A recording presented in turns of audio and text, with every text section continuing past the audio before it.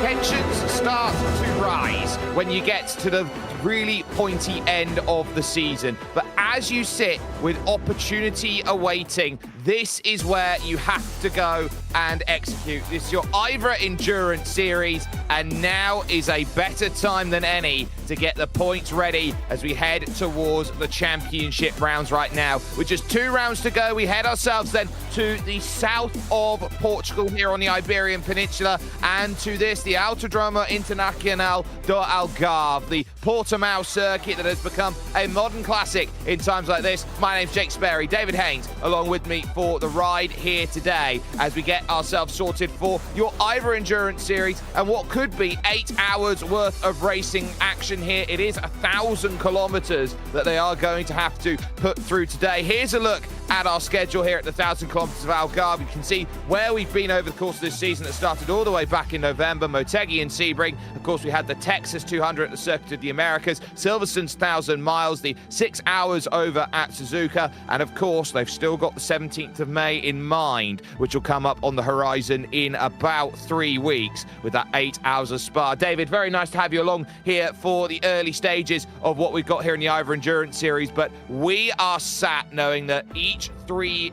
categories right now have a small margin of lead at the moment, heading into where we are at the moment. Your GTP, your LMP2, and your GT3 Pro. Yep, typical sports car stuff. 3 categories here of 3 different speeds. There's so many GT3 models now, and you're going to see a lot of them. There's one LMP2 model, but it's still a really awesome racing category, and GTP is so hyped and exciting in this modern era.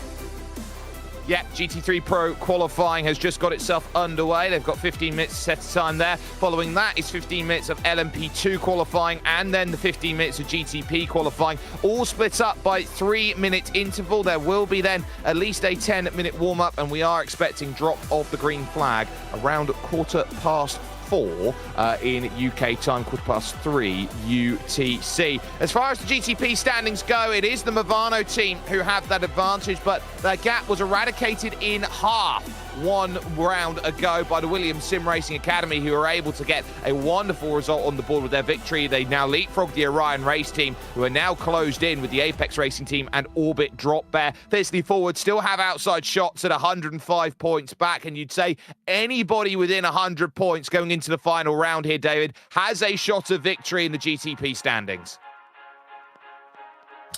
And we know that anything can happen because these are long races, so you really never take anything for granted until you've banked those points. Pretty close here in LMP2 with Delatry Automotive by Majors Garage, just fractionally ahead of Fiercely Forward. Yeah, so they have got themselves there. There's the LMP2 standings, and you can see here 2-horse race at the front. Hydro Geodesic have work to do if they want to keep themselves in the title picture heading to the final round at Spa. So for the moment, it is a straight-up dogfight between Delatry and Fiercely Forward at the moment, but there are some interesting battles in the category. Nürburgring Esports there around with Nix and Hyperion, I think it's going to be very interesting. And of course, the SRN TFR Alliance, which is there in 8th position with Composite Performance Night and Effect Simulations rounding out the top 10 in the championships. Over to GT3 Pro standings, where the first, I would say, decisive shift here, David, happened last time out as gridandgo.com took advantage of the troubles that Acertec SimSport Visceral had, and now they bring themselves in with a 50-plus point margin at the front. Simify Esports teetering at 110 points back, and then everybody else back, the likes of Dua Esports, Borisov Competition, PGZ, all scrambling for points to try and stay close. Yeah, and this is an interesting category, GT3 Pro, with so many cars in it.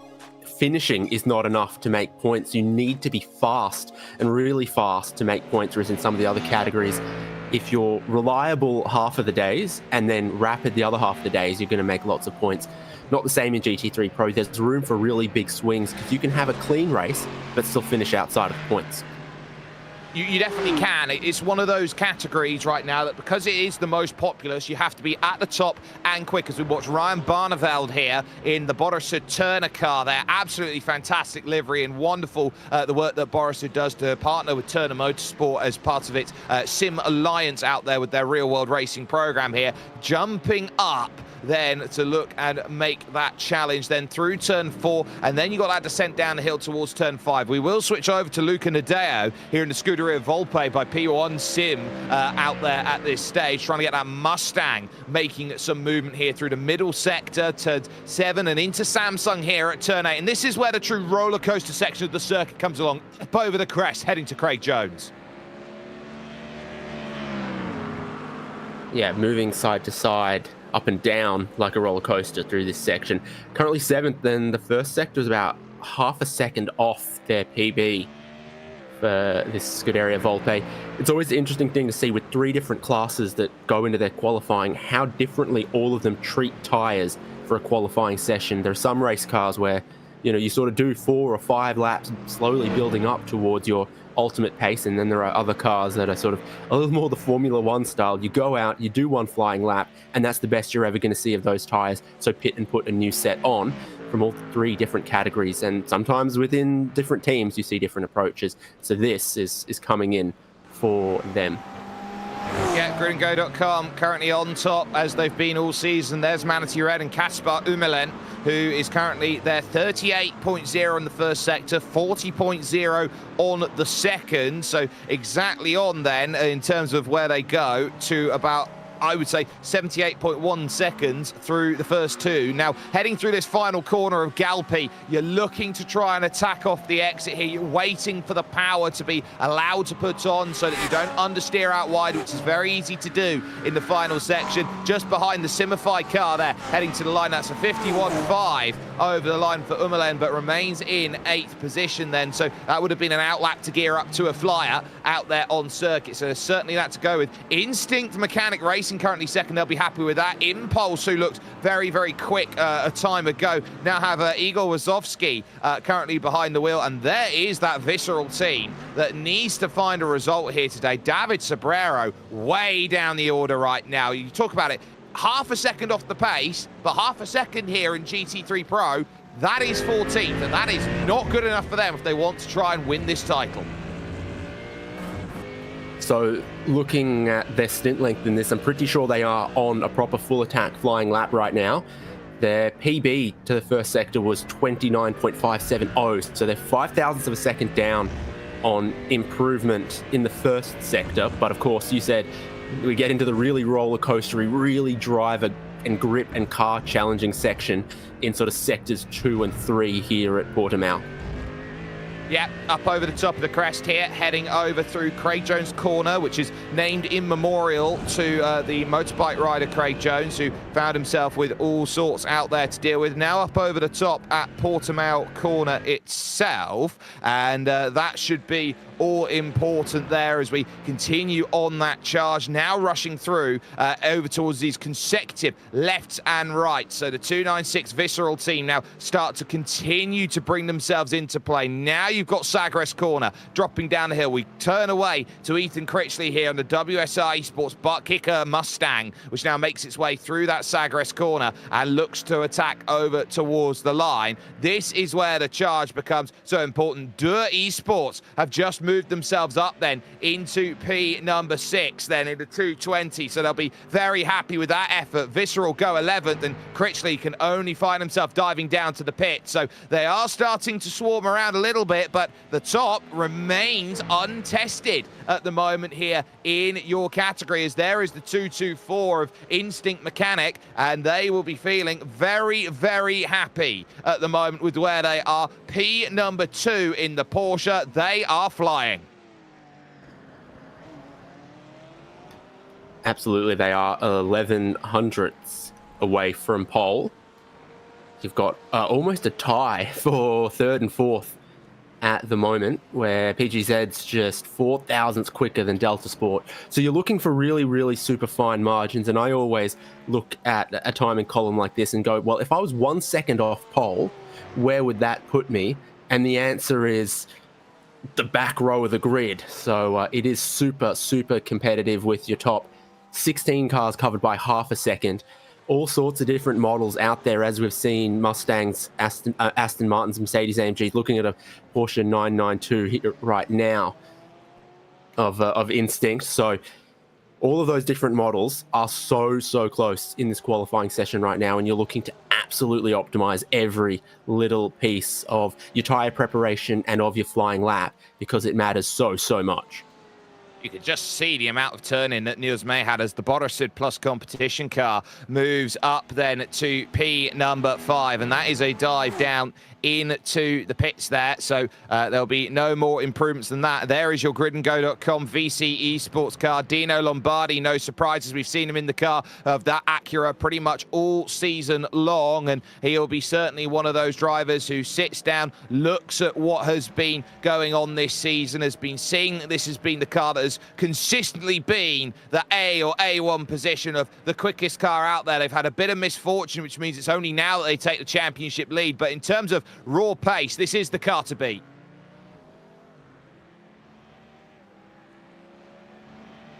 And the track's certainly not going away from the drivers of teams. You see some consistent improvement, but there's not long left in this session. So each run, some teams are sort of chipping away at it, but none of them chipping away at that current pole position for Dino Lombardi.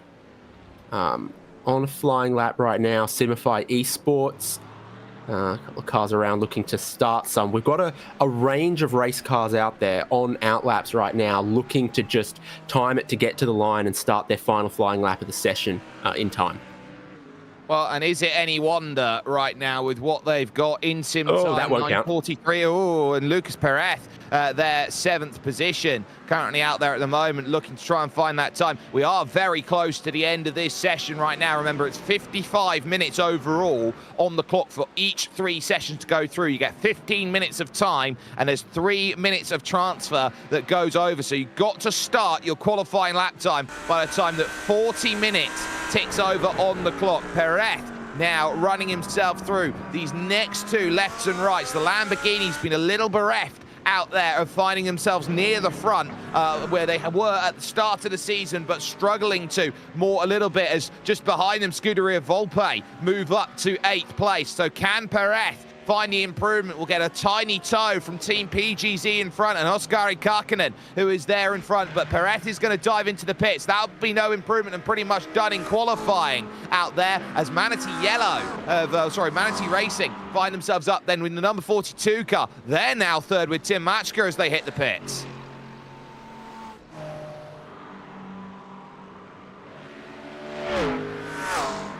So my understanding, not far away from checkered flag on the GT3 Pro section of the qualifying, and then we get the LMP2 cars out, and then we get the GTP cars out. It's one big qualifying session, but it's split by class, and we move up the rank order.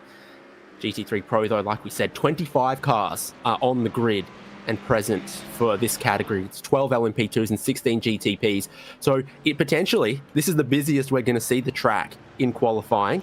There's 1 minute warning given to the drivers, a minute from the checkered flag, drawing a close of GT3 Pro's segment of this qualifying. Emmanuel Troncoso here for Drago Racing is one of them, trying to get the 296 Ferrari here, the car number 269, to really fly. Williams Sim Racing Academy is also there in the mix and is trying to maintain this and stay close. So there's a lot that is having to be gathered about, but you look around at the top end of the championship and you're looking around, Grid and Go exactly where they need to be. Acertech nowhere. Simify looking like they want to mount a challenge here today, and Dua Esports, who have been a little hot and cold, are certainly another team that's looking to try and get that working. Down the hill through Galpi then to finish the lap for Troncoso. Keep an eye on the left-hand side of your screen for who can improve. Troncoso can't, will hit to the pits, and that was Eskalainen there, who comes to the line on a 44.1. Checker flag now out, so it's a case of who can improve, and almost everybody diving down into the pits. Visceral 297 coming over the line, does a 42.5 and doesn't improve. I've caught my eye then on Manatee Red, who have just moved themselves up to 7th position with their qualifying effort, so they'll be a little bit pleased. The last car over the line will be Eskalainen here, as Jonas Rutten is the only other car who could go close for Dua Esports. They can only manage 11th, which puts them a little ways away. So Eskalainen there in the Mercedes, the last last car to go around out there on track and find an improvement. The 296 of David Sabrera in that Visceral Esports car, only managing the 6th row. They'll have a lot to do here, David, when it comes to the race. And this is what you need. At the end of the season, you need to be quick, because that'll be a car pulled over to the side. At the end of the season, you've got to be at your level quickest. And ultimately, we're seeing the exact opposite of what's needed from Visceral at the moment. Yeah, the pressure does not let up towards the end of the season. It's still a 53-car field here, and expecting a full grid again for the final round of the championship. So, the 25 cars in GT3 Pro, it's so close in every 10th of a second. If there was a 10th of a second out there that you didn't get, it probably costs you 3 rows on the grid.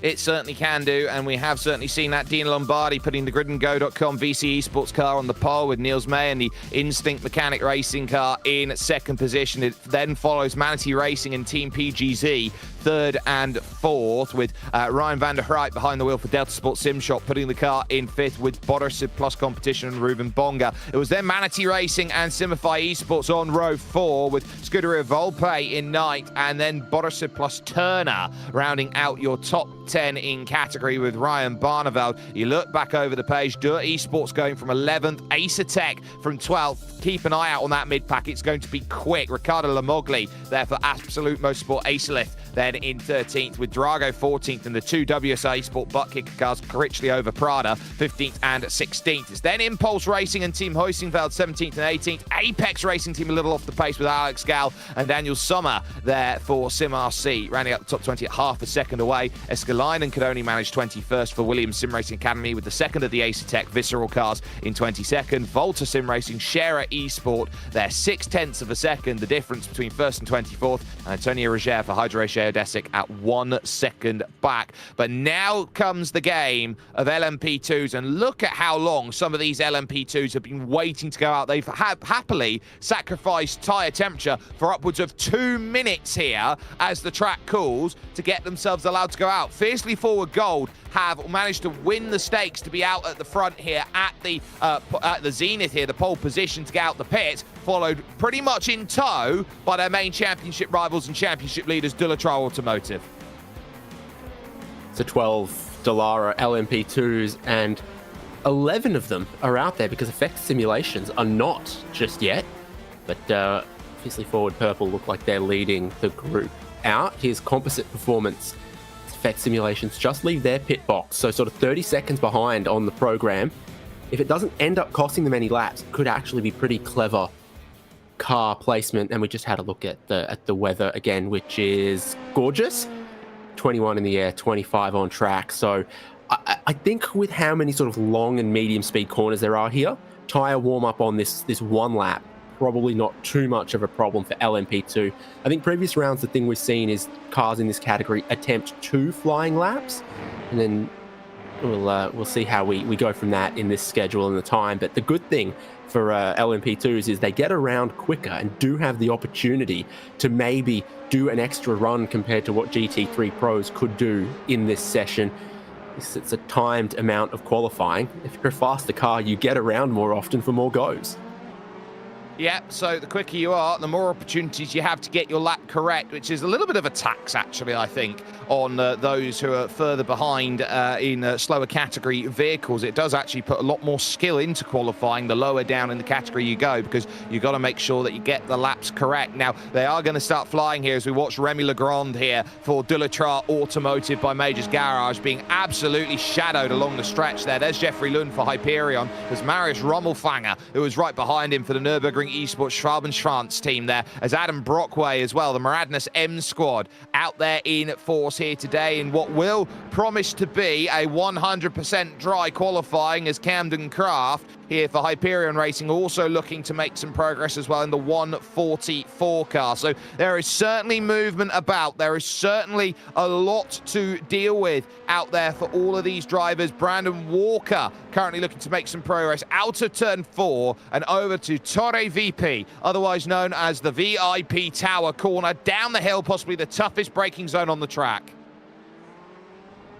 certainly far more VIP than Tower Bend at Silverstone. At Sebring? At Sebring. Yeah, I think it's more VIP than Sebring. So this is sort of the first flying lap attack from all of these cars. And we'll see if it is the case that this lap will sort of count, but then you'll push onto the next lap and try to keep building the tyre temperature and improve from there. No hybrids or anything for the LMP2, so you can push back-to-back laps. The way the hybrid deployment works for the GTPs, unfortunately, you can't. But if the tyres hang on these LMP2s that are significantly lighter than GT3 Pros, as that lap time is going to be abandoned there, you can push back-to-back laps comfortably if the tyres hold on.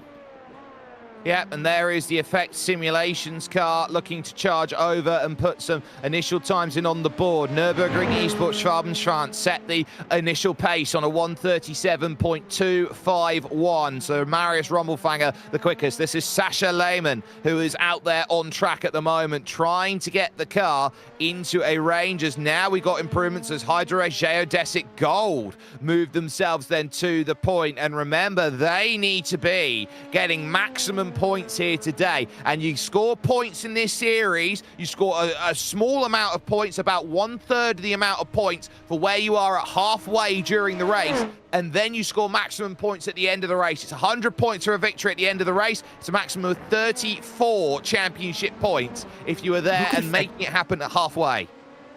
Look at Effect Simulations gap. Wow. 610.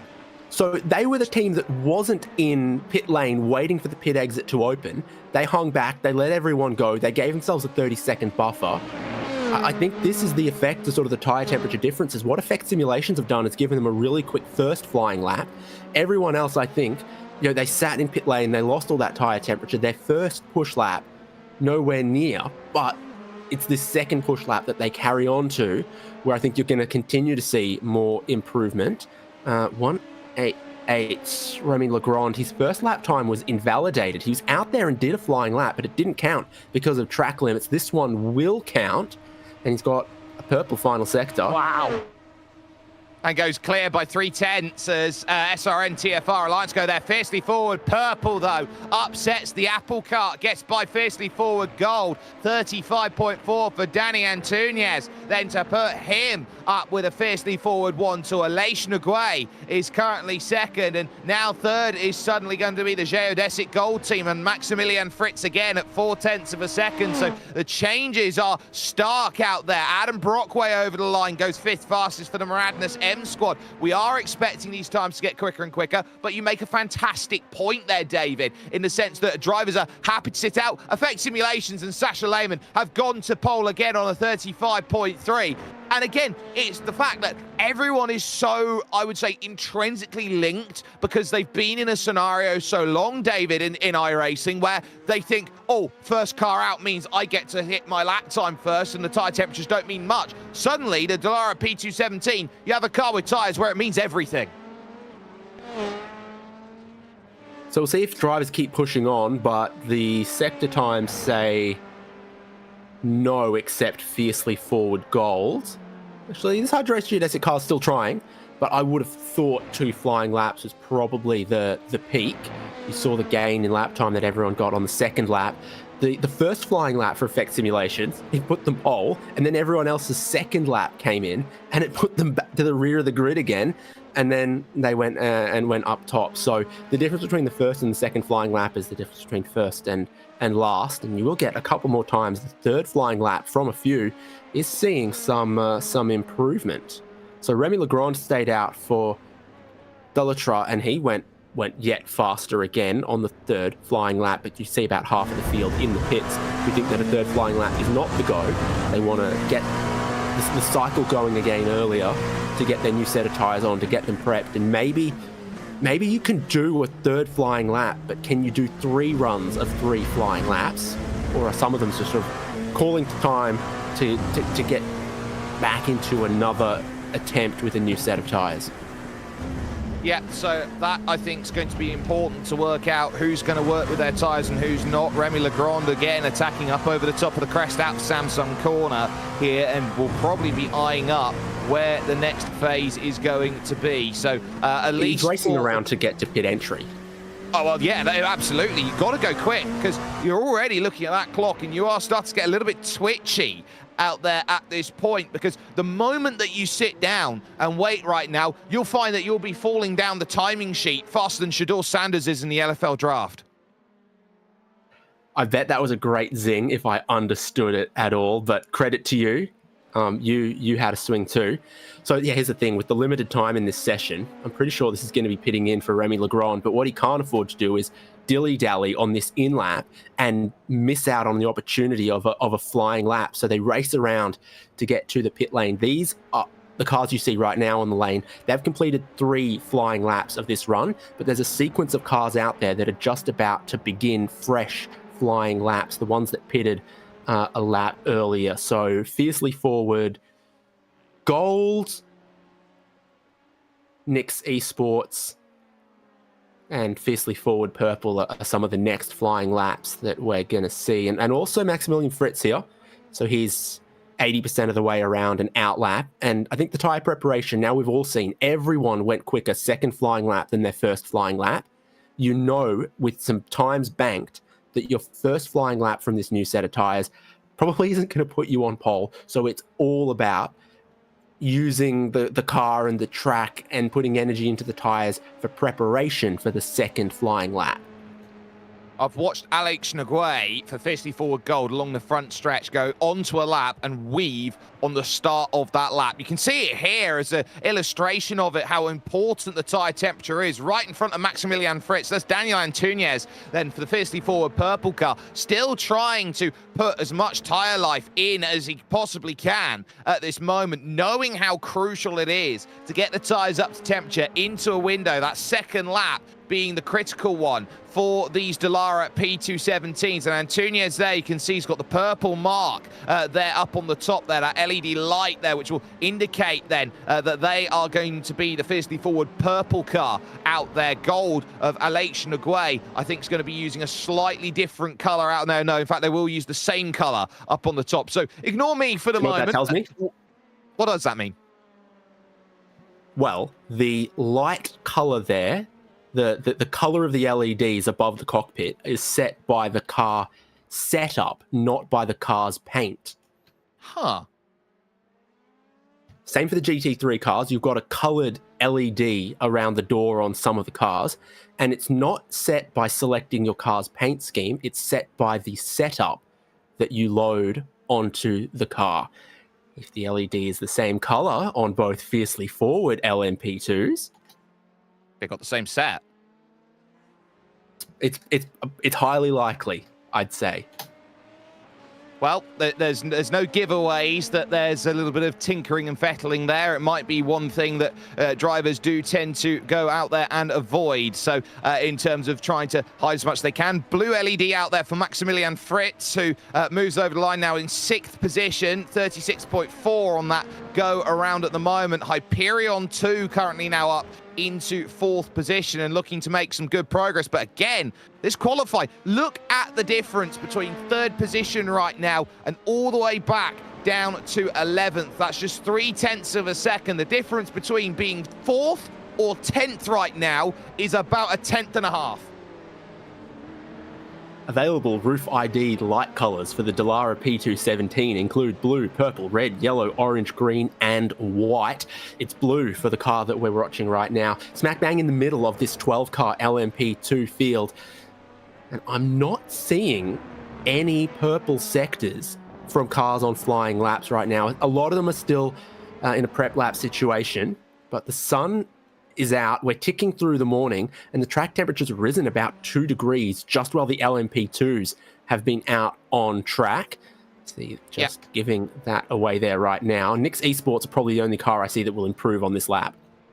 I've just seen on that lap David Barraclough find himself off the road in the SRN TFR Alliance car at turn number 4. So that will have dragged quite a bit of gravel onto the circuit, and that would have been, I would have said, roundabout on the exit then of turn 4. So you've got to be very, very alert to that section. Nguyen, quickest, and not by much either. 0.003 of a second. Andoni goes up and improves once more. So there goes Nix Esports up to the top 5 right now, and Andoni is going to be very happy with that effort for Nix at this stage. But Effect Simulations and Sasha Lehman, I think you're going to have to look around and say, what are they going to do? They're gearing up right now, trying to give themselves one big go, one big roll of the dice to push themselves forward with this lap. And I think it's important to stay with them, because this is the sort of team, the 107 out there at the moment, as they now gear up for this flying lap. They want to play spoiler. They are 10th in the championship. 0 points at Motegi, non-start at Suzuka. Now this is an important lap for Sasha Lehman to prove that they are still it. So I think they went warm-up, push, cool push on this one. This is unusual preparation for Effect Simulations, but there's only so much time left in this session, and they only need to find a little bit of time. 0.003.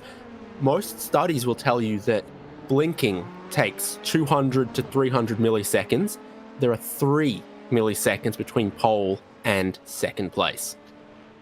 Well, you have to say, they've got to try and be frame perfect, so to speak, to try and move up that extra position round Samsung corner. Not much fight against the steering wheel. There goes Dulatra, 35.5. They move themselves up. 1 minute warning comes into play. So when the clock strikes 21, that will be that in terms of qualifying. Fighting the car in, then over the top of Portimao corner. It's a plateau corner up there at the top. You've got to be so careful about turning in. Again, has to take a second bite of confidence to try and get through. Staring at the lights there of the Cosworth steering wheel. Nürburgring Esports Schwabenschwanz move themselves up to 6th position with Marius Rommelfanger. But Sasha Lehman needs this lap. Nguyen has improved by a few hundredths more. A 35.36 meets a 3.81. Here goes Sasha Lehman heading over towards the line. Crosses 35.408, is short by a couple hundredths of their own time and won't have another chance to improve.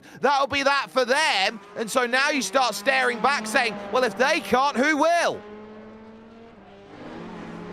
Yeah, because of the tyre preparation, the amount of time in the session, and the length of the racetrack, I think there's quite a few teams that they're just not ready to do a flying lap right now. They took their runs and they've run out, and the checkered flag waves now, but there's very few cars that look like they've got their tyres in a window to improve. For Hyperion Racing, this first sector was 1.5 seconds away. I think they're done, and it doesn't even look like they're pushing when you look at this picture and don't even know the times.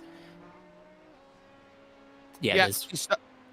You really are starting to see it here now. These drivers looking to get those times in LMP2 over. No improvement by Dulatra. Maximilian Fritz coming over the line does improve, goes 6th for Hydrorace Geodesic, so they'll take that as they head over the line. So that'll be a little bit of an improvement there as Fiercely Forward Gold come in. Hyperion Racing have improved the 144 effort, so they move up now to 11th in category, and I believe we will be seeing the final cars then heading through. Camden Craft, I believe, has just made the call to hit the lane. So that should be that then in terms of your LMP2 category, as the 104 also dives into the pits, the second of the Hyperion Racing cars there. But it was an important qualifying, and it's importantly 4 cars in between Fiercely Forward Gold and Dulatra Automotive by Majors Garage. It's a vital pole position for them. They will look at here and look at these 1,000 kilometers that lay ahead of them and say they are exactly where they want to be. Fiercely Forward Gold then with the pole position in LMP2 with Alex Nguyen there putting the time in on the board for Fiercely Forward, with Sasha Lehman in 2nd position for Effect Simulations. It's then Jeffrey Lund in 3rd position for Hyperion Racing 2 and Fiercely Forward Purple in 4th position. Then you got Remy Legrand, who's 5th for Dulatra Automotive by Majors Garage. Hydrorace Geodesic find themselves 6th.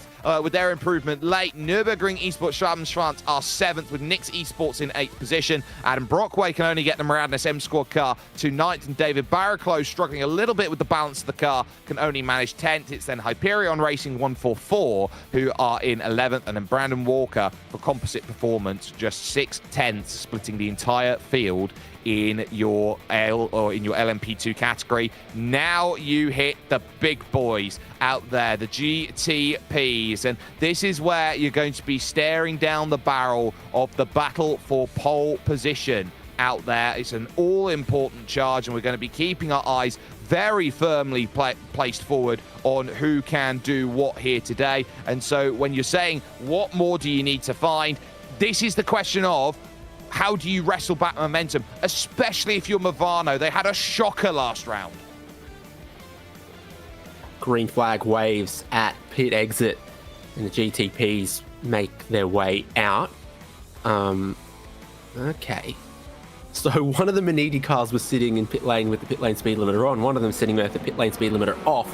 I was looking at the color of their driver ID lights in a similar fashion to, are they running an identical setup across both cars? But the color of the headlights on the Porsche 963 changes whether you've got the pit lane speed limiter on or not. So how do you prepare the tires? How do you prepare the hybrid here? I think it takes a bit to get heat into these GTP tires, but we've got an ever-increasing track temperature as well.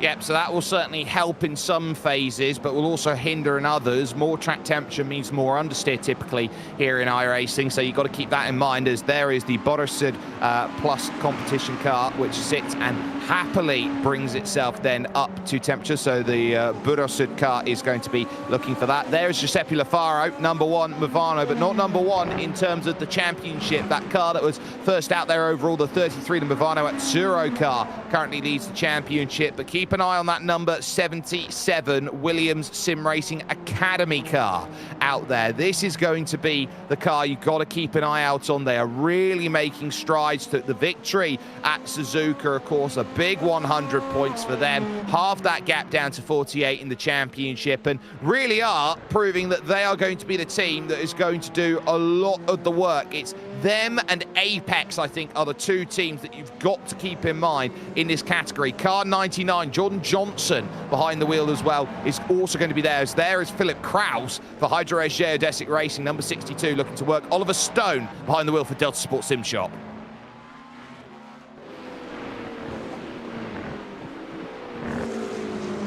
So first cars crossing the line for lap times that will count. Question then, are the tyres in a window where these times will count? Of course, putting a time on the board, a representative one, like it matters, and then it's your second run where you can really just optimize for the one peak lap. There's a fair bit of traffic here at this phase of everyone who left the pit lane together. I'm seeing some drivers that look like they're only pushing sort of 95% on this one, and some that look like they're pushing sort of 100-ish%.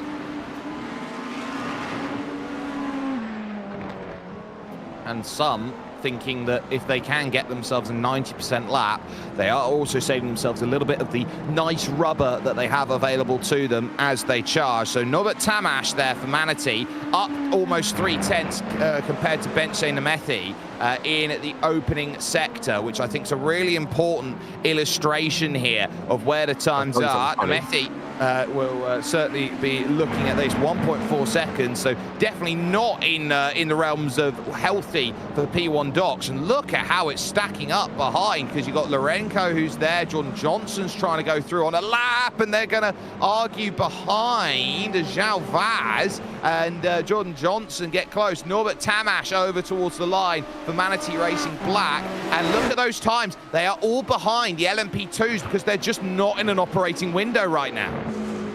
Yeah, from the very first sector, I could see that the GTP cars at that point were half a second slower than the LMP2 pole. So they really are bringing these tyres in. You're seeing some weaving, trying to build some temperature. Here's JJ5. And I'll sort of look at who comes across the first sector, and we're going quicker now. Maniti Racing Black, first GTP through Sector 1, faster than the LMP2 pole time, and everyone else is pushing on, ready to get going as well. So the charge from Sergio Fernandez there, the Acura trying to run over towards the line, and that's good enough then for 6th in category, a full 1.2 seconds there off the pace in the Fast Repair Motorsports GTP out there at this moment in time. Now, we have had word here today that we do have a car entry that has had to pull out basically at the 11th hour, and it is the number 13 team which is out there, which is Composite Performance. They were subbing in for a suspended team, which was the car number 60 out there overall in the championship, who they were going to be subbing in for, which would have been Solpec Precision Racing. And the word that we've got here up in the commentary box is that one of the drivers needs to fly out to go be with a sick family member, which you don't begrudge at any point in time. There are some things that are bigger than racing out there. It's a shame to see that the number 13 team, because they've got the drivers entered, that they wouldn't be able to satisfy fair share. It's a really big shame to see, but all we can say is from everyone here at RaceSpotTV, a big get well soon. Yes, indeed. So some more representative times coming through, but I'm still seeing a few that look like it's 2 tyre preparation laps and into a fastest lap. Australian Tom Katsadonis goes to the top for the moment, but he has to then get out of the way of other cars that are still flying along. How long is the tyre preparation for these GTPs? Definitely more significant than GT3 Pro or LMP2 we're seeing. Jari Lehtinen then only putting the car 7th in category right now to a 36.9. So some drivers have it sorted out, others don't. And Fast Repair Motorsports now moving up to 2nd position on their 34.2. So some teams I think are going for 1 lap of preparation, others preferring to go to 2 laps of preparation to get themselves 2 laps of prep's good. Orion Race Team 46. They did 2 prep laps. They were trying to get out of the way of everyone. Now they are purple in the first sector. That purple gets taken away by BS competition. So the cars that have done the 2 preparation laps are flying through the first sector of their 3rd flying lap. This is Orion Racing Team Joao Vaz, 14th at the moment, but that is not representative of the pace that he's had so far on this lap. Again, tracking quicker than pole. Oh, he backs out of it. What's happened? Oh, I can't believe that. Must have had an off track somewhere. The Orion Race Team car was looking very much on point, and I wonder whether he's just run it a little bit too wide, setting up for turn number 12. That might be the only thing I can think there. So Joao Vaz backing out again then, and Orion have been just on this stutter step over the course of this season. Still goes 9th, but that won't be representative as the likes of Benche Nameti goes 6th. It's still the 33 Movano Azzurro team who are on top, 133.102, championship leaders in P1. It's great to see Marcus Hamilton up there putting the times in, but P1 Docs keeping themselves close. Now, you've got a lot of teams to keep in mind here, because I would say within 100 points, you've got the top 6, so keep your eyes firmly focused on the 33, 77, 46, 99, 68, out there, and the 11. So those are the 6 teams that I think are going to be looking at this contention. And as we talk about that, Fast Repair now back to 3rd position on their 33.3. This track's just getting quicker and quicker. Yeah, we see it in race stints that the cold tyres on these GTPs take a little while to fire up, and again, even on a qualifying setup, it's the same deal. They're kind of going out there, preparing the tyres, and then making sure they also charge up the hybrid to go for a flying lap. So the times will continue to tumble. If anyone puts together all of the best sectors,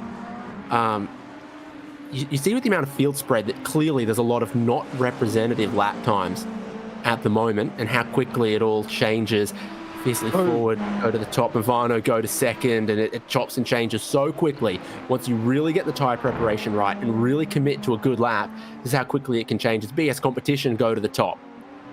Dani Alves Lourenco has been the quickest driver this season. That has been undisputable over all of the qualifying sessions that we have seen. But car 89 now finds himself on top. Burosud now get themselves exactly where they need to be with a 2/10 buffer over Dylan Scrivens and the fiercely forward red team, which have now decided to pull the 11 car over to one side. Then it's your championship leaders at Movano Azzurro, their teammates in the one, Movano and Rosso, who find themselves fourth, and Williams Sim Racing Academy, who are now fifth. João Vaz has put the 46 Orion race team car now up to 7th position out there at this stage, so they'll be happy with that at the moment. But Williams Academy looking to try and gear up to find another 8 minutes and 45 seconds. Remember, there's 3 minutes at the end of qualifying that they will be looking at as the no-go zone of the finish your lap section. So in reality, they're staring down the barrel of 5 minutes to go and needing time.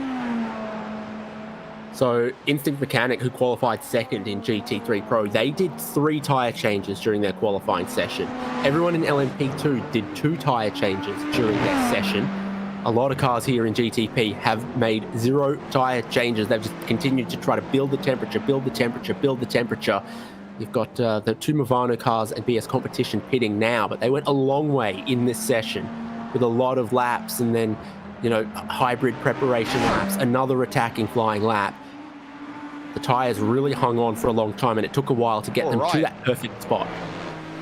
And Orion have just gone 4th fastest here, and they will jump up as well. Williams Academy, Jere Lehtinen over the line, 32.733. The double sevens go from 7 to the front row of the grid. So for Williams Sim Racing Academy, another vitally important qualifying for them that puts them in the pole position of all of the main contenders out there for the championship. That Budosuka in number 89, 7th in the championship. They sit on 347 points. So for them, the outside shot of the championship, they need everything to fall their way. Troubles with Movano would certainly help them out. 9th position now for Manatee Racing Black. They were second at one point in this qualifying. Yeah, rear of the car stepped out a little bit just as we were looking at them, so maybe they have finally sort of passed the best of the tyres. Here's Movano Rosso. You can tell that because of how Rosso this Movano is compared to the Azzurro. And they have stopped, and so with the slim amount of time remaining in this session, the question is, what do you got to do to get these tyres in the window to be able to improve on what you did in the first segment? Oh, we got side by side as they were going over Portimao corner just behind Giuseppe Lafara. It was Ben Namethi for P1 Docs Black and Marcus Hamilton for Movano Azzurro. And now the Movano, now they're going to start playing games here. And I wonder how much of this is going to be how you pull over. Apex Racing Team, John Johnson, they go 7th with a 33.0. We know how chop and change it's going to be, and we are in the late stages now of qualifying, but surely you're looking around at all of these teams and you've got to try and find improvements. There's Tom Katsadonis over the line and has gone 9th fastest, but that Apex car up over the top looks like it's trying to charge here. 99 looking to be at full 100. JJ5 down the hill, Torre VP, and then off the exit, car in front to get a bit of tow from is Dylan Scrivens, who's trying to gear up the tyres into that window once again, and sitting about now through 7 into Samsung at 8. Yeah, so we just saw an improvement from Apex Racing Team, and they have not pitted. That's the tyres they started this session on, and they've just kept pushing on them. Here's Dylan Scrivens with a PB first sector, so this lap time's looking good if the tyres hold on and if the hybrid's still there to keep going for fiercely forward red. Middle sector matches their best as well, so if the tyres hold on for this very, very final sector, you could see an improvement, and only 0.04 of a second of an improvement would move them up a spot. So you're always thinking close margins. Any improvement is a good improvement when the field's this close.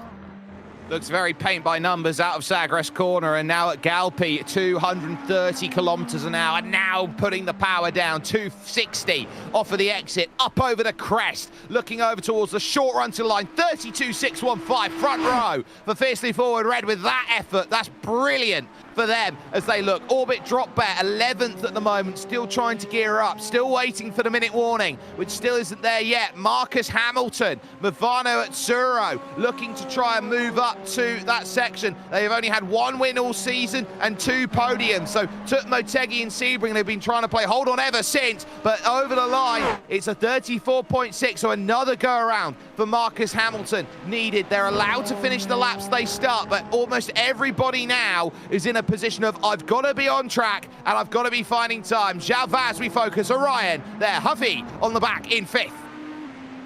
Cars that stopped and took tyres aren't improving. Cars that have stayed out on the one set of tyres the whole time have improved. That's Orion Race Team. That's Fiercely Forward Red. One set of tyres.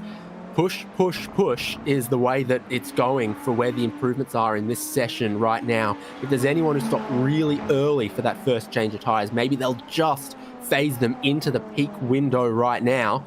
But it will be massive, massive challenge to Alvaz. This is still the same tyres from the beginning, and he's doing PB sectors. They just keep giving and giving.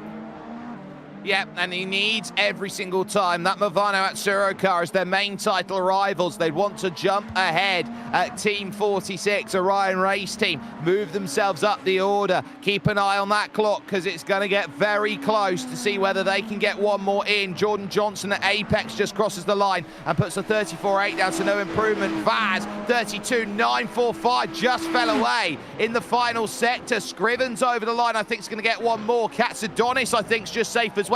Hamilton's going to be the first one to hit the checkered flag here. So Marcus Hamilton, Movano Atsuro, this is all that they can manage, and they crossed the line. 32.772, they improved on time, but they did not improve on position. Giuseppe Lafara and a teammate didn't get that done at Movano. Danny Alves, will he feel safe on a 32.5? Has no choice, dives into the pits, and now everybody else, it's up to you. Williams Academy down in the pits. Fiercely Forward Red have one more attempt out there with their laps. We focus with the the Fast Japan Motorsports team down in 14th position. They're on a 33.3, just 0.8 of a second off of pole at the moment, but Apex have something to say. Orbit Drop Bear will surely have something to say. Fiercely Forward and WSR Esports Butt Kicker want something. So too do P1 Docs want to say that they can be the quickest out there in this session. It's all about being out there at the latest possible moment. Here comes Sergio Fernandez, heading himself through Galpi corner, heading himself over towards the line. Is there going to be enough to improve on a 33.3? Answer is a 33.5. Does not work. So now to Apex, now to Orbit, now to Fiercely Forward. Is there one final sting in this tale as we got Dylan Scrivens making his push over towards the line? Apex are in, Orbit are in. Here comes Scrivens, 32. 5.66 is not enough. It was close. 0.04 of a second says just missed out. WSR Esports Butt Kicker improve and go to 11th, but Dylan Scrivens cannot find enough on Danny Alves Lorenzo. That is a wonderful bit of qualifying drama towards the end, but crucially enough, as we watch here with the Delta Sport Sim Shop number 2 making its run around, it is an all-important discovered pole for the number 89 team, unless Ollie Stone has something to say, heading over towards the line, out to the final corner in the Cadillac of Galpi and up into the pits. What another solid qualifying that was from Burosud. There's a couple teams that would pay $1,000 right now for a 1/10 of a second because, wow, it was 9 flying laps on the one set of tyres from Fiercely Forward, who had that same set of tyres on from start to finish. A few other teams followed the same strategy as well. In the end, BS Competition's strategy of one tyre change, they just held on to a pole position that they will so gladly accept. They certainly will. A 32.529 for Daniel Alves Lorenzo as he puts the Burosud Plus competition car on pole position. Fiercely Forward sit behind in second with Williams Sim Racing Academy on that second road. I'll be happy with that, but much happier will be Movano, who are back in form. 4th position for Marcus Hamilton. Javaz and the Orion Race Team sit just behind in 5th with Hydro Geodesic 6th and Apex Racing Team giving themselves a sniff today in 7th. Giuseppe Lafaro and Movano Rosso will find themselves 8th, with P1 Docs Knight and Orbit Drop Bear rounding out the top 10 in the category. Then it's the WSI Esports butt kicker number 16 out there, which is Tom Katzadons behind the wheel, Norbert Tamash for Manatee Racing Black, ahead of the 17 Manatee racing car of Maxime Mars, who is there in 13th. It's then Sergio Fernandez for Fast Repair Motorsports, and then finally Delta Sports Sim Shop,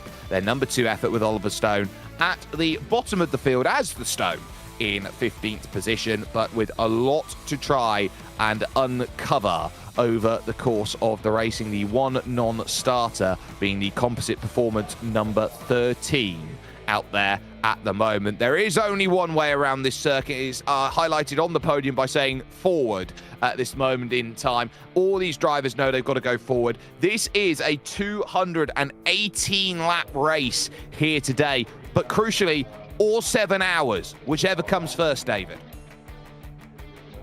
Yes, because safety cars are a possibility and a probability, but not a guarantee. How many we get, how long they take, might define which comes first, 218 laps or 7 hours. We've all got our fingers crossed for the distance, right? We're hoping that, like cake, we can go the distance. We are hoping. It didn't go the distance, I do believe, at Silverstone, so that was certainly something that threw a lot of spanners in the works, but I would say that in a drier race scenario, it's a lot easier to reach that over towards a lap count rather than a time count out there for all of these teams, and they would certainly be eyeing that up from ear to ear, hoping that they could get this sorted. But remember, these safety cars are probably some of the most uniquest safety cars, David, that you can possibly have on the iRacing service. The way that IVRA does their safety cars, I might as well start getting a trademark on it, the IVRA safety car procedure, because it does take sometimes upwards of 15 minutes to cycle everybody around, because you've got to get all the class categories back together with each other, and the pit lane phase is its own phase that goes through. It is an ordeal as you go around, but the crucial thing is it allows that opportunity for close racing each and every time you get back then into position. We now move into the warm-up, but crucially, David, I think those safety cars proved to be a massive difference maker, especially in the LMP2 and GTP fields, which will be staring down at their tyres going, please don't give us a safety car, we like our tyres warm. Yeah, there's a flow chart and there's rules and everything to the safety car procedure in IVRA. What it does do is, when it is done, we go back racing with a proper class split without anyone really being disadvantaged, and when we get back into the racing, we've got 3 categories of racing to think about and look at. So it's a complicated procedure, but it's a good one. I've seen worse for sure. You can hurry it and not get the same good result. So as we move from qualifying into the warm-up, it moves further through the day. Look at that sun. Nary a cloud in the sky. Sun beating down brings the track temperature to 30 Celsius. By the time we get racing, could be 32. By the time we're getting towards the end of the first stint of the race, just a bit past midday, could be 35. So put your sunscreen on and get a cold drink.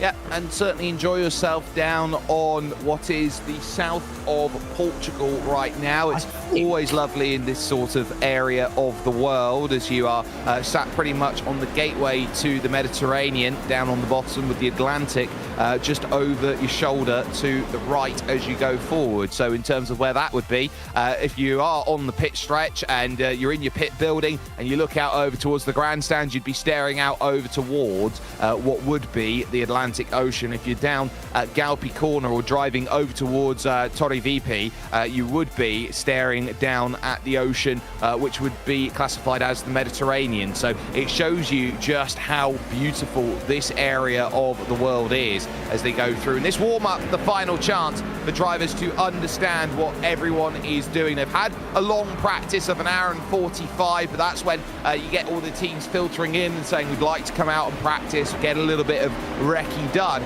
This is probably the only time that you get to test race spec out out there, and the difficulty that you'll have at Primera, Turn 2, and into Lagos, Corner, sorry. Differentiation between Interlagos. I think the issue you're going to find is that those GTs out there are going to be so very close. When you look at GT3 Pro, they're going to be carrying the same, if not slightly more speed into the slow speed corners, and there's a lot of them around this Algarve circuit.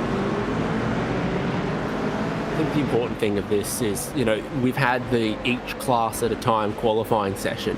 And before we go racing, just remind the GTPs, there are some places where the GT3 Pros are just as quick as you through the corners. There's some places that you can't pass them so easily. It just gets everyone back into that rhythm of the multi-class racing before we go racing. Because if you don't, then the first time the GTPs come around and begin to lap the GT3 Pros, they might be a bit rusty with it, having only run with GTPs on the track in the preceding session. Yep, and they can see the difference makers they go up and how important it is. That is contact, and it's the cold tyres for WSR Esports butt kicker, and they'll look at that and go, that's not great.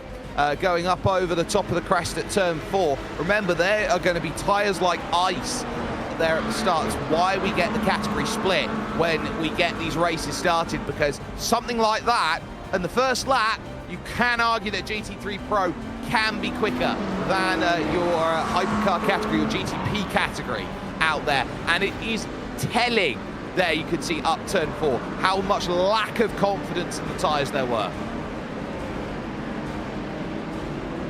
Yeah, same thing for LMP2. We saw this in qualifying, that the LMP2s fired up a little bit quicker, and of course their pace is even closer to the GTPs. So for 1 or 2 laps, the LMP2s can be quicker, and then of course the GTPs get their tyre temperature under them, get into their rhythm and get going.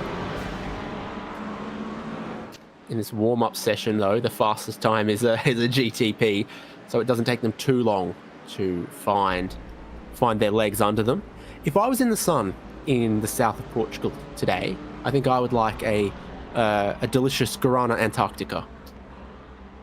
Well, whatever makes you happy, David. I'm sure we can run something along to try and find that for you, so that you can be very happy down there along the side of the circuit at any given point during the action. But we find ourselves then keeping our eyes focused. This is your pole lap then from your GTP category. Daniel Alves Lorenzo then putting that together, 132.529, attacking hard over the curbs to try and get through the opening section, and really trying to work out here, heading to Lagos Corner, turn 3, to get all of the rotation. And what I find so stark is how much that third turn is sacrificed to attack up the hill through turn 4. Yeah, needing the whole road over the crest and still needing some counter steer to keep it in place. And that maximizes your speed down that next straight towards Torre VIP, which is a big braking zone, and descending downhill. Got all the way down to second here, 7 forward speeds. And forward is the only way here, apparently. And then back down into second gear as well. So a couple of slow, tight corners, a handful of medium speed ones that we're about to get into. And critically, he's not too close to any of the cars in front as well. So no disturbance yet on this flying lap for Lorenzo. Yep, and then really trying to attack down the hill out of Portimao into turn 12, and having to do a little double take into the corner just to get the commitment of grip in, just a small adjustment there on the steering wheel, and over into Sagres, where you're just waiting. The steering wheel pretty much straight, just using that natural turn of the inertia to move it through the corner, through then at Galpi to end out the lap, and really attacking only at the point of full commitment, moving up into 6th gear and over the line. A wonderful 32.5 from Daniel Alves Lorenzo, and enough to put Burosud up on top, and they will feel very happy with that qualifying effort that they've had out there on this moment in time. So they will feel that they've got the confidence, but on the other side here, we're going to be in race mode.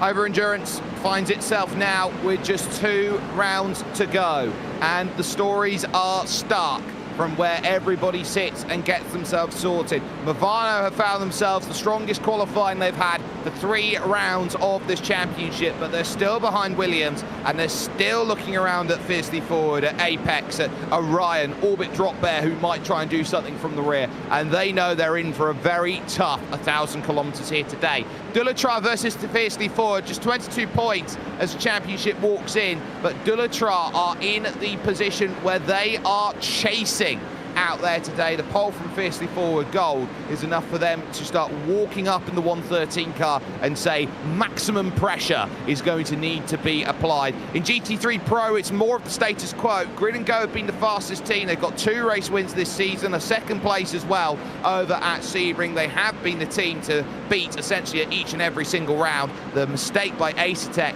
at Suzuka, they'll be looking to try and capitalize on that because it wasn't a great qualifying by their standards. Jake Sperry and David Haynes looking to bring on the racing action for you, at least in towards the next run as they get themselves ready. So David, as they sit around this Portimao circuit here, the Autodromo Internacional do Algarve, this is a track which they sit and is a very known quantity in modern racing circles. I like to think of it as Esteril's younger but more popular brother at the moment, because this has turned itself into a modern classic track.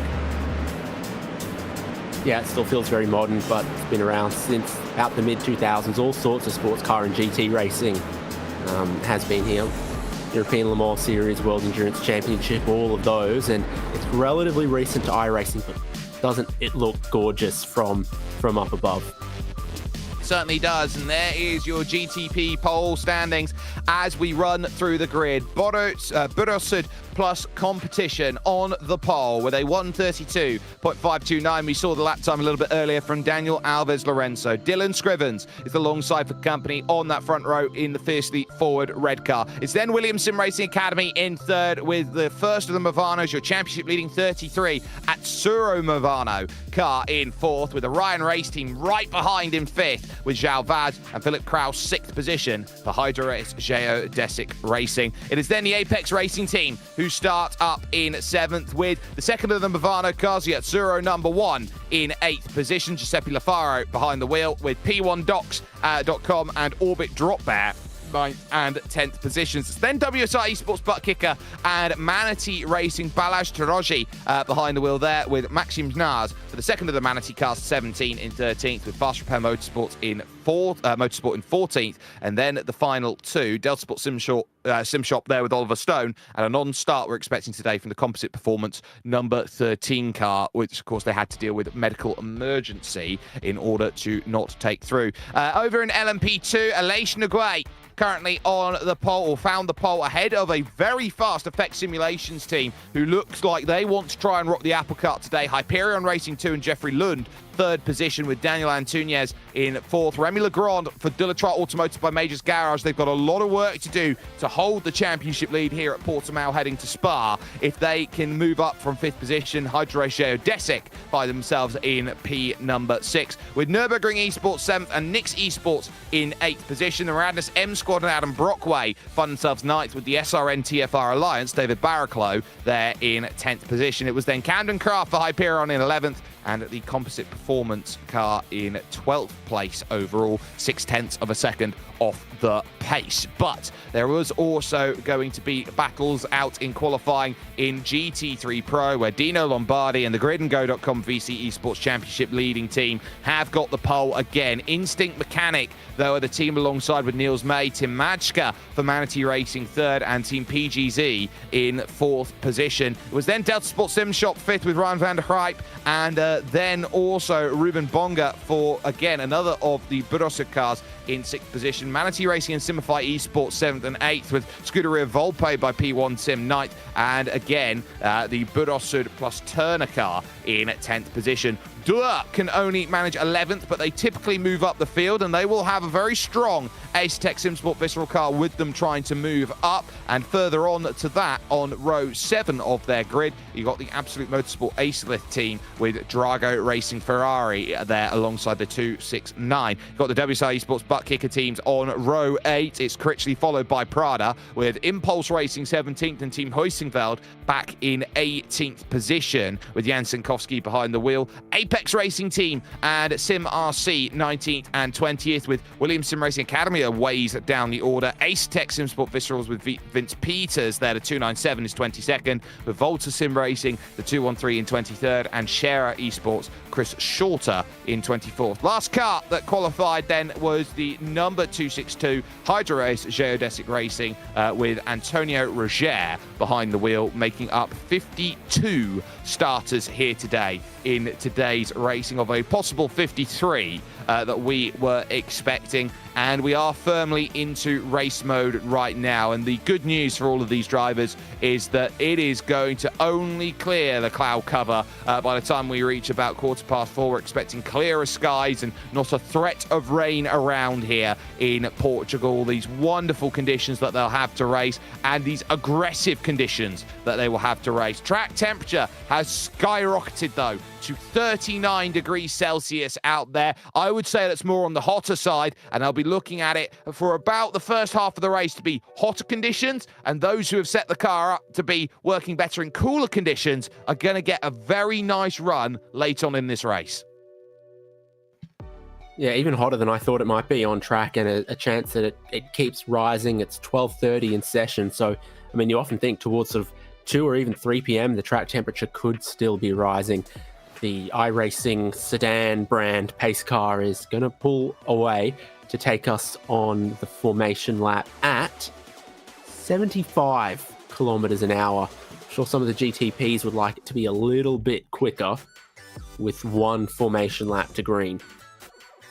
Well, they don't have much choice on that matter. It's set, of course, by iRacing when the track was released, and so if they want to try and get that to go a little bit faster, then they can appeal to those that they need to right now. But initially, the release is there now for your LMP2 category, and we focus on the 113 of Fiercely Forward Gold and Aleix Noguet, who is behind the wheel, and Noguet has done a wonderful job with that car, putting it on pole position. All the pressure on Dullatra Automotive now to limit the damage and find a way back forward. But what more can be said about that 2-4-17? Dino Lombardi is always quick, and he'll have Alessandro Cantaye, who is no stranger to these sorts of races either, to go along with out there on track. And you are seeing differences here of what these teams and drivers are looking at here. This is going to be a quick race for them, it will feel, if it stays caution free. If it doesn't, this is going to be a long 7 hours that they're going to be fighting with. But already it's about settling down, finding momentum, finding rhythm.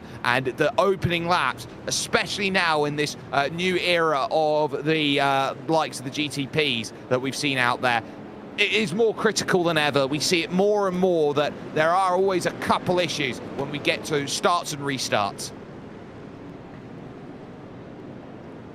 At least it's dry, but you can tell that a lot of those GTPs in particular are not going to have a whole lot of tyre temperature. Got the sort of class split for separated starts between GTP, LMP2 and GT3 Pro. So the LMP2s will not be right at the gearboxes of the GTPs, which is very positive, probably for the LMP2s if a couple of those GTPs don't get away as quickly as an LMP2 can.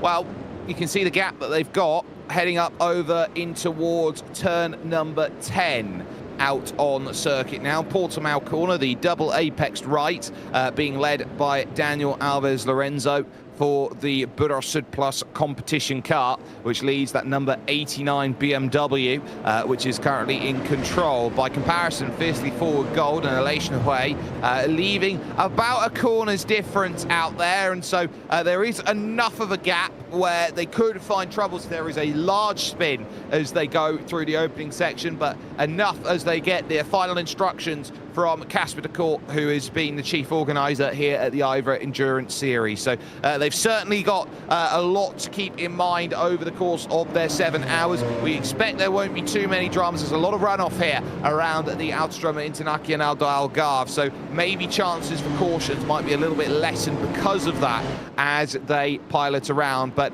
the iRacing sedan safety car exits Galpi corner, and it is expected it's going to pull over to the right. They will wait for that drop of the green flag, and they will get at least 7 hours or the start of 218 laps underway. In comes the iRacing sedan pace car, and now the field is set. Let's get ready. Just 2 rounds to go in your IVRA Endurance Series, and at the behest of Daniel Alves Lorenzo, the green will drop, and we are underway. Jere Lehtinen getting an absolutely mega start and will leapfrog Dylan Scrivens into the opening corner of Primera, looking to try and get that launch. There will go LMP2 off and away. Scrivens has fought back his place, and already the gap's there. Huge lunge coming in from Apex, and they've hit the Williams car. Round goes Williams, and they've caught Hydro-Geodesic in it.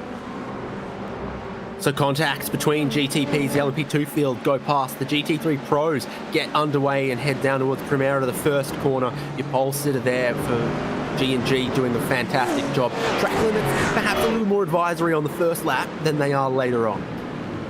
Yeah, you got to just be switched on, and already you can see the likes of Karkinen and Majka there, 3rd and 4th. Manatee Yellow, PGZ, all in line, still trying to look. Big shuffle out then for the Simify Esports Lamborghini, which was there out there on circuit against the Ryan Barneveld, and they're scrapping into Torre VP, almost 3 wide in the middle of the pack right now, all trying to settle. It's clean at the front through the first 5 cars, but then Ruben Bonga's got himself a lot of scrapping to go and deal with as we get ourselves sat down and say, look, we've got a lap sorted here right now in the racing that we've got, and it's a big race that they've sat down with. Jordan Johnson up to 3rd, but I doubt it's going to be without penalty here in this race, because they sizably outbroke themselves heading through turn 2 and into Lagos corner. Well, David, that was huge. That was a huge opening lap, but lost out quite a bit there into Lagos corner. Dramatic opening lap. Some winners and some definite losers, particularly from GTP. P1Docs.com Black making some positions that are perhaps less controversial. And the GT3 Pro looks like a good start from BS Turner. As Ryan Race Team's Raul Vaz again, there's track limits on the outside of the very first corner. They're just trying to make sure they keep their track position rather than they keep their position on track. Yeah, that is very telling, and they were struggling on the opening lap. That's Giuseppe Lafaro and the Acura behind the BMW João Vaz, trying to give as much chase as possible. I tell you who it hasn't been the most amazing start for, Remy Legrand at Dulatrar Automotive. They lost one off the start, and as such, they find themselves in 6th position. Hydro-Geodesic Gold have snuck in front of them on the opening lap of this race. So they've been able to keep themselves calm there, fiercely forward, doing what they need to be fierce and be forward. P1, you can't get more forward than that for Relation Away at this moment in time. Sasha Lehman keeping the pressure on. Danny Antunes, the rear gunner in the 115, going to be very vital in the course of this race. So the stewards already very busy, just as the drivers are on this race start. The only penalty from before the race start was for an incorrect team ID and car number from one of the GT3 Pros. Sometimes some penalties can arise from blocking or impeding in qualifying, but it looks like qualifying was tidy. It's when we get into the race where the race stewards have yet more work to do.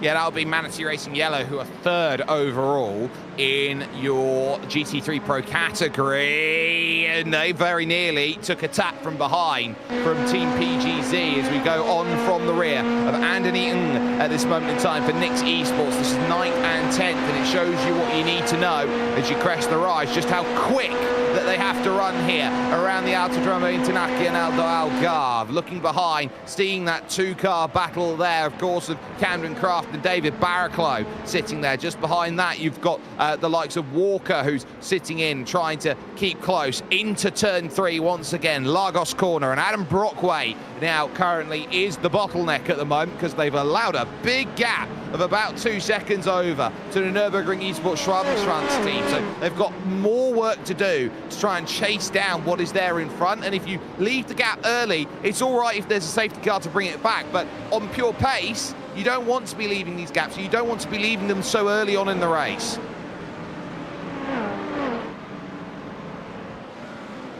So still be a while before we get the GTPs trying to lap the GT3 Pros here. 4.65 kilometers, this layout of Algarve, Portimao. And for a lot of these GTPs, they have been doing track limits on the first 2 flying laps. Your race leader doesn't have a best lap because the lap times have been deleted, lap 1 and lap 2. Same's true of Apex in 3rd. And this is some of the cars getting going again. That's a wonderful pass at Sagres there. Tom Katsadonis just having to open up the steering for fear of spinning the car and spinning the rears up. Manatee Racing and Maxime Pinard straight down the inside. Wasn't going to take no for an answer there, and that will move them up an extra position and into the top 10 as it goes. So I'd say pretty decent start to the race there to get that move. This is Ethan Critchley, one of the WSI Sport butt kicker Mustangs, getting in trouble. Oh, and the bottleneck and the side-by-side contact there, that's definitely never going to be ideal. Did so well to get it off the circuit. A little cheeky, you're normally told to hold your brakes there, but did just enough to avoid any further contact. A little bit lucky on the rejoin as well. This is what happened with the 203. This is Ryan van der Grijp on the start of the race even. Yeah, so we'll look at this from LMP2. The first race penalty is overlap before the start line. 229 from LMP2, but I mean, it's the most populous class. It looked incredibly tight through turn 3 on the race start, and I think that's what we're going to see some of. Yeah, getting very, very condensed and almost tapping the back there of Karkinen, who was there in the Team PGZ kart there, so just about avoiding those troubles. Orbit drop bear, what a start they've had to this race. Started 10th, they're already up now into P6 out there. They've got the Orion race team that's there just behind, and Harrison Lillis has just seen the world go through. Orbit Drop Bear are one of those teams that on paper you look at, and they're not the most flashiest of teams out there. I wouldn't say that they're the sort of team that is going to be one that is consistent each and every single round, but they have done so well to put themselves in a position where they are in the scrap for the championship. They've just consistently scored those points. They've had 3 finishes of 47 points for the first 3 rounds, and then only then a 3rd and a 4th place over the last 2 rounds of the championship, which is putting them in the title fight with those in and around who can't find the same consistency. Biggest braking zone of the lap here, charges up the hybrid a lot for these hybrid GTPs. And then you've got a lot of flowing corners through the rest of the lap, and you need to keep some charge for the front straight.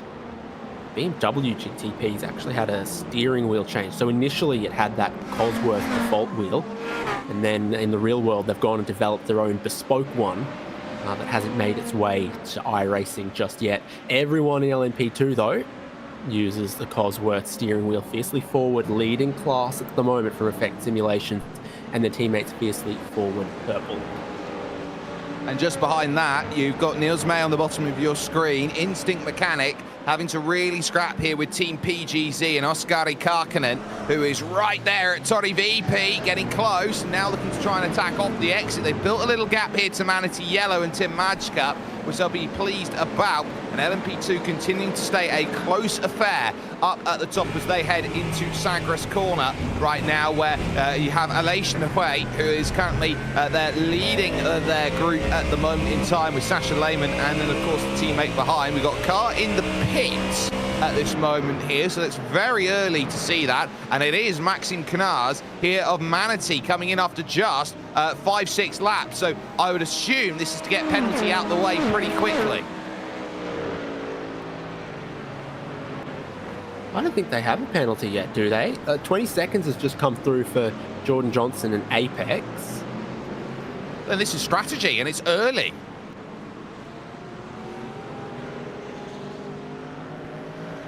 Bizarre. So they're going to drop way down, and I'm just looking around. Knarr's still in the car, but this is going to be a very, very long stop. I can only assume something technical at Manatee Racing. There's no other real explanation for it unless it's a big strategy call, because all of the cars are now going to find their way through. Now off and away comes Maxime Canals. We watch Harrison Lillis now in 6th position and Oskari Kakkonen here in 3rd for Team PGZ. So Maxime Canals is going to put a little spanner in the works and say, you know what, we're going to get our pit stop out of the way early here and put ourselves on the alternate. So obviously they've done a little bit of mathematics, and if they can engineer 218 laps backwards, they say, well, early lap's going to do it for us. We'll take that every day and twice here on Saturday. Here comes the look down the inside from Karkinen, again having to lift out. Door left open by Niels May, and look at that. Look how cheeky that was there from Oskari Karkinen. He forces a mistake out to Niels May by getting close enough to lunge without actually lunging. And what's crazy to me in this sort of 2nd, 3rd, 4th place battle, it's an absolute train of GT3 pros here, and your class leader has said, bye-bye guys, checked out, 3.5 seconds. So while 2nd through to 15th looks so equal in this category, it's been a great race start to get a little bit of clean air for the class leader. And I think once the GTP start coming through and lapping, that'll be even more benefit to them. Yeah, you can't really argue about that. It's been a very quick and electric start from Dino Lombardi. You'd take that if you were them out there at this moment in time. So building that strong gap at the beginning is what they've done so well over the course of these races, and that Acura is continuing to be one where you cannot see the, I don't know whether to call it yellow or green, but I'd say it's luminous yellow and black out there at the moment, which has been flying at the front of this field on multiple occasions over the course of the racing seasons or this race season that we have had. So they've been doing a wonderful job of putting it all together. Now movement's going to be important because Orbit Dropback continuing to be harried at this moment by Orion, who want to try and get themselves back forward. One of the oldest teams in sim racing, Orion Race Team, that have been so important to putting their work together. Jean Vaz and Ilka Harpala, the two together, who have been stalwarts for well over a decade and a half now. Yeah, there's a handful of really long-term teams out there, but of course plenty of new upstarts at every turn. There's your positions changed in GTP. With that sort of contact we had inside of the top 5 that took Hydrace Geodesic Racing and Williams Sim Racing Academy sort of out of the picture, there's quite a few teams from sort of just the back of the top 10 that picked up a couple of spots from that, and we're looking at 2 of them here. And starting to really fly and put themselves into perspective. P1 Docs have done very well as we take a look on the left-hand side at your LMP2 movers and shakers in the field. Just big a couple movers. of +1, your biggest move of the day. They've certainly moved a lot in LMP2 right now, but at the moment it is still the early stages, and your GTP field have just hit traffic. Obviously those LMP2 positions just makes it look like the outside row of the starting grid got a good run, and a lot of the cars that were notionally behind on the grid but started level in the 2-wide rolling start just gained a little bit. It's kind of the perception I take from that. Yeah, the traffic for the first time. At least by this point, GTPs have got plenty of good heat into their tyres. 8 laps completed at flying pace will mean that you're getting towards the peak of your grip and should have no problems with just being quicker than those GT3 Pros through the corners as well as in a straight line. This newest generation of prototype regulations have made the top class of prototypes a little more dependent on straight line horsepower and a little less dependent on aero and grip. Yeah, and with that extra dependence on the straight line and that less dependence on aerodynamics, it also means that the cars can follow slightly closer in these regulations, which you can see right now through Tori VP here, the left-hand hairpin down at the bottom of the hill and cresting back up towards turn 7 and 8 out on circuit. Vaz continuing to keep himself in close check at the moment, but now you are going to start seeing here where drivers think about where they're going, where they navigate the traffic, left or right, up or down, sideways or slantways, or any other ways that you can start to think about. Up over the top of Portimao Corner, you can see there, heading through Sagres, the absolute slew that they're going to have to try and break up at some point. And now as they sit behind the likes of Bense Nemethi, who is there in the P1Docs.com black car. The first car is Volta Sim Racing and Dominic Push, who is there in front. And then they'll get a few dribs, a few drabs of lap traffic, and then they get the bulk. Yeah, the middle of the GT3 Pro field is super close performance-wise and therefore super densely packed racing-wise. A little bit longer before LMP2 needs to worry about that. They're only heading through Sagres Corner, so they don't have too much to worry about, but the gap's staying relatively close at 0.6 of a second, so there hasn't been much in terms of movement there in your LMP2 lead battle, but fifth continuing on here on the top side of your screen as they dance about the traffic, and Lillis doesn't get the best of luck with Antonio Roger as they now run down to Torre VP. Once again, a little bit of space to be given for this group right now, but having to now cut about through as we focus once more with P1 Docs here, getting to the inside of the Sim RC car, now having to do exactly the same with the Visceral car, but this time waiting to try and drive off the exit, eager to get on the power and try and attack off the exit. You're looking around and saying, well, who's doing it worse than me? Who's getting through the traffic worse than me? Can I gain on them? And I'd say it hasn't been plain sailing for that fourth place that fourth place GTP in front of Marcus Hamilton, who's really effectively had to force his way at 3 or 4 different points to try and give himself that gap. Only has the difference of 2 to try and work with at this moment. Tough right now for P1 Docs. They need to go shallow and then to the inside of Galpa here and trying to use the straight line performance in the front straight to swallow up as many of these as they possibly can. And losing about 2.5 seconds on that lap with the amount of traffic they had in the final sector. So not insane amounts. It's the same for everyone, as they say, but it just goes to show that you do lose quite a bit of time when you come across a gaggle of traffic like this, the Bonga line. Yeah, you absolutely do. And in front of that as well, Ryan van der Rijp is there, and it goes all the way to him.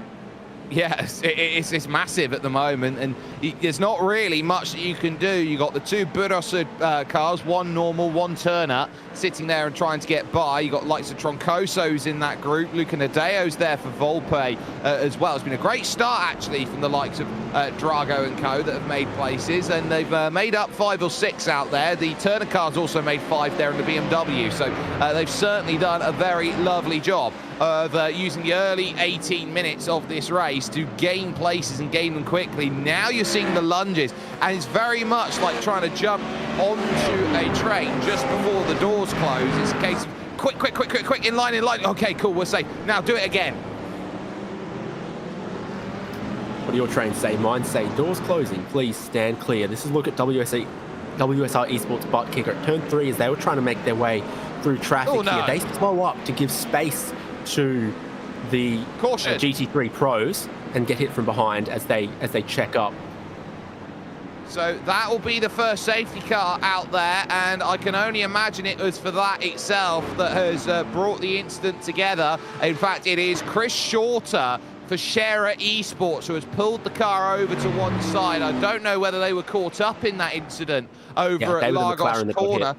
But yeah, they are there, David. So you stare at that and you say, right, quickest thing, right in the middle of lap traffic central, and all of that advantage that you would look to try and get, all of that chance that you'd love to break forward and run into, you now have to take away again. So the opening salvo is gone and done and dusted. but at least for the moment, that was a very, very frantic 11 laps worth of racing. We'll take a look from Chris Shorter's perspective here, going through. So dealing with the Apex number 9, the Apex car that was there in front of Alex Gal, I was certainly able to do that, but again, it's the Hydra Race car which gets it wrong, and at that point, look, he's tried to open up the steering, but at that point, you just got to drive straight on off the circuit to avoid any contact. There's not much that Chris Short could do anymore.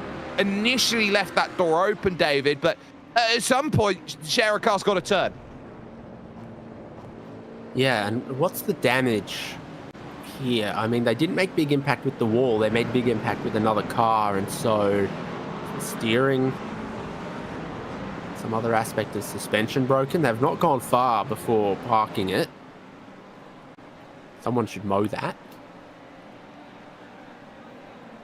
Yeah, it very much looks like my garden at the moment. Not very great, but at least at this stage, Shara Esports here, getting that car pretty much buried into the grass and having a very wild experience there of turn number 3. So, not ideal. WSR did brake early there for turn 3 because they didn't want to be directly behind the Shara McLaren. They wanted to leave a car length through the corner that would then let them get a run-up. And, I mean, you can tell quite clearly that the other GTP, which is side-by-side with a GT3 Pro, is kind of looking, I've got to hold my line here to not push out wide into this GT car. And then they've looked up, and just as they're about to hit their braking zone, GTP in front is already braking. So it's your responsibility, as anyone who's ever done a driving test knows, to not run up the back of a car that is in front of you. But I can see how they got caught by surprise with the ebb and flow in the traffic of a GTP in front of them that braked early. It is easy to do, and at that point you do have to make a decision. You've got to recognise that the car's slowing up a little bit more, and it's either you've got to brake just as early or you've just got to throw it down to the inside and hope that you don't make contact. It is as simple as that. Pit lane is open, so now we're getting drivers thinking about, do they want to pit? And at the moment, that answer is a resounding no after the early gambles out there. Drivers flirting with diving in. We do have one taker in, and it will be Orion who will come in and make a stop then. So the Orion race team, maybe the only team thinking they want to get their pit stop done early here, and they look around, and a few at the back of GT3. So Alex Gal and the likes of Vince Peters, Philip Kraus in for Hydra Race, Desic. You got the likes there, and also you got to keep an eye on what's going on in the LMP2s, because you got Lehman in, you got Nahue in. Pretty much everyone is deciding LMP2. They want to come in and make their stop known. Yeah, so it's very, very few GTPs. It's sort of half a GT3 Pro, and it's all of LMP2. Typically, they're the car with the shortest stint length, about 40-ish minutes. They've got a small tank and no hybrid. GT3 cars have got big fuel tanks, and GTP cars have got pretty decent-sized fuel tanks these days and a hybrid system. So LMP2s are the most likely to have, already done half a stint and decided, no, it's time to top up and get out there, trying to decipher exactly what's happening with regards to tyre strategy in LMP2. I think everyone is mainly going fuel only here. Well, I find it interesting here that there have been driver changes after just 20 minutes here for both the Fiercely Forward cars. Mohamed Yanko in behind for Fiercely Forward Purple. Morten Orgerson is now behind the wheel of the Fiercely Forward Gold car. That would have cost them on the driver swap about 7 seconds worth of time. And so they've now dropped themselves back to the rear of the category, which is not exactly a decision that you make lightly, I guess is the right way to put it in time, David. But the one thing that you do need to keep in mind, that if you do fall to the back, you are going to have to try and make your way back forward again. And that progress, if it's interrupted by safety car after safety car, gets doubly difficult. The class split for GTP and LMP2, though, takes away some of the risk that you get from pitting underneath this safety car, because sure, if you're a GTP that stops, you go to the back of GTP, not to the back of the full train. So 4 GTPs pitting with this safety car. Hydra Race, Geodesic Racing might have had a bit of damage, let's be honest. Orion Race Team 46 that we pointed out, Fast Repair, Motorsport and Williams Sim Racing Academy. I think Orion went new tyres and Hydro Race Geodesic didn't there as well. So some split in the pit stop times there. So yes, there are a little bit of differences out there, and it is also worth noting as well that there aren't many helps that you can have in the GT3 spec when it comes to tyre life out there, because you do still have to manage them. It's not a case that you can come in and change your tyres all you want, because you are limited, I do believe, to just 6 tyre sets in GT3.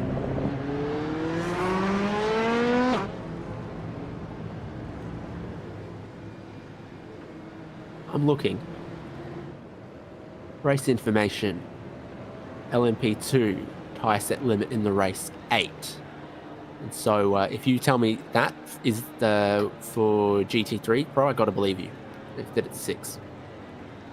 Yep, that's what I got on my screen. BMW M4 GT3 tyre limit set to 6 out there, as now they will pull themselves into their normal formation, which is to move all the cars out there on the racetrack to one side of the circuit. This is the chance for them to move different drivers to other sides of the circuit, so that if they need to unlap, they can do so safely on the faster lane out there. It's very much similar to what happens when you go out there on the motorway and you move over to either side to allow an ambulance to go through. There's Barney very happily holding out his yellow flag out there, which is waving away nicely in the wind out there at this moment in time. We do have a little bit of wind out there on circuit, not much but enough. 12 kilometers an hour here going in from the northwest at the moment, so you're getting a cross headwind going down the front stretch here, David, into a crosswind at turn number 1 at Primera. So that is going to be causing a little bit of havoc for those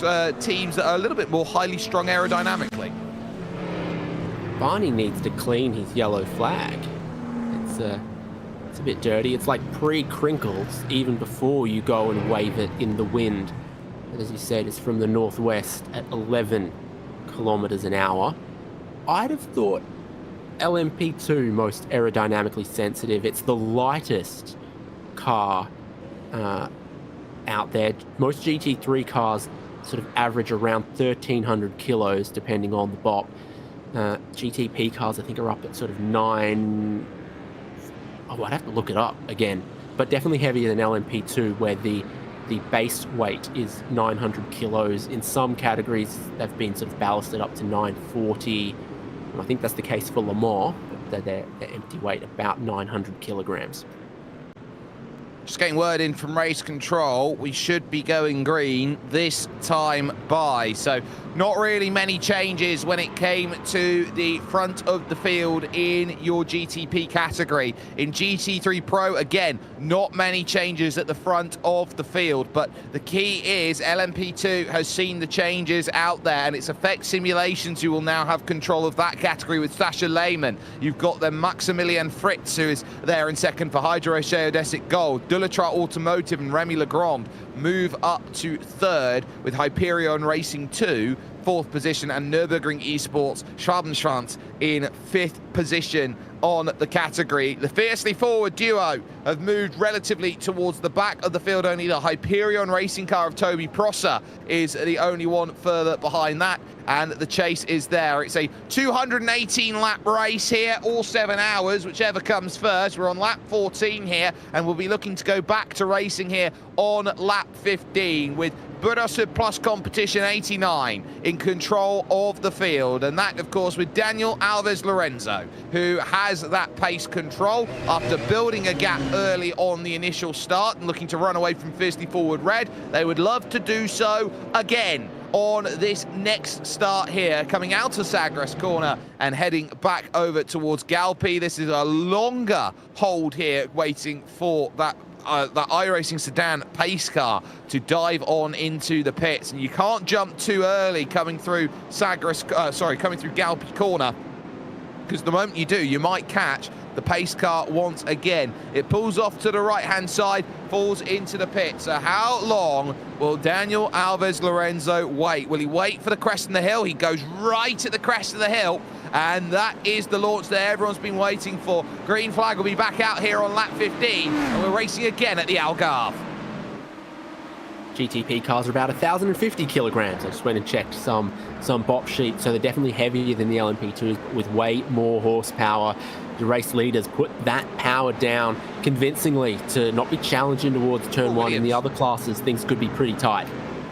Yeah, the Williams Esports Academy 77 way off the road at turn one, just about managed to keep that going, but it's going to be right in the middle now of the LMP2s that now look to get away. And look at the pace that is going to be there up the hill as now the chase away from gridandgo.com. Esports is going to be there with Skadi Karkinen then and Team PGZ that looks to try and escape away at the moment. They dice into Toddy VP and look to try and give themselves just enough space on the exit. Look at it as they go through. This is the most brilliant indication of seeing the different categories out there and the classes going. It looks like Hydro Share Desic falling down the order there in GT3 Pro. It looks like they've run into a little bit of troubles out there at the moment as the 89's got the clearance it wants, and so too Effect Simulations, who hold their category lead, chasing down through Craig Jones and up the hill to Portimao Corner.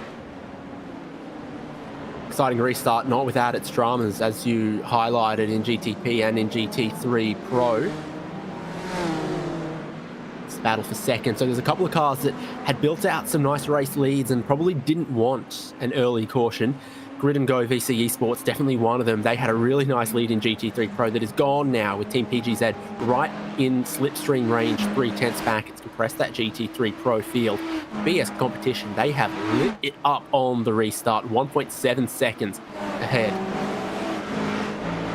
Yeah, and they have certainly gone and given themselves the gap as now Effect Simulations under immense amount of pressure into Primera Corner and just staving off Maximilian Fritz, who's there. Remy Legrand, the championship leading car, looks to lunge at Lagos here and steal it away. Is there a tiny bit of contact between them? They will dice door to door up the hill and a big door shove back at it from Fritz, and suddenly Legrand's got to defend. Rommelfanger wants his way through this to move up to the podium. Remember, they've got that Williams car that's going to want to try and find its way by both of them. Legrand holds on for Dulatrar Automotive, crucial in terms of what they were needing to deal with. And now where do you go for Jere Leitonen trying to recover back through? This is very awkward right now for a car that's trying to recover through the pack. Note off this restart, there's not as much separation between classes as there was from the initial race start. So the tail of GTP and the front of LMP2 have been pretty close, and the tail of LMP2 and the front of GT3 Pro are also almost tangling over each other on the restart. You've got that GTP car, as you pointed out, the Williams Esports Academy, trying to work its way through LMP2. So by the time that they work through the LMP2, they're going to be a long way behind their GTP class, and so it's super costly to have a mistake like that on the restart lap, or have a problem or drama like that on the restart lap, because suddenly, not only does it cost them a bunch of time, it puts them in traffic that costs them even more time. Certainly does. Jeffrey Lund under pressure, Adam Brockway trying to stay close, and they've got Anthony Ng for Nix Esports. They've got the SRN TFR Alliance and David Barraclough also there trying to get by. And we take a look on board then with Brockway in towards Primera Corner. The anti-cut curve stares at you through the opening section, and again at turn 2 you take a little bit of a wider line to attack turn 3 as the best place. Lagos Corner, we see so many lunges there, and of course where the first caution took its hold out there in this race. Up in third gear, now up into fourth, and looking to flick again for fifth. It's a downhill braking zone here into Torre VP, here the left-hand bend that follows immediately here at 5, and back up the crest again, passing the second part of the VP Tower there on the left-hand side, and now rushing over towards these two right-handers, very similar in some respects to the two right-handers that you get at Road America, just with a lot less elevation change.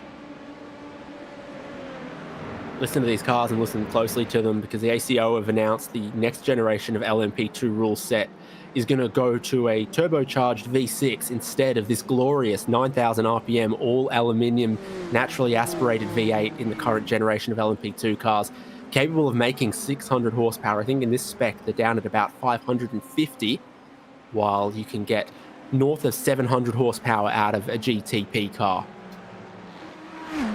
Yeah, so in terms of that. Losing 2 cylinders, but adding a turbocharger means you get all of that energy in one lump sum, and that's going to allow a lot to charge. As Orbit drop there, eyeing up Manatee. Now, remember, Maxime Knars came in and made that pit stop at about lap 6 of the race, so took a very early pit stop, and look at how it's rewarded them back as they've climbed up through the field, back up into 6th position as a couple cars took their pit stops and fell behind. Suddenly looking like a little bit of a clever decision there from the 17 team.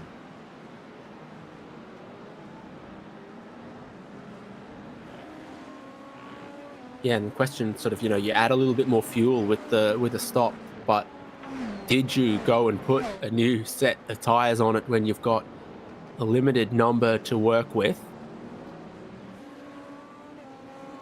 GTP's fuel and take tires at the same time, if that was important to you, pitting under yellow. The LMP2s, I think, are the only one where the fuel and tires is separate at the moment. Oh, it's busy. Get a load of this for GT3 Pro.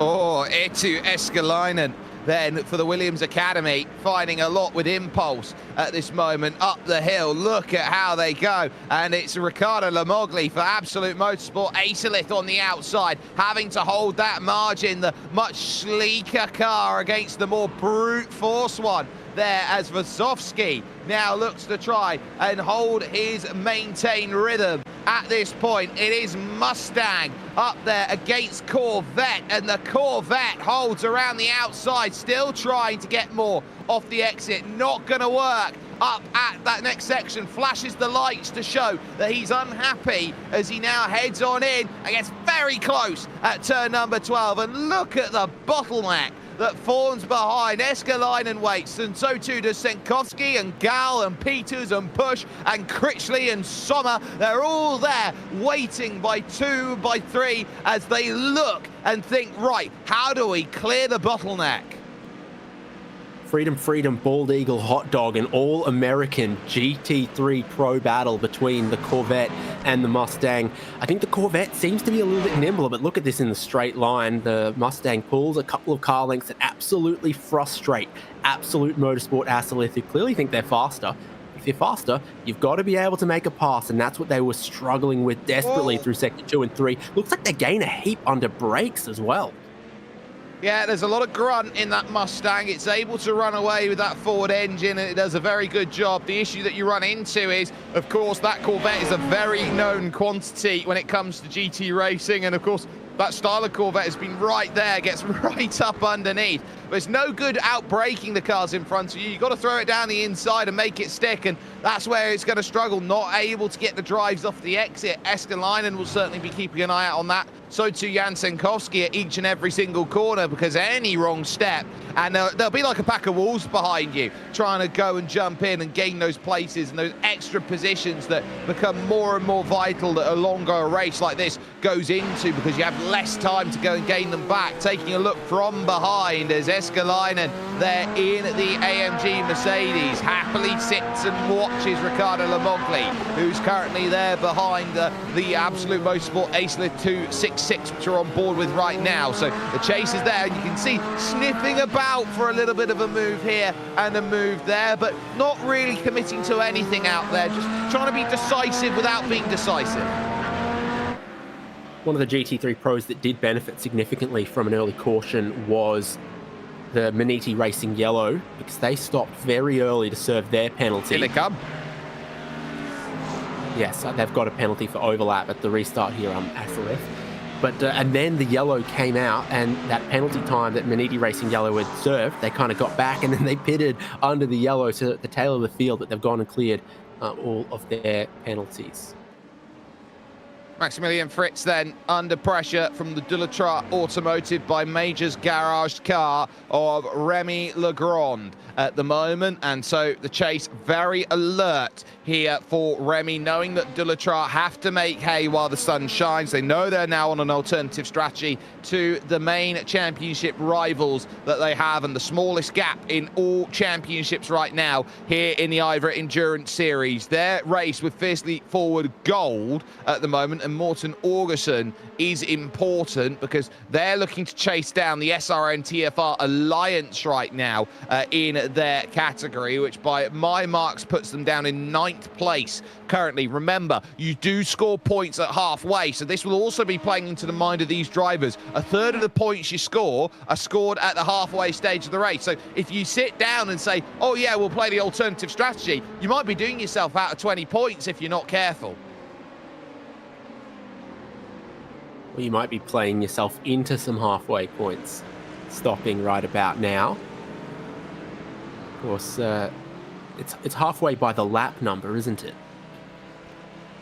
I'm not sure. It depends whether this is a lap race or a time race, because if it's a lap race and it goes to let's say 109 laps, then you can call it 109 laps. But if more than 3.5 hours has been taken on the clock, then surely you've got to take it at 3.5 hours.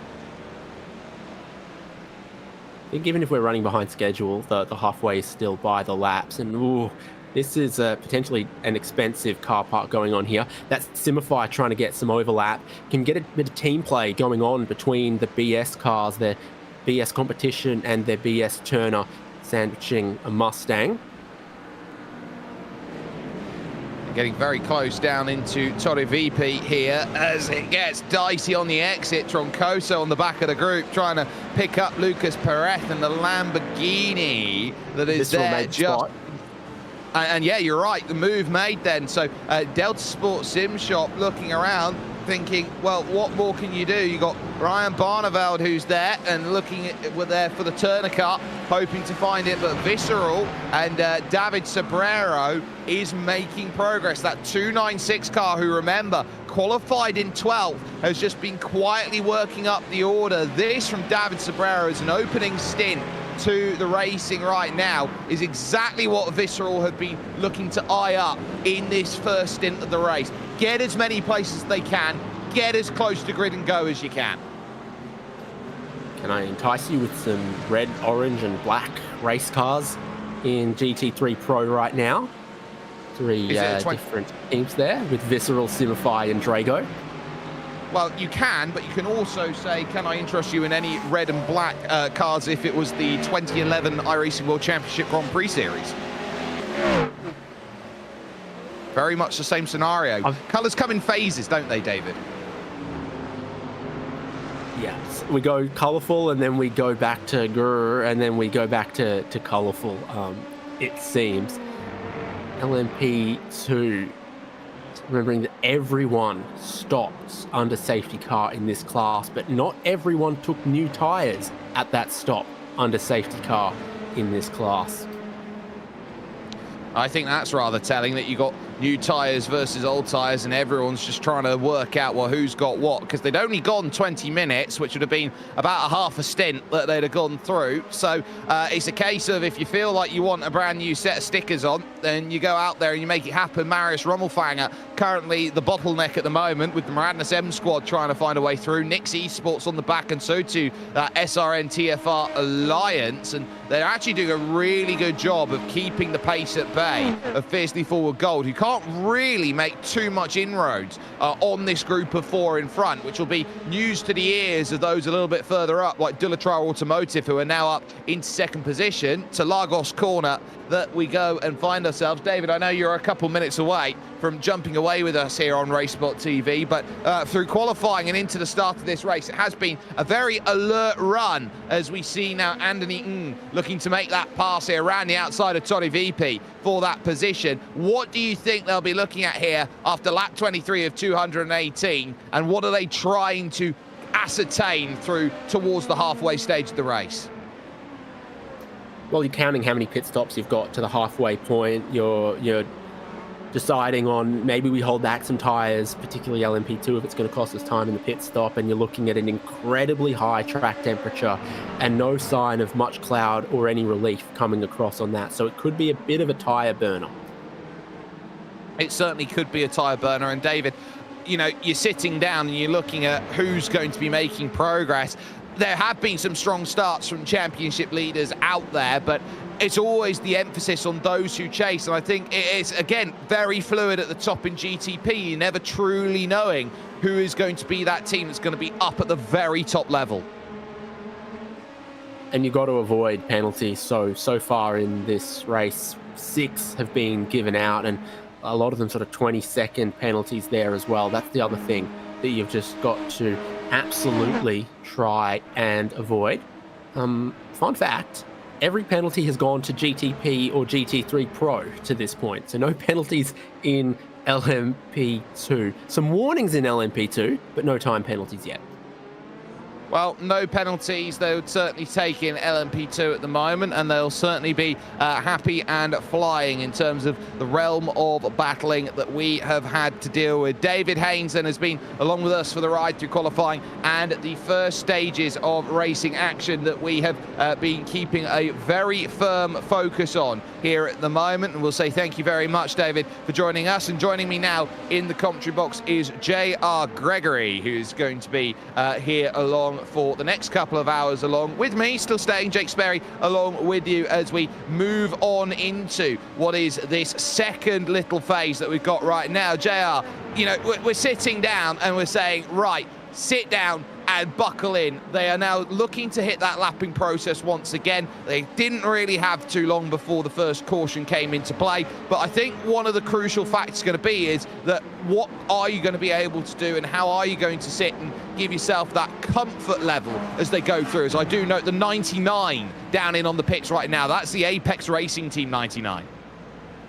Yeah, and thanks for the welcome, and really quite pleased to be here. You guys sounded great this morning, and hats off to you, Jake. You're doing an enduro of your own here, a quadruple stint and about half gone. So you guys sounded great, and what a great track. Algarve is so exciting and much more difficult as a driver than it looks on paper. Diabolical design, a lot of apexes hidden around corners and over rises, and really, really tough to master this one.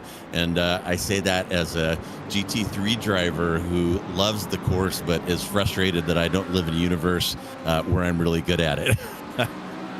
Well, I think you live in the same universe that I am, and I think we're both trying to get our fair share in before it hands over to a couple quicker drivers than us. But at least at the moment, Norbert Tamash here for Manatee Racing keeps himself with Orion at the moment, trying to move on through. An Orion team that has been knocking on the door, but have never truly in this series of the IVRA Endurance Championship been allowed to walk through freely at any real given point. They haven't picked up a single win or a single second this season, have Orion, but they've got 3 fifth-place finishes to their name, and they've got a third. So it's that level of consistency that Orion keeps finding that keeps putting them in the right positions, and they're always having to try and scramble and find a result from behind that gives them that opportunity to walk forward. Vaz staring down the barrel of Norbert Tamaj and the Manatee Racing black car there in front. Daniel Sommer, they've got to get by in Sim RC GT3 first. They are fully in Trafficsville. Yeah, and this is the tough part for both drivers. These drivers have to cooperate to make these passes get done safely, and we're seeing the fastest class, of course, fighting their way through the GT cars. And every time this happens, your teammates are sitting in the pits in your ear, helping you understand the traffic around you and crossing their fingers that it goes well. And my goodness, look at that GTP put the power down and just blow past those GT3 cars like they're pulling anchors. And there's a sigh of relief once you get past this field that's back together after that restart, which can help and hurt, really. But so far, so good for the front runners. Up at the top of the hill, Portimao corner, this blind crash. Oh, in the background, there's a big off there for Philip Kraus, and it looks like he's collected the likes of Dominic Push and the Volta Sim Racing Team car. So a big off for Philip Kraus, Hydrorace Geodesic. A big moment over the top of the hill. I think they thought they had clearance and ultimately moved across the line of Dominic Push, who was never going to get it slowed by comparison to the speeds of braking that you see in the GTPs. Yeah, tough stuff there. And just as I was talking about the teams watching nervously as their cars are pushing through the GT3 field, had a little contact there, maybe 2 cars in the kitty litter, hopefully not damaged. Looks like they're both proceeding, but you know, that is part of multi-class endurance racing and really part of what makes it exciting. It very much is. And Manatee having problems with their team car out there at the moment. Casper Umelen did not want to move over. It gets so cheeky on the exit there of turn 3. And I think Chavaz has a right to complain about that. Very cheeky through turn 3. Let's take a replay of Philip Kraus. So he gets up over the top of the hill, moves across. Where do you go? Where do you go for your Dominic push? Wow. And, again, I'm on the soapbox for GT3 drivers here. And when a prototype takes away your exit or takes away your braking zone, there's nothing you can do. And that's really something that the P1 drivers have to be cognizant of. Stuff that they can do, the other cars can't. And you have to understand the limitations of the cars around you, or you're going to create incidents just like that. And that's unfortunate for both cars. Robert Tamash gets a little tap in the back from Jonas Rutten there at Dirty Sports, and that was going to be very scary to navigate through. Now you've got these consequential lefts and rights here, these hairpin style corners, which actually I think is quite a big trademark actually of the Iberian race circuits. You've got a section like this at Estoril, a section like this here, of course, at the Algarve. You also get this sort of section at Barcelona. As we take a look at Marius Rommelfanger here, and the big light. The Knicks car's got straight into the side. Yeah, a little over-optimistic peek down the inside there and just taps the left rear. Stewart's probably going to be taking a look at that. And, it can be tough. Part of the hard difficulties of being in these low-speed corners that you're talking about in mixed traffic, when you're a GT3 car, that prototype parks it in front of you. You can carry more speed across the apex in some of these corners than the prototypes, and can be pretty frustrating and kind of shockingly result in some rear enders, and we've already seen a couple of those. We have done, and it has just come in the sense of these drivers now have given themselves about 10 laps to get themselves settled into rhythm, and now they're feeling like they can be confident and aggressive, and now everyone's trying to search left, right, up, down, every which way to navigate through the traffic, and just about some clearance found as they run through into Samsung corner here and up over the top of the hill, dropping back down it again to Craig Jones corner, this fast left-hand bend that sweeps down and gives you that negative camber as you, that negative feel in the car, that the car feels light as you go through. Harrison Lillis just behind that as well, 9th position in GTP. It's definitely looking behind at the likes of Orbit Drop, Delta Sport Sim Shop, who are there trying to navigate on through, and the recovering Williams Sim Racing Academy car that's there, the number 77 team. They're certainly a team that's looking to try and run the gauntlet. No real drive there against Stone. Door left open, trying to go around the outside of, I believe, Manuel Troncoso there for Drago, the Polish-based team. And look at the drive off the exit. That's just some clever driving by Williams Academy, just recognizing where the cars are going to go, working with the gaps. Yeah, really good stuff there, and that livery, I gotta say, looking pretty good as well. Still a little bit mystified by that early stop, and running through in my mind the different possibilities that led up to that, but Williams' work cut out for it, currently sitting in P12, making some progress here, but it's tough to drive a 7-hour race out of a hole like that, but I can't speak for their strategies and what decisions went into that, and it will take a few hours for that all to unfold and see whether they made the right call. Well, it's very difficult to drive out of a hole, but once you're in it, you're left with no choice. You kind of have to at that point in time, and Harrison Lillis continuing on for Orbit Drop Bear Jupiter and continuing to try and find that gap as they dance in between some of the leading cars here in your GT3 Pro category, past Niels May in the Porsche for Instinct Mechanic, who is having to scrap hard here with a couple of Burasud cars, which are there at the moment. You've got Ruben Bonga in the main competition car, and then just behind that in the Turner car is Ryan Barneveld trying to find a way through. On the back of that is David Sobrero, who has worked wonders to get that Visceral Esports car into position after a poor qualifying. But look at how aggressive they are being against the Porsche. The BMWs have grunt. There goes the lunge down the inside. An acre of space left in the middle of the corner. If you're not careful, it might be 2. Now set up Sagres here. And really for Niels May, the Instinct Mechanic car, which qualified so well, is now in pretty much a case of a Burasud sandwich. Yeah, my goodness, a tough move down the inside by that M3, and You know, these BMWs, I don't have a lot of seat time in them. They're reputed to go through tires, though. So that little push may cost in the long run, and it's a decision you have to make. Do I want to push work and put wear on those front tires in order to pick up this one position? Certainly getting it done there, and that 911 driver definitely sitting in a Munich sandwich right now. Oh, and you certainly look around and you look at the team and say, what more can you do? What more can you give me? Well, you're going to be in there and you're going to just have to work with it until you reach a stop.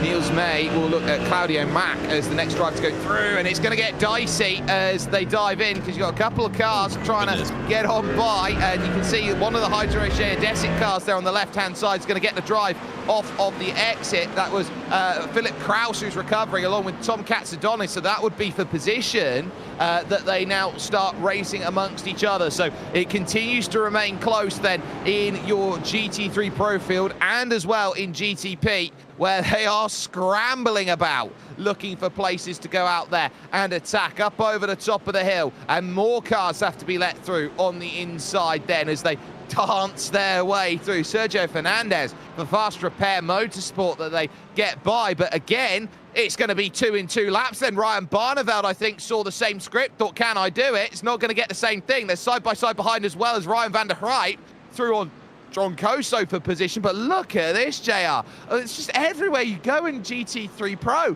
They just want to race right now. Yeah, these guys hitting it hard here early, only lap 31 out of 218. And, you know, you can write the strategy, you can have meetings before the race, you can talk about keeping it chill early, but when you are out there on the track surrounded by a swarm of prototypes with pressure from behind, all that stuff can go out the window as the red mist kicks in. And here comes that Ferrari, and that 992 GT3 dropping like a stone right now. That's 3 positions in the last couple laps, and things not going well for them currently. No, that was a case of a Colorado overtake there. 2 positions gone, and now still looking at nothing at the moment. Here is Niels May at this moment in time, staring at Sobrero, staring at Barneveld. They've both gone through at turn 1. Well done there by the Mercedes to sneak on through as well. And Sobrero just being very cheeky. That group behind, Delta Sport Sim Shop, Drago Racing, Dua Esports there as well on the back, Jonas Rutten. They are keeping themselves alert right now, and you're looking around at those sorts of teams. Dua Esports is probably one of them that's trying to keep that momentum up. They are stuck down behind by about 175 points in the championship, knowing that whatever happens today, they need issues for Grid and Go to keep their championship hopes alive heading to Spa for the final round.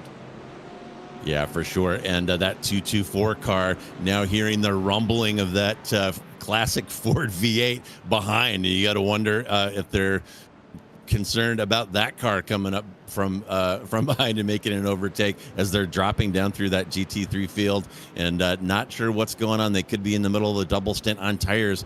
We spoke before about the tire budget here, and there's definitely one GT3 double stint on the menu today. Not sure if I would do it now at the track temperature as it is. It is super hot. You always want freshies and maybe save the double stint till the track cools later, but that 911 struggling.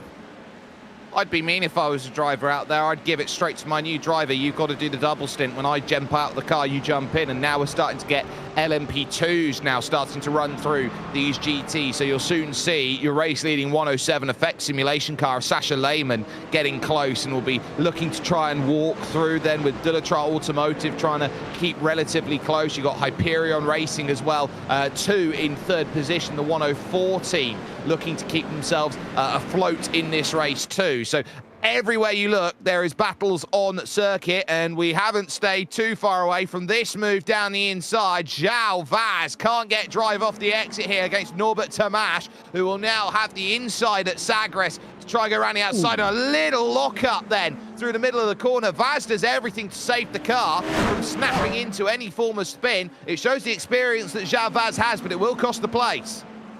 Yeah, and you see him dial up a little opposite lock there to keep that BMW from looping. Good reflexes there, and certainly looks cool to see that prototype drifting, but obviously not the fast way through the corner. No, drifting's cool, but it's not quick from time to time. So you can go screaming around the corner with as much hurling smoke as you possibly can, but it's not going to win you many races. It's not going to keep your tyres in check either. Up over the hill, turn 4, and now heading to Torre VP, turn 5. Out on track, this difficult braking zone down the hill, JR. I know in a GT3 you're just praying that the car stops and turns and stops and turns, but how much are you looking at your braking marker compared to everyone else out there when you're hitting these braking zones? Well, you know, the one benefit that we have in the GT3 car is that at least we have ABS. So we've got that working for us, and we've got stability control and traction control. These prototypes are barreling through there with a lot more power and a lot more risk on the table. And that is a super tough braking zone. Again, the track getting close to surface of the sun levels of track temps, storming down that hill and trying to gauge your braking zone, which kind of moves with as the conditions on the track change. Their braking spot can move when the wind changes. It can move as the fuel burns off and as your tires have different temps in them. So these drivers are doing an awful lot here, and it really takes a lot of effort to get these things around the track at the rate that these guys are doing it. Speaking of weather, as we started the race at 39 degrees Celsius, it's now 46 degrees Celsius track temperature as now the front stretch comes into play. Safe to say we've got a South Portuguese sauna. Yeah, for sure. And you saw from that aerial shot earlier, Algarve here very close to the coast. So that humidity is up as well, which can also make the track greasy. So probably right now you're seeing the most difficult track conditions of the race. I think it's a little bit afternoon local track time. So they should improve here within the next hour or so. But right now they are really fighting for grip. And you saw a little bit of it. And there's that BMW sticking down the inside. This one's not over, as that's the battle for P7 among the GTP cars, and still side by side, and great racing here between these two. Big lunge from Norbert Tamash, having to get well out of the power and could have been catastrophic heading into turn 7 there. So did just enough to bail out of it there, but that will definitely cost a bit of time. And now clearance is there for João Vaz to now chase over to Movano Rosso and Giuseppe Lafaro, who is there in front. Big checkup again here now for Remy Legrand, and won't be pleased about the checkups there through turn 3 to 4, because Hyperion Racing 2 and Jeffrey Lund is just sitting and reveling in that at the moment. The Carolina driver is looking at every opportunity to leapfrog and move into second place. Yeah, keeping an eye on those gaps in the P2 cars as they hit the GT3 field.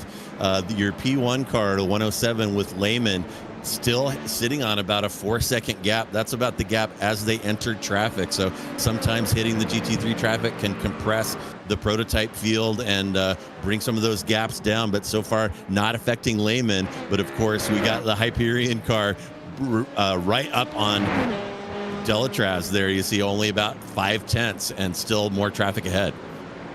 Delatraz Automotive by Majors Garage, your championship leaders here in your LMP2 category. They have been one of the few category leaders out there who have not actually taken a victory this season. But here's the staggering thing about Delatraz Automotive here, JR. They have gone second, third, second, third, second. At the moment, if this move gets made, they're third again.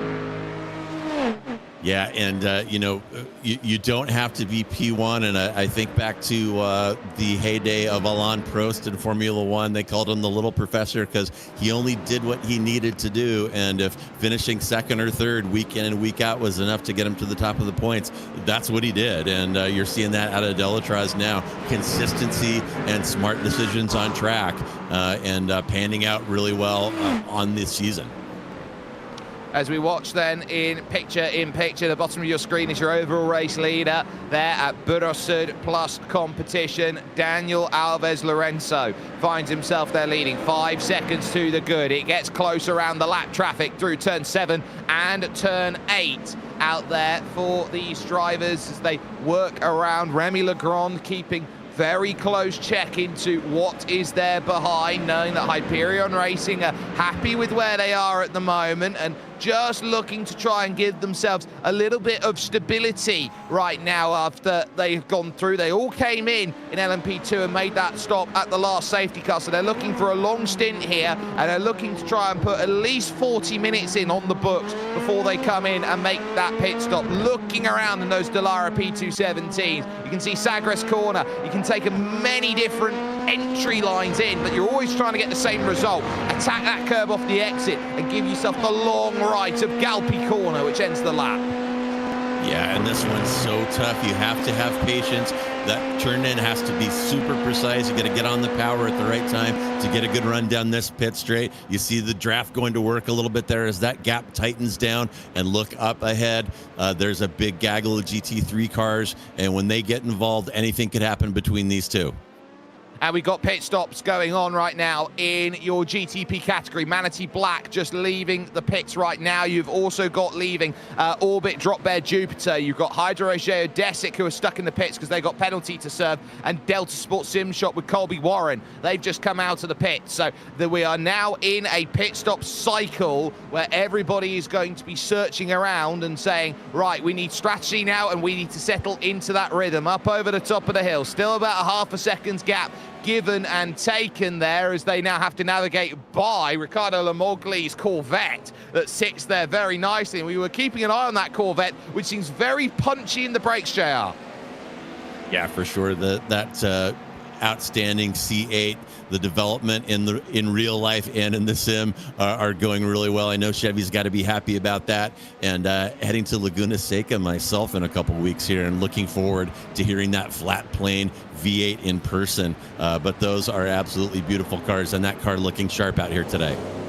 Yeah, and in the pits then, the two Mavanos at Suro and Rosso, followed by P1Docs.com Black and Bence Namethi, who is there behind the wheel. No driver changes between any of your top three, so they're happy to stay in the car for this time going. But this is the key. They are allowed up to 4 drivers in there. They've got to have a minimum of 2. As you can see off the exit, Lafaro just losing out to P1 Docs, who maintain their position as they look to try and hit the exit. We casually lose a little bit of our coverage there as they rush on by, but at least for the time being, it stays close. And look at this for a bit of a merge. Remember, they merge right onto it through turn 1. Round goes Lafaro. Oh, and very tough there. You got to be aware of cars coming out of the pits. You know that he was getting a spotter call, probably from iRacing and from his teammates there, to have heads up for those P2 cars coming out. And yeah, that is not what Lafaro wanted, and that is going to leave a mark. And this pit sequence right now is going to put a big chunk of the P1 field back behind the P2s. Oh, as you see that Ferrari show its superior grip there, coming through the low-speed corner and giving a little smooch to the back of that Acura. Wow. Yeah, that was contact there for Troncoso, Manuel Troncoso. Now you watch this going through. Giuseppe Lafaro, turn 1. He's just done that on his own. There's no contact there with the Hyperion car of Prosser, who was there behind. So ultimately, I think that's just cold tyres. Turn 1, Giuseppe Lafaro's just dropped it. Yeah, got to be patient right there, rolling out of that pit exit. You got traffic all around you. It is a little nerve-wracking, and take a super tight radius to get the car turned around turn 1. And there's what I'm talking about again, just another little smooch there in those low-speed corners with that Mustang in the popcorn seat, watching these two prototypes trading paint. Yeah, and that is your race leader, Daniel Alves Lorenzo, now putting a lap down on to the Movano Rosso car, Giuseppe Lafaro. So it shows you that one pit stop's difference gives a lot out there. Confidence certainly needed out there on track, and everyone's thinking about where can I gain an extra place here and there. And again, it stays close as Dulatro Automotive continue to have their wing mirrors full of drivers behind. Jeffrey Lund has been very patient in that Hyperion Racing 104, trying to find that place. Again, doesn't launch at Torre VP, but now is going to start thinking about up the hill. In comes your race leader, Maxime Canars, who's on the alternative strategy now for Manatee Racing 17, leads this race. Yeah, and you know, watching this prototype battle between these two P2 cars for second place in class, there is an argument to stay behind and save some fuel right now. So the the second car there, Hyperion, may just want to take a breath and hang where they are. That is fuel saving, and every liter of fuel that goes in to your competitor takes time and can get you out of the pits quicker. It definitely can. It's about 5 seconds difference between second and first in class, as Daniel Alves Lorenzo will leave the pits in 5th position overall, currently in class as it stands, and that will be when the drive is there. Paddy Wolf will come in to the car for Fiercely Forward Red, so they're chasing down title aspirations, and Patrick Wolf is one of the quick drivers out there. He was part of the legendary Pure Motorsports team back in the day with Maximilian Benneker and Patrick Pichler and Gianni Vecchio and all of those great drivers that have gone on to such amazing sim racing success. Yeah, and some more encounters here at that pit exit. That went a little better that time than the last one. We saw the P1 car coming out into P2 traffic, those P2 cars with hot tires. You see the P1 hanging back a little bit here. Discretion, the better part of valor. Got to let those tires warm up, and that could be a reveal there that there are fresh tires on that BMW. Yeah, and it will take a while to get up to speed. It takes about 2 or 3 laps before you're really in the rhythm and finding it, 1 or 2. To get yourself back up to LMP2 pace, as now into the pits does come Manatee Racing, so they will now hand over the race lead. And we've also got some GT3 Pros in, so Scuderia Volpe in the pits, Instinct have dived in comes now Impulse Racing, and out of the pits comes Fast Repair Motorsport GTP, so in the window now for a couple of pit stops for those who haven't dived in. Also in now WSI Esports Butt Kicker 16 as we stay close behind the Simify cars now, and this might be Hyperion's chance. Yeah, and interesting, boy, the fuel economy on these GT3s. I'm not that good at math, but it looks like they've pulled about 70 minutes on a tank of fuel here, which will certainly help with the tire situation. That I may have been wrong about the need for a double stint. If they can go over an hour on a tank, they may not need to double stint tires here. Here we go, side by side on the front stretch towards Primera Corner. No troubles or traffic on the outside. Legrand chucks it in and says, that's my corner. You will not take P2 away from me. A very good chance for Jeffrey Lund, who took great advantages of those who were in and behind, but just could not come up trumped with the move that was needed there. So certainly searching, and now Tony VP again is going to become a place where you might want to lunge for it. Here comes the search down the inside, searching on lap 40 of 218 as your leaders in GT3 Pro hit the lane. Gridandgo.com VC, and where do you go? Marcus Hamilton, big decision to go to the outside of the GTP, makes its way through. Wow, and almost a little bit of contact right there, and so risky attacking that hairpin in these P2 cars, and these guys are racing and leaving it all on the track like we're getting close to the end. Only lap 41 out of 218, and they are racing hard. They certainly are, and I do have to keep note here of Fiercely Forward Red, because they were ahead when they came into the stops ahead of Movano Atsuro, and they've actually come out behind over the course of that pit stop. So Movano Atsuro, who had been wonderful for the first 2 rounds of the championship, have now been playing damage limitation for the last 3 rounds of the championship at Kota, Silverstone and Suzuka. And now they're starting to find a little bit of their footing here. And Marcus Hamilton, who is certainly no slouch, he's one of the best endurance racers out there, has now found his feet with this car, and he knows he can hand it over to a very capable set of hands like Loic Marchand. Everybody in and out the pits now in GT3 Pro, because you've got Ruben Bonga now, who's looking to come out of the pits with David Sobrero behind him, and that's just in front of this driver, Jordan Johnson. Yeah, looks like current leader in GT3 not in yet. Sorry, just looking at the timing tower really quickly. And pretty tight intervals throughout the GT3 field. Only a couple cars left to cycle through. And I see a P2 car going in, taking tires there. So P2 pit sequence going on right now. Yep, so LMP2s have reached the end of the life of the tank. And so Frank Schmidt's in the pits, Morten Augerson is in, Brandon Walker and Adam Brockway also pull in, and the non-LMP2 in the pits there is Ryan Barneveld, who hands the car over to Niels Cook, who is a very, very fast driver. He was part of a wonderful team with Keika Schube and Alexander Voss back in the day. Niels Cook is now looking to try and get himself away off of the jacks and going forward now at just 60 kilometers an hour is Frank Schmitz for Hydro Race Geodesic, looking to get the pit stop sorted. So we'll wait for the likes of Effect and Hyperion and Dullatra to make their calls into the lane. Yeah, getting down to time for everybody here. And man, oh man, I love these endurance races, folks. And if you ever have a chance to see that either over in Europe or here in the US, where I'm talking to you from, definitely do that and spend some time observing the pit lane. It is fantastic.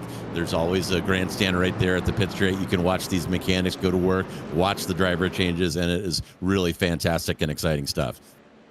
Apex Racing Team 298 now, yet to pit, but on top of the category right now here. Alex Gall is the driver here who's got that control, yet to pit as well. Vince Peters behind for Visceral Esports, and then you got Ethan Critchley there for WSR Esports Butt Kicker, and Daniel Sommer for Sim RC, who is there. You've also got Chris Shorter back out on circuit, who was the driver caught out in the incident that set the safety car out. It's currently last of the 52 running drivers at 5 laps down here in this race. So these are drivers who all need to make those stops, and we've got lots of drivers in now. I think the rest of the field have all decided that they've reached as far as they can. I'm looking off of the pit exit here, and I'm just keeping my eyes peeled here because Legrand hasn't been able to jump Hyperion, who have changed to Justin Rector behind the wheel of the car, but still maintaining that lead will be Effect Simulations. They've changed drivers out there at the moment. They've now got Joe Spencer behind the wheel.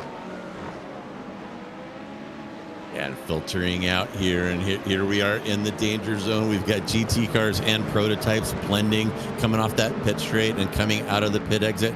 So far, so good. And a little move there. I'm not sure if that was for position or not, but there's some action there in turn 3. Kevin Krosny getting by them both on the exit with tyres not up to temperature. Nürburgring Esports Schwabenschwand picking up a couple as they go through. SRN, worth noting now, move up to second position with David Barraclough behind the wheel. And just looking at them in terms of this race, it looks like they've certainly come in lap 34, so they're a little bit off sequence compared to everyone else, but they certainly picked up the advantage by doing so. Wonderful stuff. Why goes Legrand, and that's going to allow through the GT3 Pro to go through. That's Gauthier Fagnan-Police, who is there for Scuderia Volpe by P1 Sim, now going to have to do all the work to get by it again as they crest the rise at Portimao corner. Yeah, and what a move coming out of the pits there. You saw him getting loose in that P2 car full of fuel and cold tires, and rolled the dice and made it work. And as a GT3 driver, I'll just thank that prototype for waiting right there. Patience is really helpful to both parties when you get in these slow corners. But yeah, great stuff so far. Yeah, it's wonderful. In comes Jere Leitinen for the 77 Williams Sim Racing Academy. So they'll come in and get their stop sorted, and that will cycle them back out into place at the moment. Worth noting that the 89 team have only got a 3-second margin now.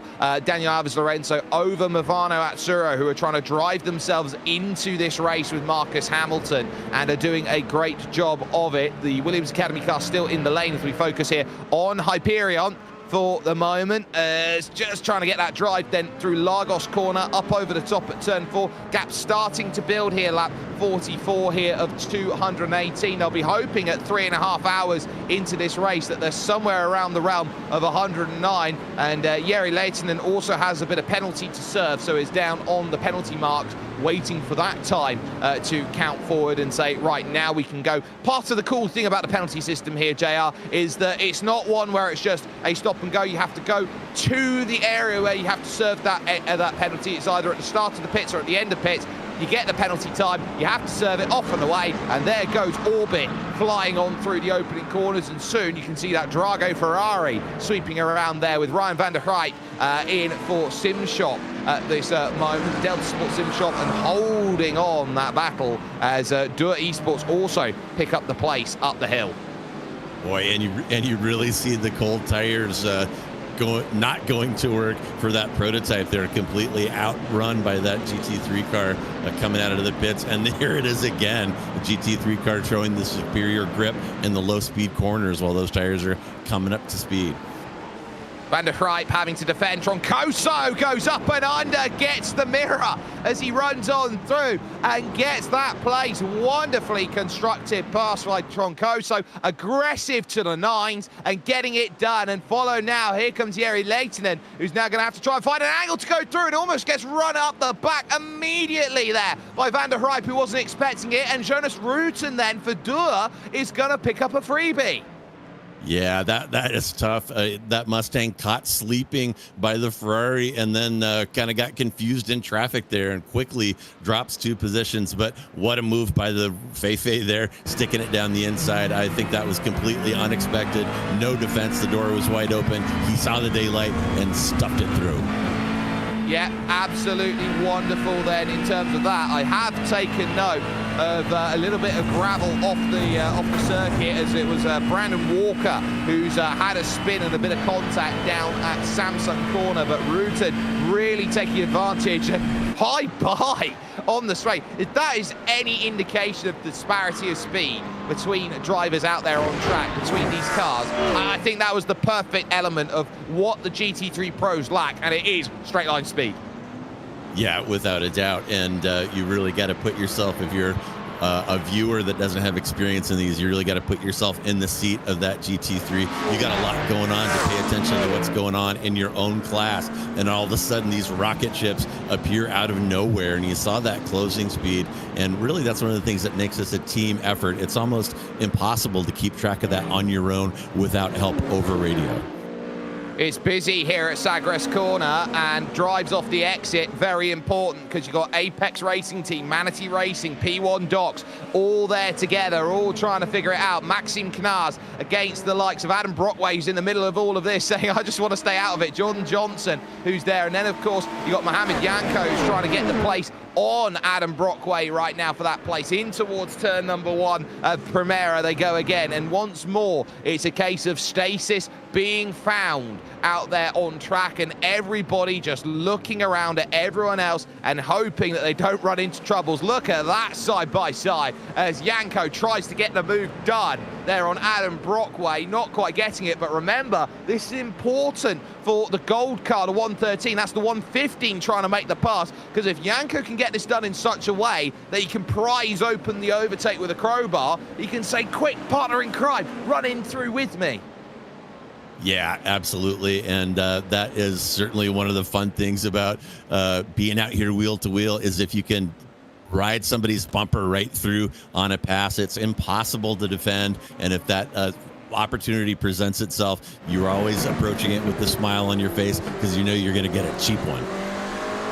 Yeah, everyone wants an easy overtake out there. There's no doubt about it. But the Apex Racing Team number 99 with Jordan Johnson, they've had penalty, they've served penalty already in this race, but they are the team in form at the moment, JR, because they're on the back of a win at Silverstone and a second place at Suzuka. So they're looking at this thinking, well, okay, we've made some good progress right now, but they are effectively making late strides to try and get themselves into the championship picture. And I think they're doing a very, very good job of things at the moment at car number 99. I know that Alex Simpson will be very happy about the progress. They'll have Daniel Sivi-Charbot to jump into the car at their next availability. So I think that the way that Jordan Johnson's done, he's done a great job of giving them a position. Yeah, and looking good doing it. I'll go ahead and get my Porsche bias out of the way. I'm a Porsche guy, and that 963 looks awesome out there.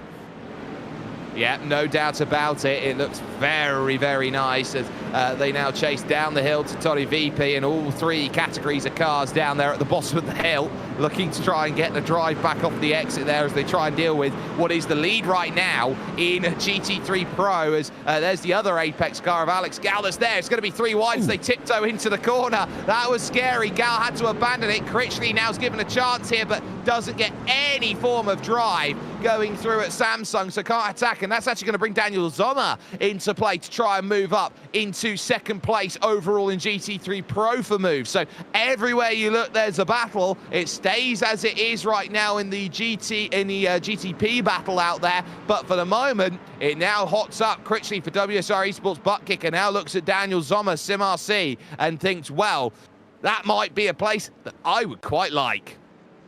Yeah, for sure. And man, oh man, the GT3 field very tight here. That train right there is all for position, led by that Mercedes. So some fantastic stuff out here. And if you're new to watching IVRA endurance racing, it is some of the highest quality endurance racing that I have seen in the sim racing world. So stick with us, and you're in for a treat. This is really some great stuff here from Portugal.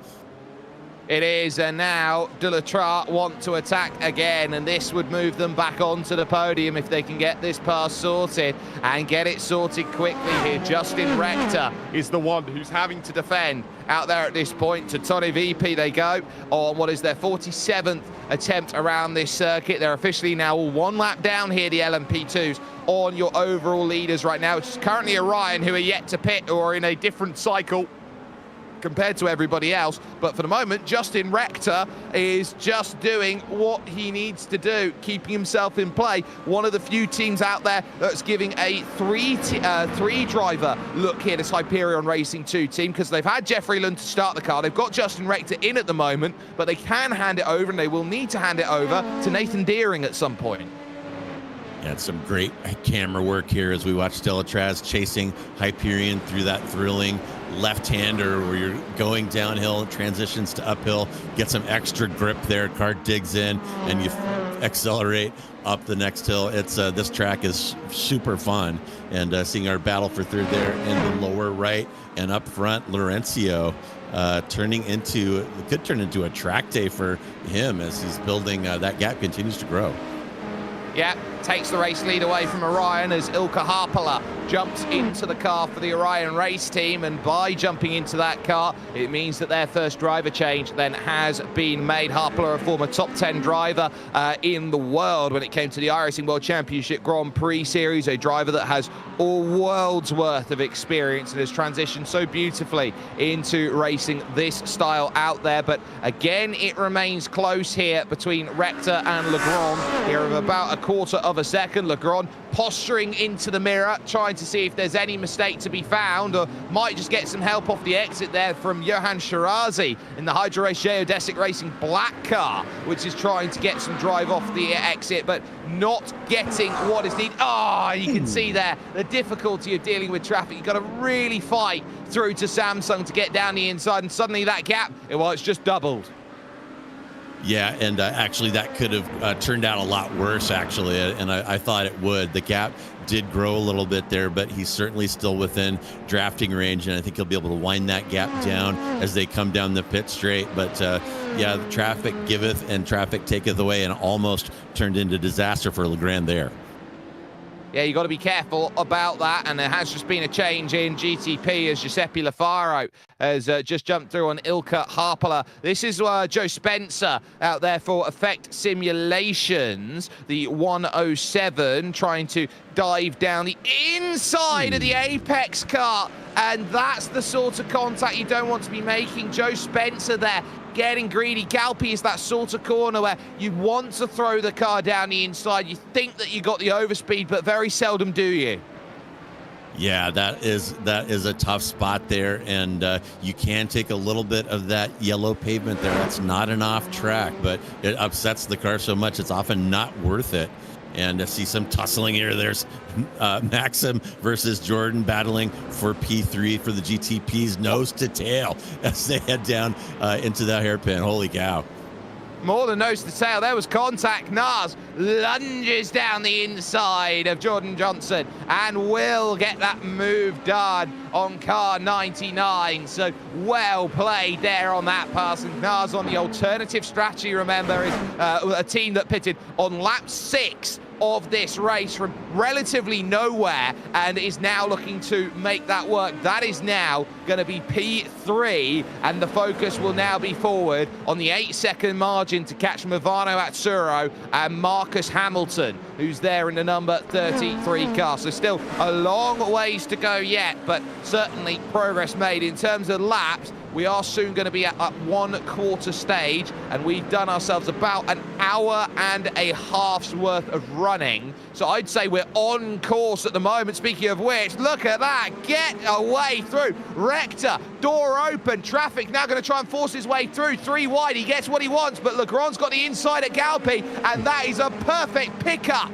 there from Remy Legrand, and that is why Dullatra are championship leaders, because that is a ruthless pass. Still not confirmed, as here comes the look straight back over towards Primera. Rector's going to have to go around the outside. Justin Rector can't do anything. Remy Legrand, what a pass. Wow, that was crazy stuff. Then the side-by-side through that final corner onto the front straight, and fantastic racing action, and really great car control and great trust between these drivers to even try something like that. That was nuts.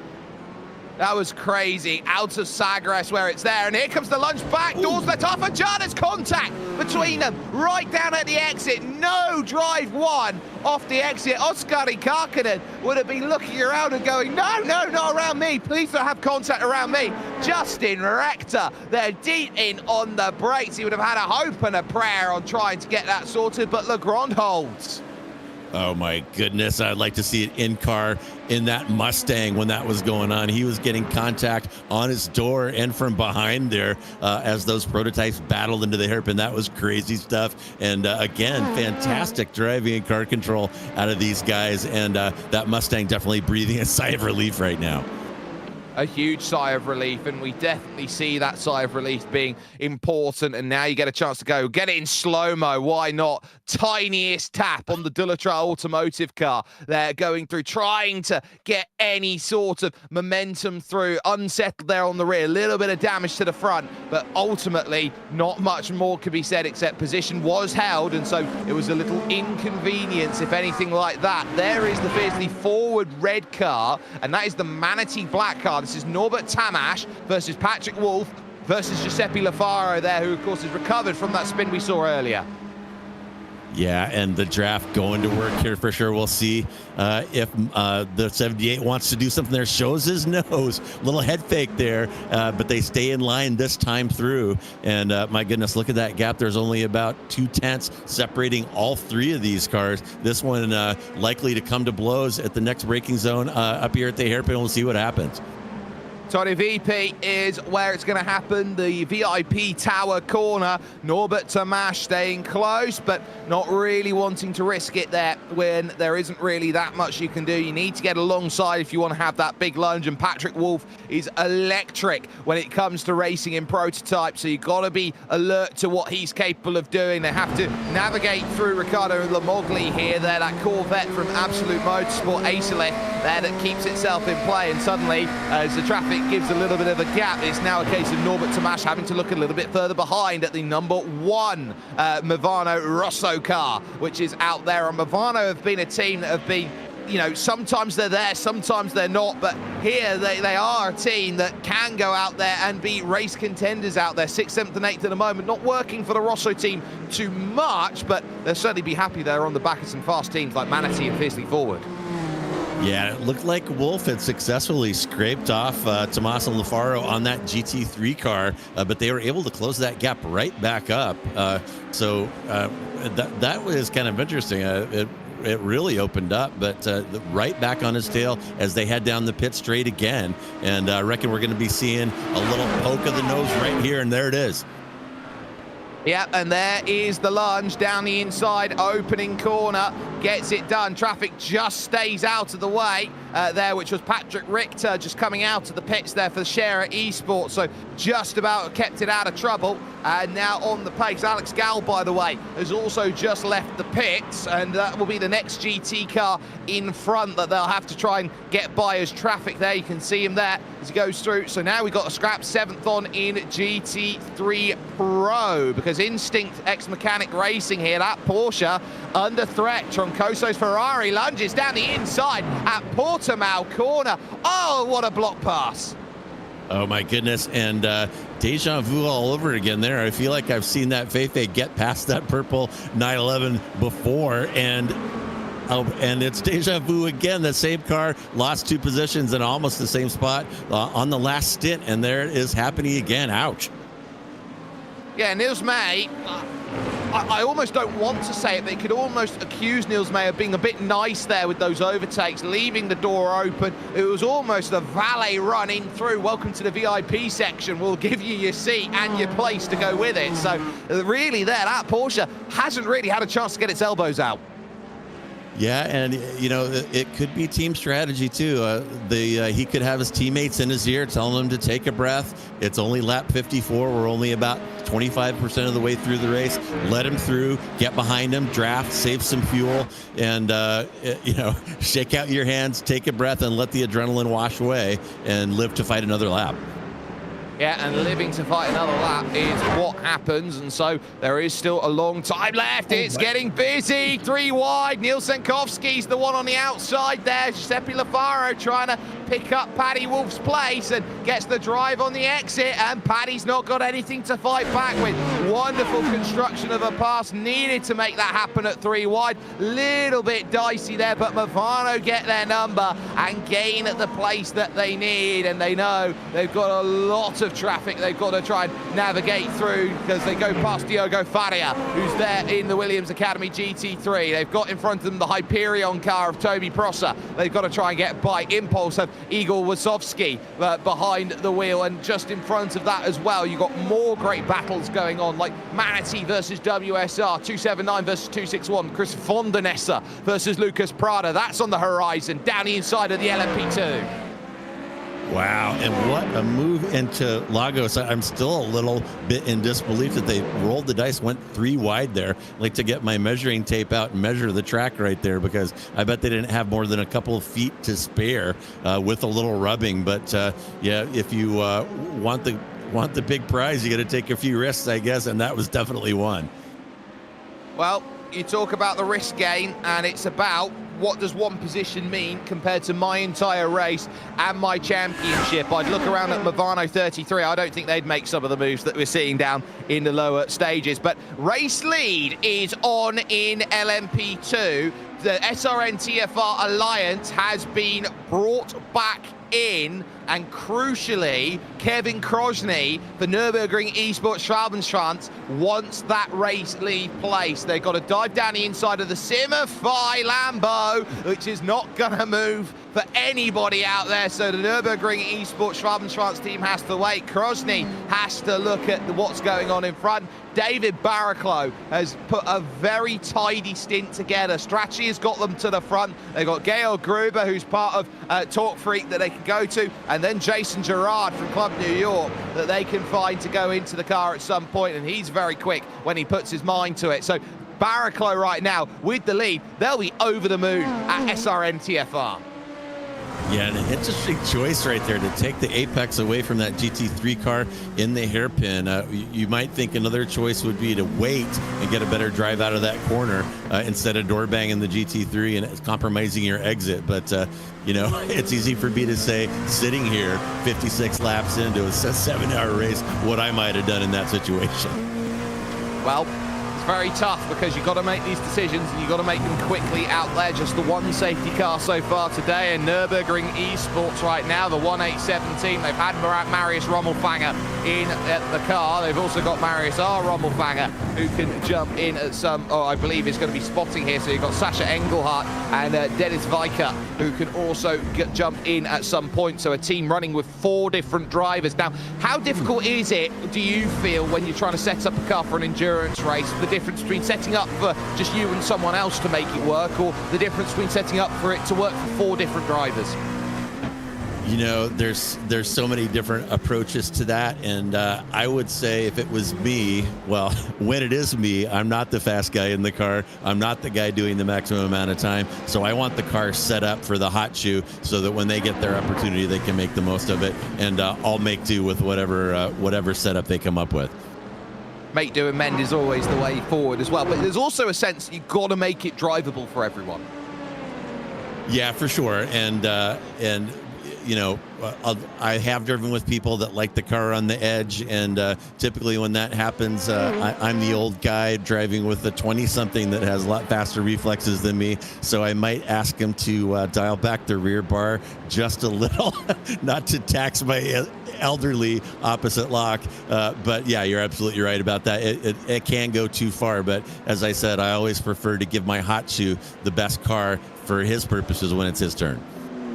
Yep, and so if you can find yourself a chance, then you got to try and make sure you bring the car to the end, as we watch Niels Koch at the moment here in 4th position, staring down that Simify car there behind of Lucas Perez in 5th place. And that Simify esports team has come out in various different guises over the years and has been very good in terms of the Iberian esports scene, the likes of the Spanish scene. Of course, a lot of those drivers at Simify are very much the similar team that were brought back in the old Iberica Motorsport days, which were absolutely wonderful as a sim racing team to go and see, and had some electrically quick Spanish drivers in and around with them. But Lucas Perez certainly one of them then in the 214. They are title hunting out there at this point, and crucially they'll have Lucas Camba Morero that they can put in later on, who's not currently in sim. Worth noting that Volta Sim Racing team are currently the only retirees from this one in the 213, as we go on board with Niels Koch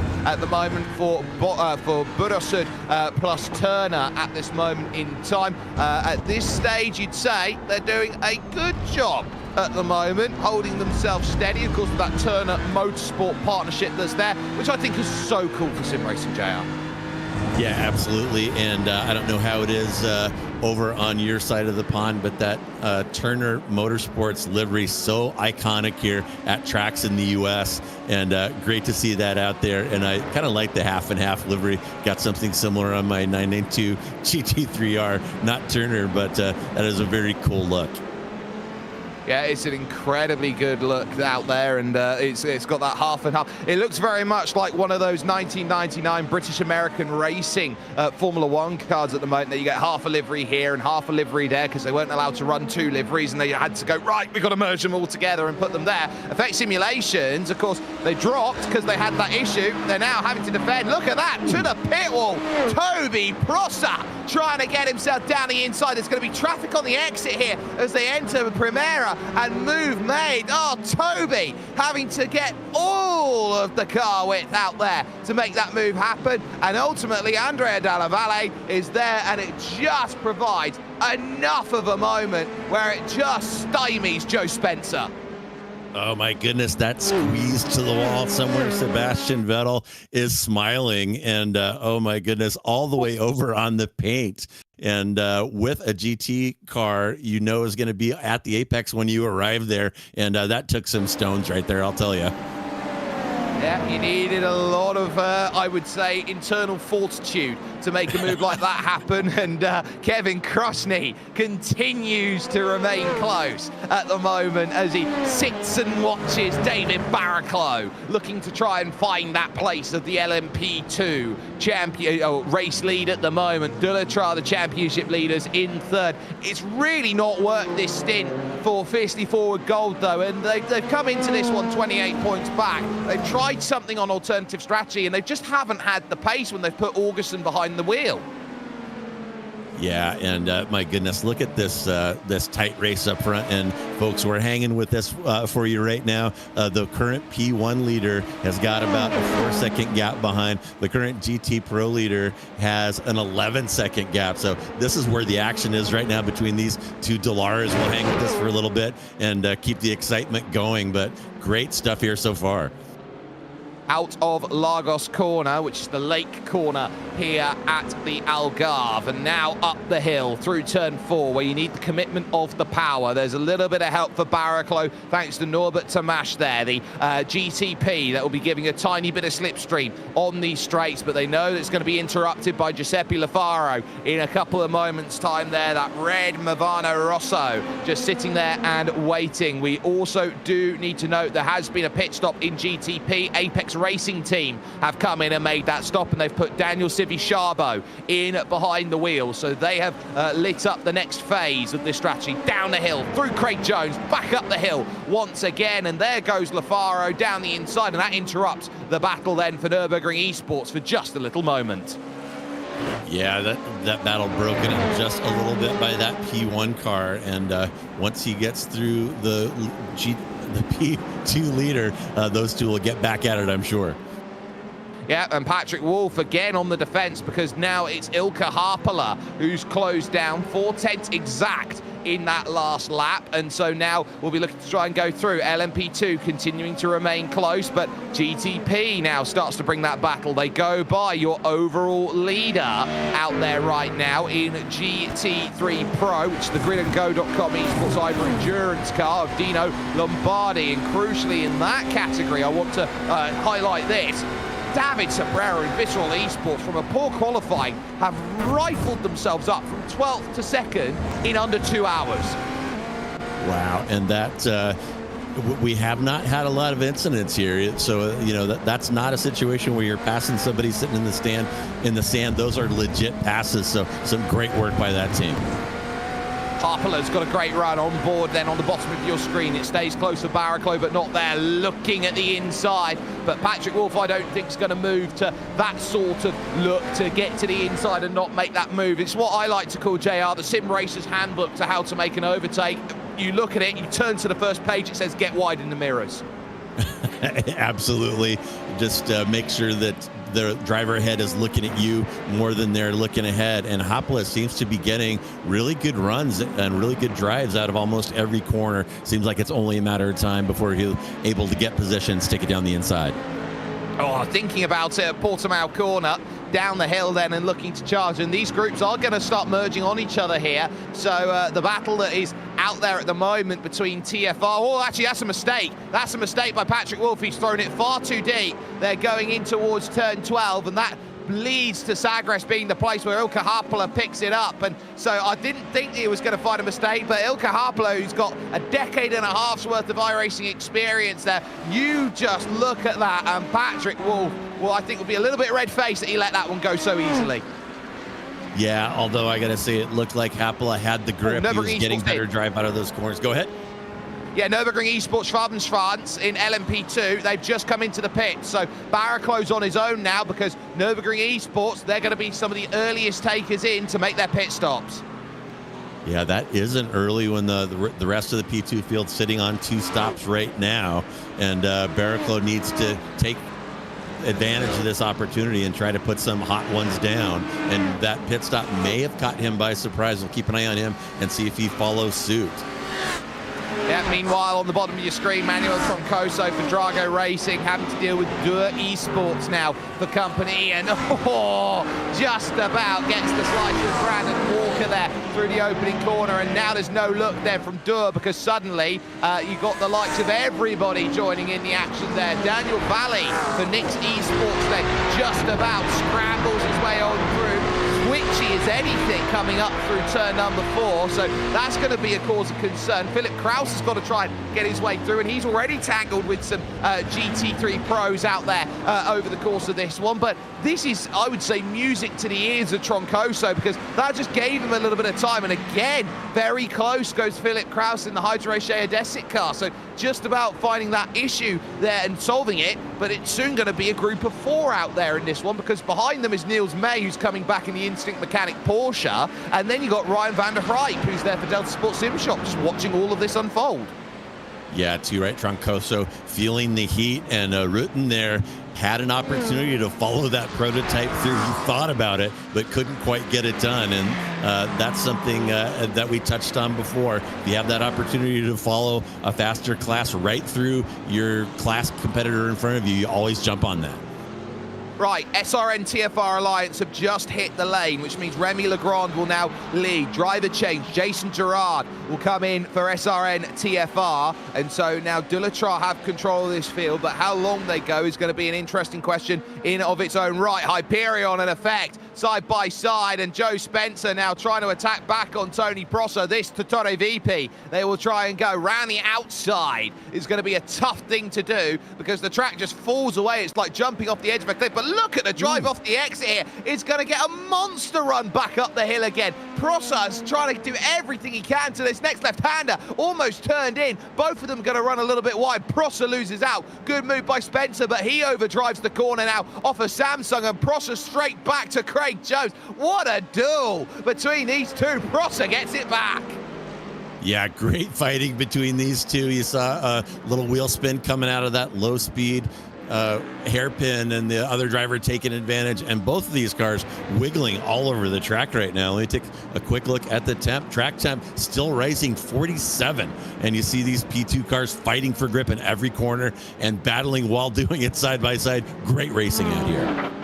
Oh, wonderful racing. Absolutely wonderful between the two. And Hyperion Racing, it's the 144 car out there at the moment, which is the secondary car in the championship. They only turned up for Suzuka last round out and were able to pick up a result, but it's the 104 that's the important one for the championship, which is currently down to 7th and needs a little bit more work to do to try and climb back up the order. But great battling between them. That for 3rd place overall, and giving each other just about enough respect and room out there, which is what is needed. Having to scramble by the Scuderia Volpe car there of Gautier Fagnan Police, who just about goes through, and then you got Tom Katsadonis, who is there out on track trying to find that progress. I do want to point out, though, that Marcus Hamilton hasn't really massively dropped off here of Danny Alves Lorenzo out there at this point. About 5.5 seconds is the gap. So I think actually Movano at Tsuro are in this race for the race win today, and they haven't been able to say that in over 3 months. Yeah, absolutely. Looking good. Of course, it is early, but it's all about maximizing your opportunities and putting yourself in a position to be there in crunch time to make something happen. And these teams definitely doing that. And my goodness, Spencer looking good here, hanging with Prosser. And you got to wonder if he's trying to eye up a move or if he's on fuel save. And you never really know what these teams are talking about over comms, what their strategy might be. But one of the fascinating things about endurance racing. It is fascinating. We've seen that so far as we are ticking closer and closer towards 2 hours worth of racing. The laps here, a lot of green flag running, have been flying by, and I think that's really important here for us to try and hit 218 laps worth of racing. Otherwise, we would have been staring down the barrel of a timed race, because they've only got 7 hours to conduct this race in, as I believe we're going to take a look here at Patrick Wolf up over the top Portimao corner. Is this going to be contact here? Oh, that's a hefty shunt there. And it's caught the Hydrogen Desit car of Frank Schmitz there. The LMP2's been caught out in that. So that is not great up at the top of the hill. And it's a really big truncation that you get at Portimao corner just because of the nature. It's very inviting in, but you've got to make the turn over the top of the plateau. Yeah, it really is, and it's a difficult spot because the car gets light coming up over that rise. The track is really wide. There's a million lines through there, so it definitely looks like there's an open door almost every time, but it's hard to get the grip to turn in and get position to make those passes work there. And honestly, personally, I usually stay away from it unless the person in front of me has made a serious error.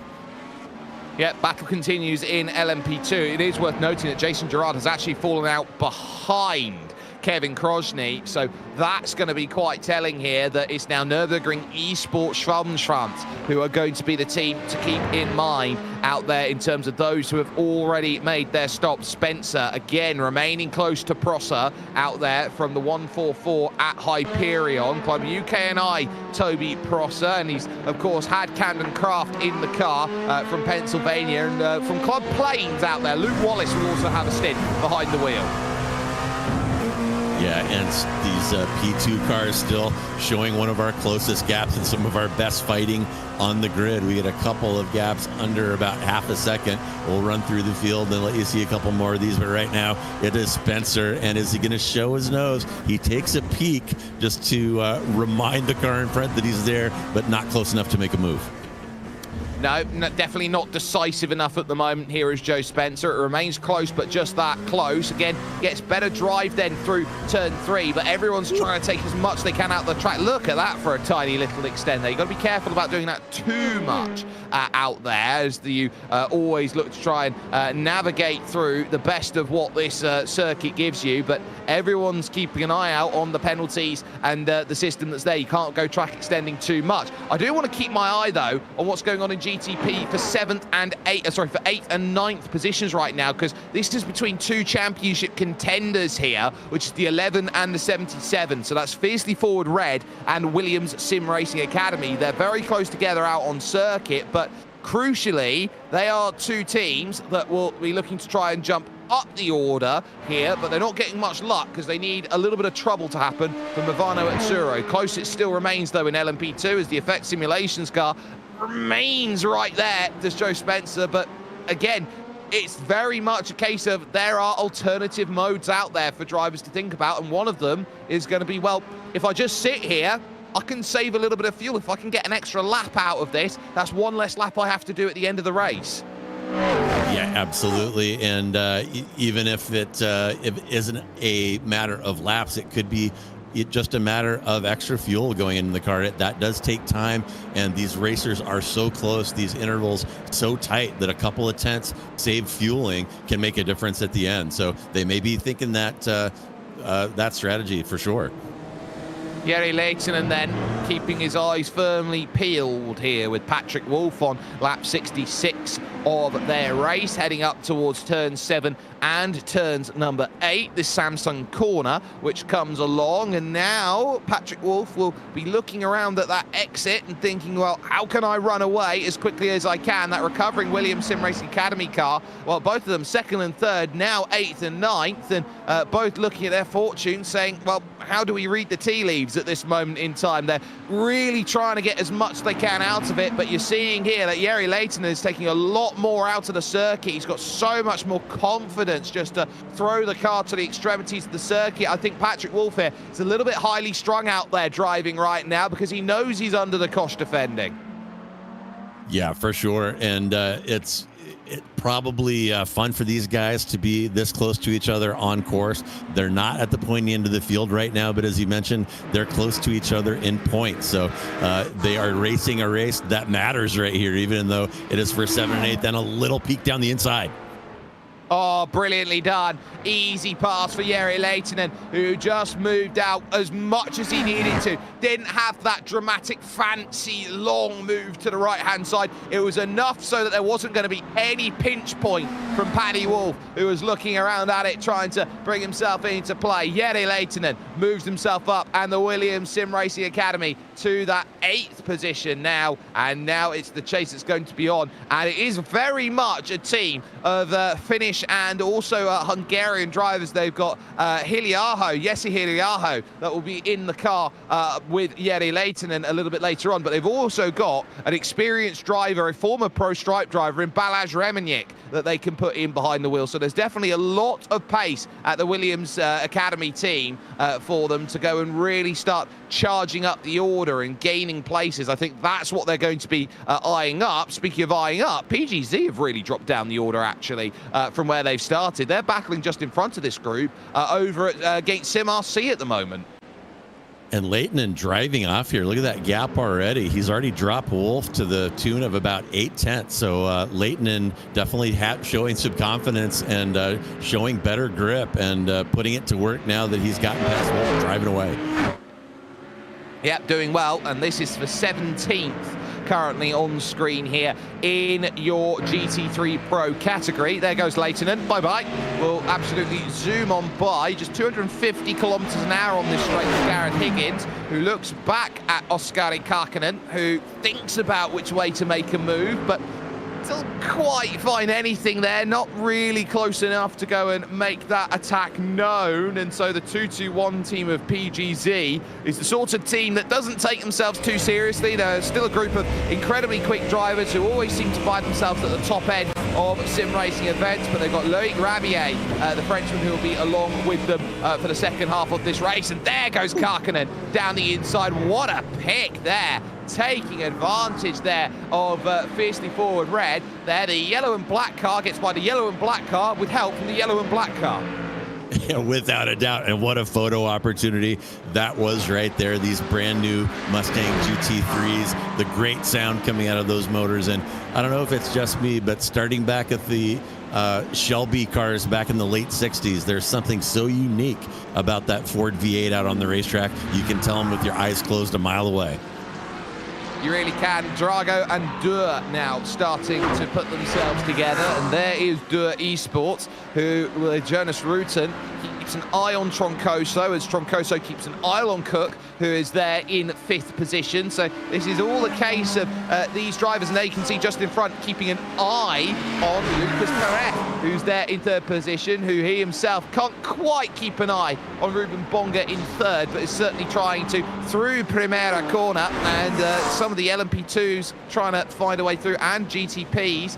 So for that behind, that's going to get a little bit dangerous there, as Kevin Krosny tries to throw any angle down through, trying to run away from the likes of Jason Gerard, who's in behind the wheels, not got the same amount of pace. Krosny, of course, just about getting that scramble sorted, but now down through, look at what that's done here, because Troncoso looks behind, and Jonas Rutten, who has been very, very patient there for Dur Esports, happy to wait and bring that into play. Luca Wunsch, Liam Willmann, and Yannick Mund can all get in behind the wheel at different points over the course of this race.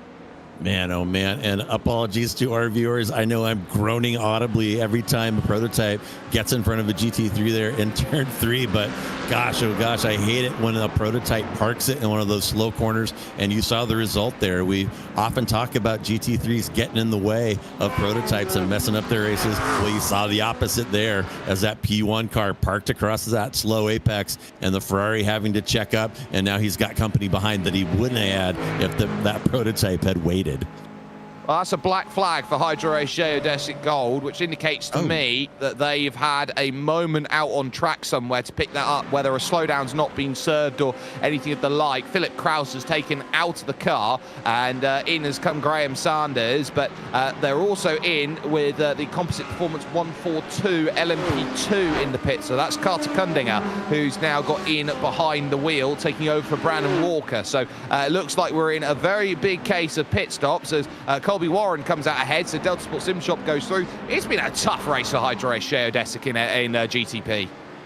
Boy, it really has, and as I think through the course here at Algarve, I can't really think of a slowdown trap. I mean, some tracks definitely have a lot of traps for the unwary. Maybe it's just going wide right here is the one place I can think of, but you got to go pretty wide for that to become, go from a 1X to a penalty. But the geodesic car serving that penalty right now, and that hurts to sit stationary, even though it is an enduro, to see the traffic streaming past you. Ouch. And here's the thing, because you're racing so quickly and you're going around the circuit here, JR, sometimes a 30-second stop and hold will feel like a 300-second stop and hold. Yeah, absolutely. And of course, you've got the pressure of being that guy. Your teammates are watching. You picked up a penalty, and you are losing some of the precious track position that they have fought for. So there's some guilt and frustration involved in that. And there's a little traffic mixing going on right now. Just got word that car 2 is apparently moving slowly. That's Colby Warren right now, who's just come out of the pit, and I can only assume is dealing with quite a bit of troubles. There's a black and orange mechanical flag consigned next to their name, so it looks like Delta Sport Sim Shop are in for a real world of hurt. There's no fast repairs in the IVRA Endurance Series. Humanity's in the pit, but Colby Warren damaged, and that will be Delta Sport Sim Shop done. Oh man, then that is a bummer. And here's a beautiful look at this train. That's 5, 6, and 7 coming down the pit straight, nose to tail. They're going to stay in line here. Nobody's going to try anything. Currently, that Turner car leading this group, and wow, 71 laps in, and that is for position. Those cars so close you could throw a blanket over them. Movano also in the number 33 championship leaders from second position. So we're firmly in your your GTP pit stop at the moment. Defense taken by Troncoso, trying to mitigate any look from Rutan. And look at this, it's now a 4-car battle out there at the moment. It's a wonderful display that you've got right now, because you sit with the BMW chased by the Ferrari, which is chased by the McLaren, which is chased by the Porsche. This is what a balance of performance is all about.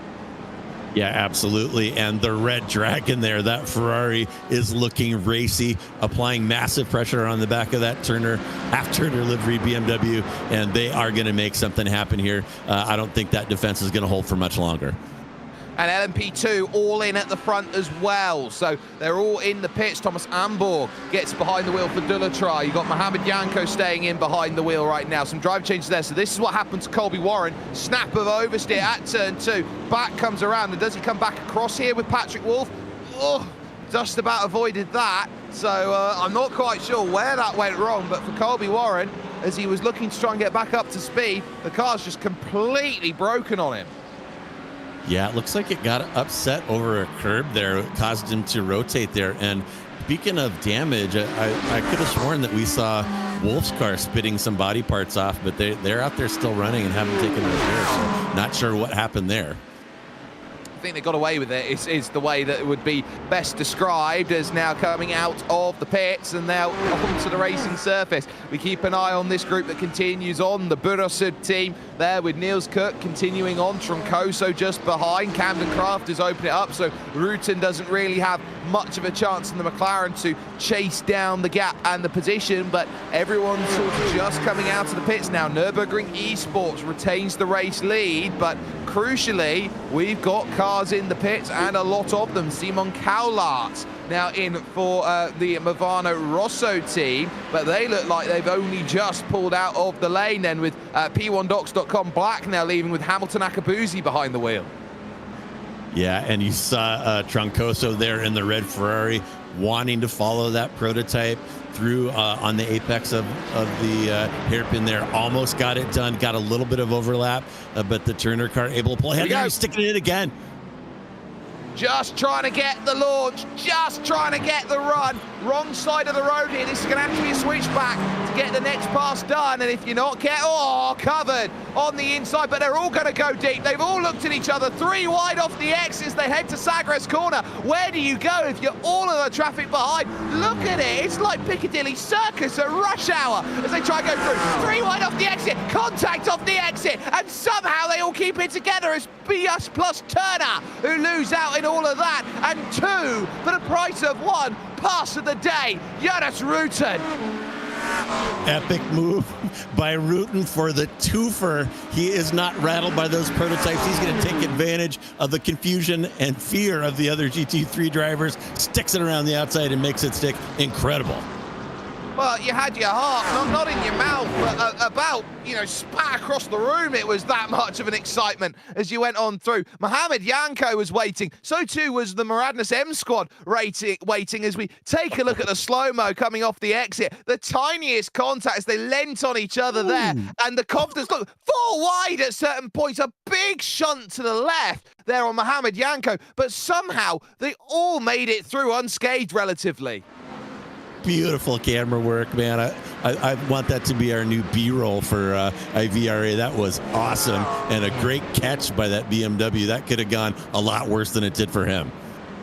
It certainly could have done out there, and I'm sure everyone's looking around. Manatee now in, which leaves just the Burasud plus competition car to come in and make a stop, which hasn't yet. And of course, Orion on a different strategy. Tom Hooper now in for the number 17 Manatee Racing team. So a little bit of a shift out there in terms of what they've dealt with. So that now puts Dua Esports into 5th. Troncoso is now 6th. And Niels Cook now back to 7th with the Burasud plus Turner team car now that has lost out the ground because of it. There is Hooper and the Porsche down in the pits and looking to try and get service sorted before going back out and away again. Fuel and tyres you'd expect at this stage of the brand new driver there as Fiercely Forward now move Fiercely Forward up to 4th place. Yeah, Wolf looking strong here. We've seen him in a number of fights here, and we've followed him as he's made his way through some GT traffic and some P2 traffic. So Wolf really carrying a good load on behalf of himself and his teammates and doing a great job in that BMW.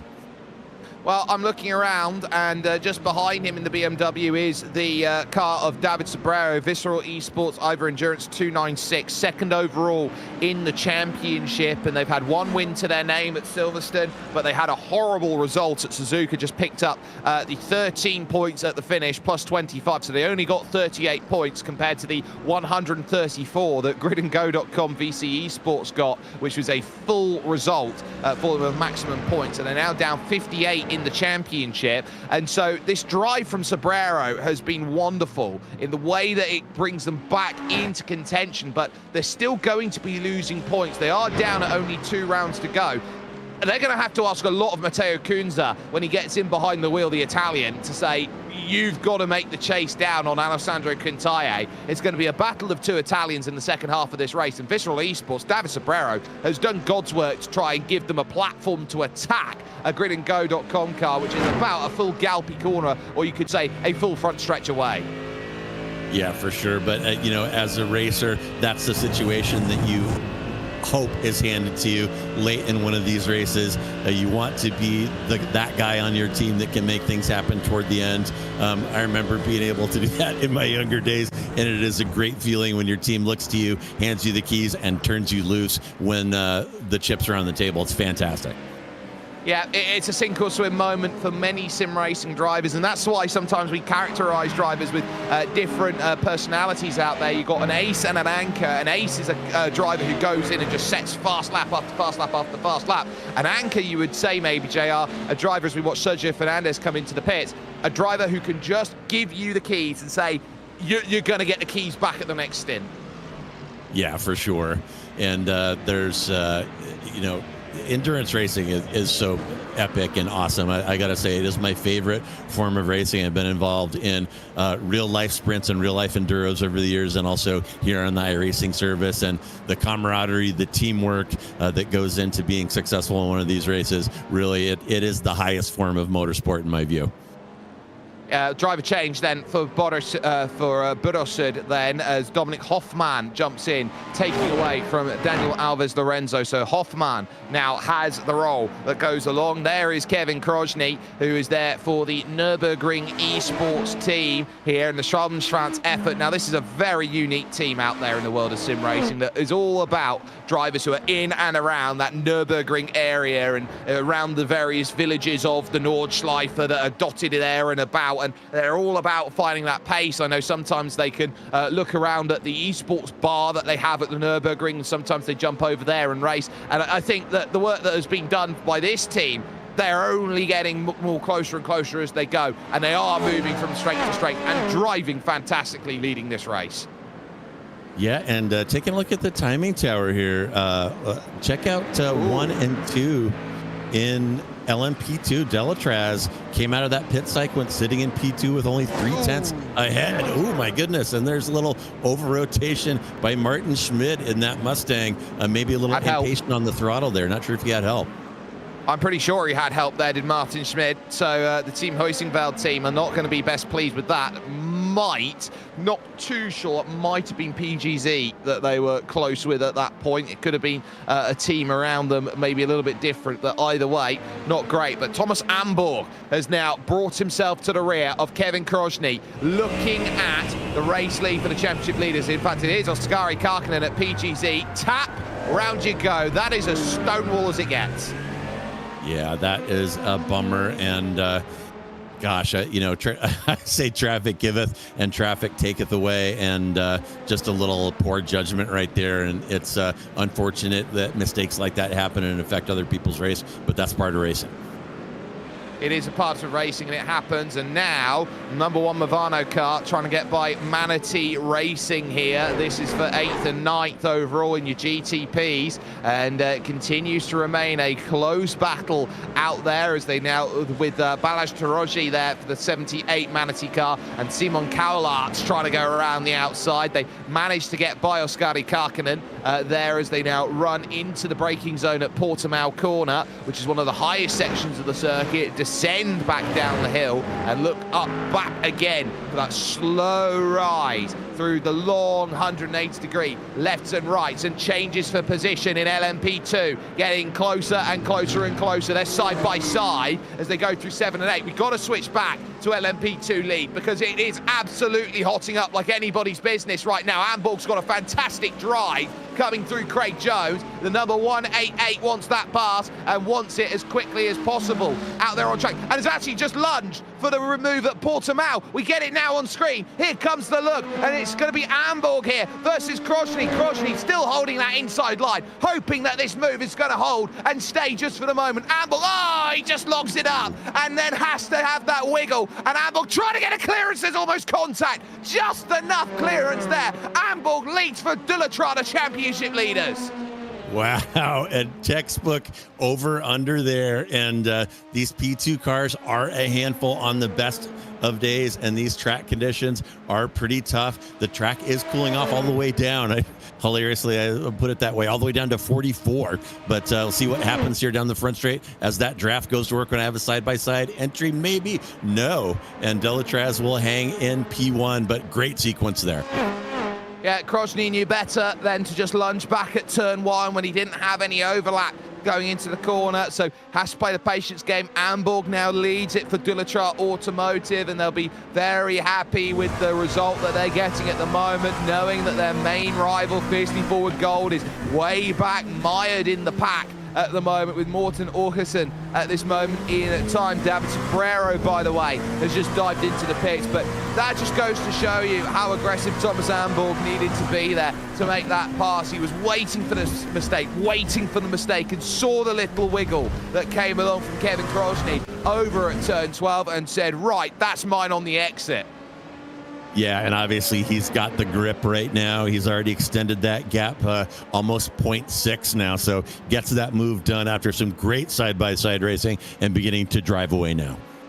Yeah, and that's the key. Build the margin. Now you've made the move. It's not just a case of being happy just to have it, as in comes your overall leader as well in your GT3 Pro. So change of driver. Alessandro Quintalle gets in for gridandgo.com esports, and for Visceral Esports they have put Matteo Kunze in behind the wheel. Kunze leaves the pit, but crucially Matteo Kunze, I believe, has just left the pit with drivers in and around. So Quintalle now gets up to speed, but it's a long run to get down the pit lane and charge. Kunze had to wait for Martin Schmid at Team Hoyxingveld to get that launch, and away we go. Dua Esports also in and looking to get away, and they've put BS Plus, they've now put Kei Kashubi in behind the wheel. About 6-7 years ago, Kei was the #1 in GT3 sim racer in the world.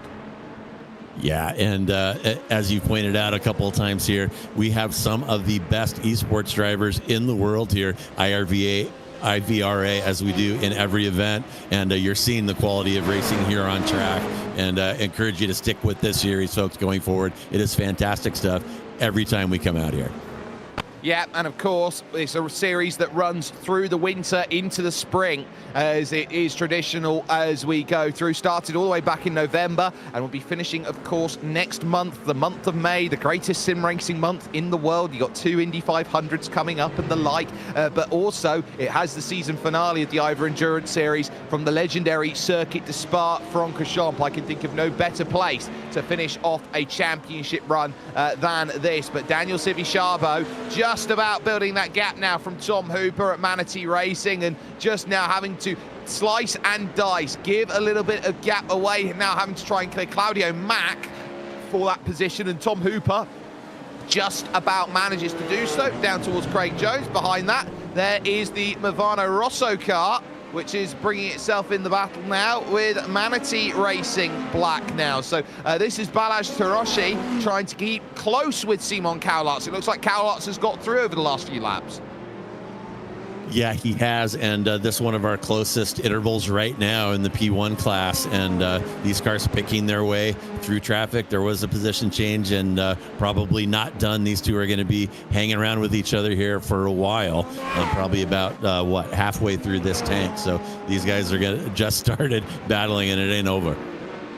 No, it certainly isn't over. Williams Sim Racing Academy have just jumped into the pits and they put Jesse Hiliaho into the car now. So the number 77 team are going to be looking at that driver change. They've also got another Williams car, and Diogo Faria is down in the pits right now for Williams Sim Racing Academy GT3 at the moment. Conditions right now in sim time, just heading towards 3 o'clock, so we've just missed the best of the daytime sun out there at this moment in time, JR. But that's only going to mean the track's going to cool as they go later on. So teams that have struggled over this first stint might have set a car up for colder conditions. Now, how will drivers look to profiteer, so to speak, when the track gets colder?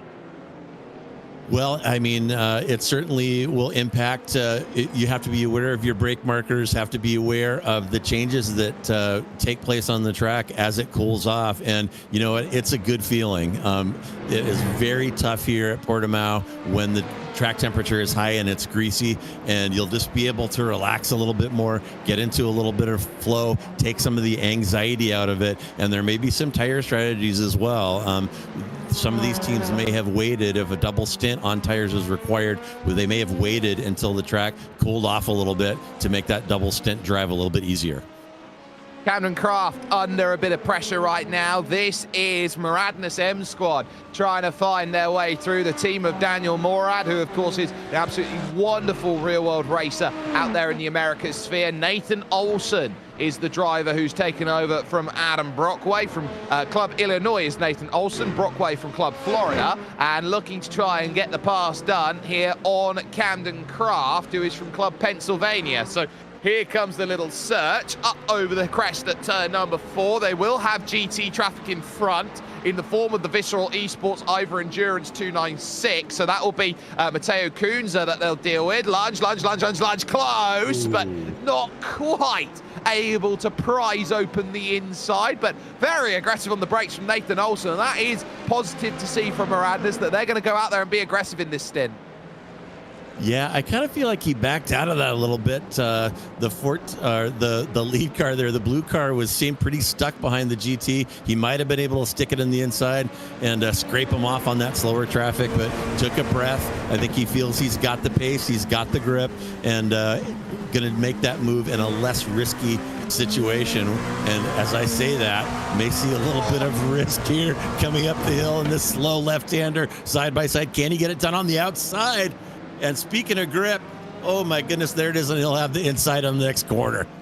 Oh, but he can't quite get the brakes beaten, but the door's half ajar. There's a tiny bit of contact between them out of Sagres, and now at Galpi, inside line for Nathan Olson. He's looked so aggressive through each and every corner. He's been chomping at the bit to get this pass done. Gets the move sorted, but now he's got the toe. All the way to the pit wall you go. Camden Craft is going to have to try and work out when you blink. He's got to blink over to the outside. Olson now moves across, pinches his apex in through turn 1. A masterful craft of making an overtake, but watch out for Lagos at turn 3, because Camden Craft can throw it back down the inside. He gets the little bit of angle, and ultimately he gets shuffled across. Great move by Nathan Olson. Move made for Muradness P4. Yeah, Muradness moving up here, and both of these drivers are going to have to take a little bit of a breath here. You can't beat on those tires like that continuously. Although, wait a minute, Muradness having a hard time putting the power down out of the hairpin. Almost an opportunity there, but not quite. But as I was saying, that you can't beat the tires like that continuously, so they're going to have to take a breath, let the tires rebound a little bit before they resume the fight.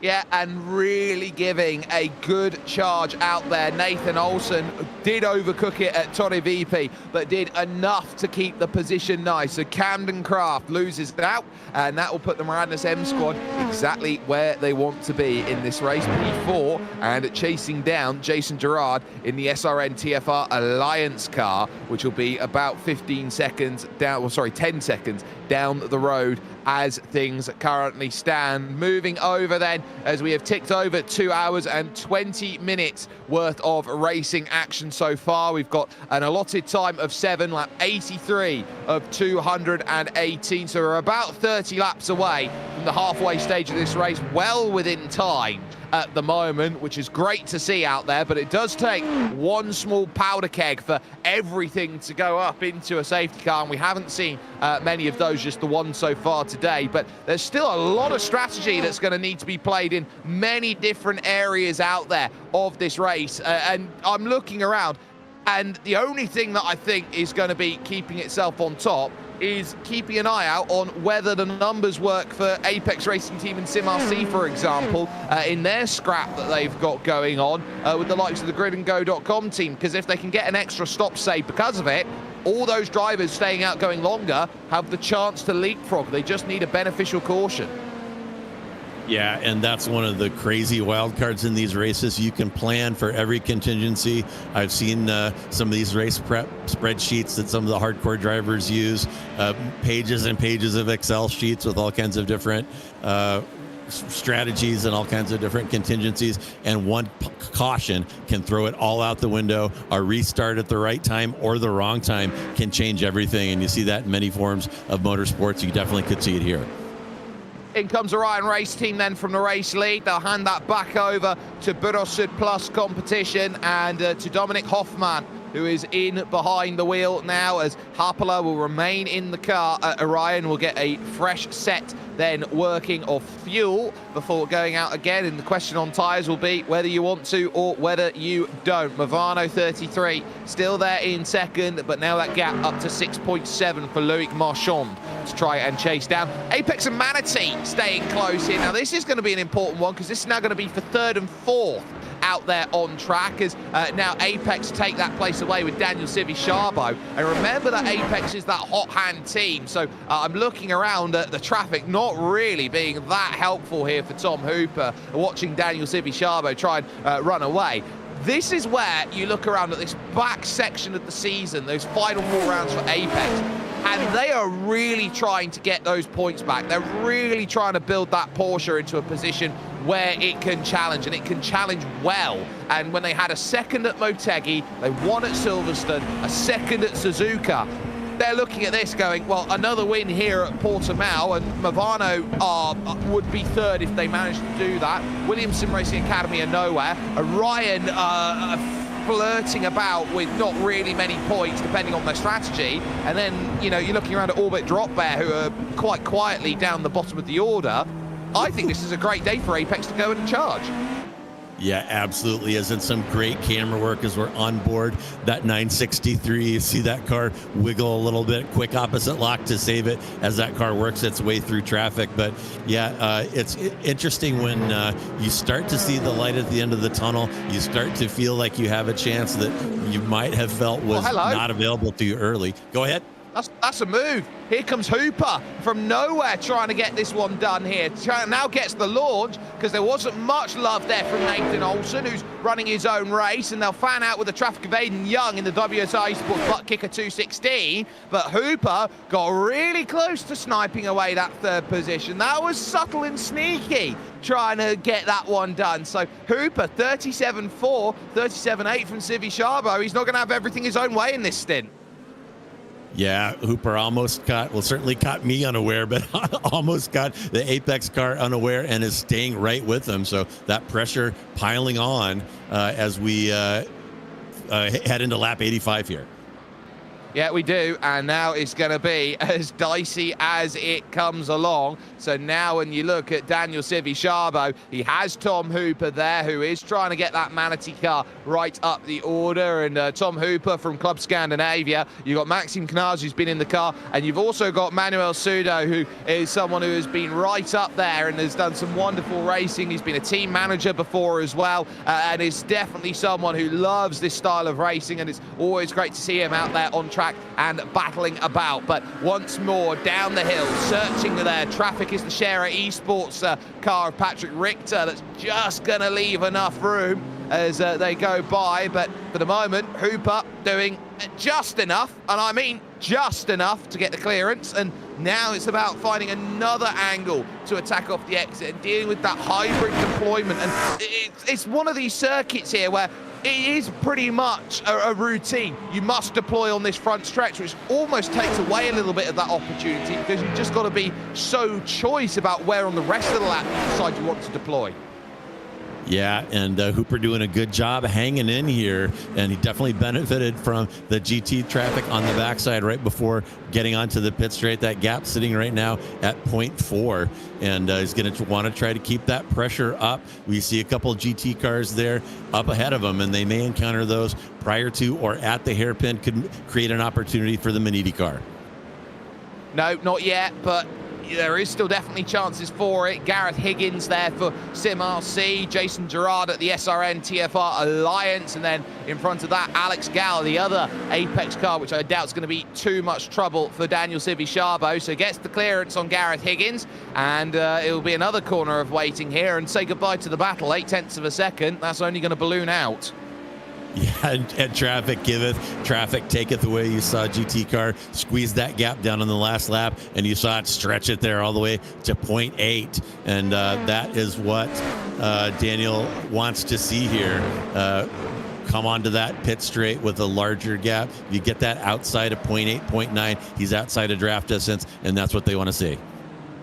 Yeah, a chance to run away, and now here comes an interesting battle between Keanu Bushman here and Alessandro Quintalle here for gridandgo.com esports. Remember, there is one pit stops difference between these cars, and Keanu is going to have to be looking around with Tim Majka. They'd already had to serve penalty time for an incorrect number because they've got the number 42 on their car, which is a number that is reserved for the GTPs out there. So 2 digits is GTP and 1 digit. If you've got a 1 in the front of your car, you are in LMP2. If you've got a 2 in front of your car, that pretty much tells you what they need to be. I think Manatee Racing Yellow needed to be car 242 out there in this race, but still holding that gap. 44.6 played a 44.7, so Quintalle's been stuck a little bit here and unable to really gather much more, but this is going to be a gain of fine margins here, and Quintalle can't afford to get caught up in any way, shape or form, because that visceral esports car of Matteo Kunza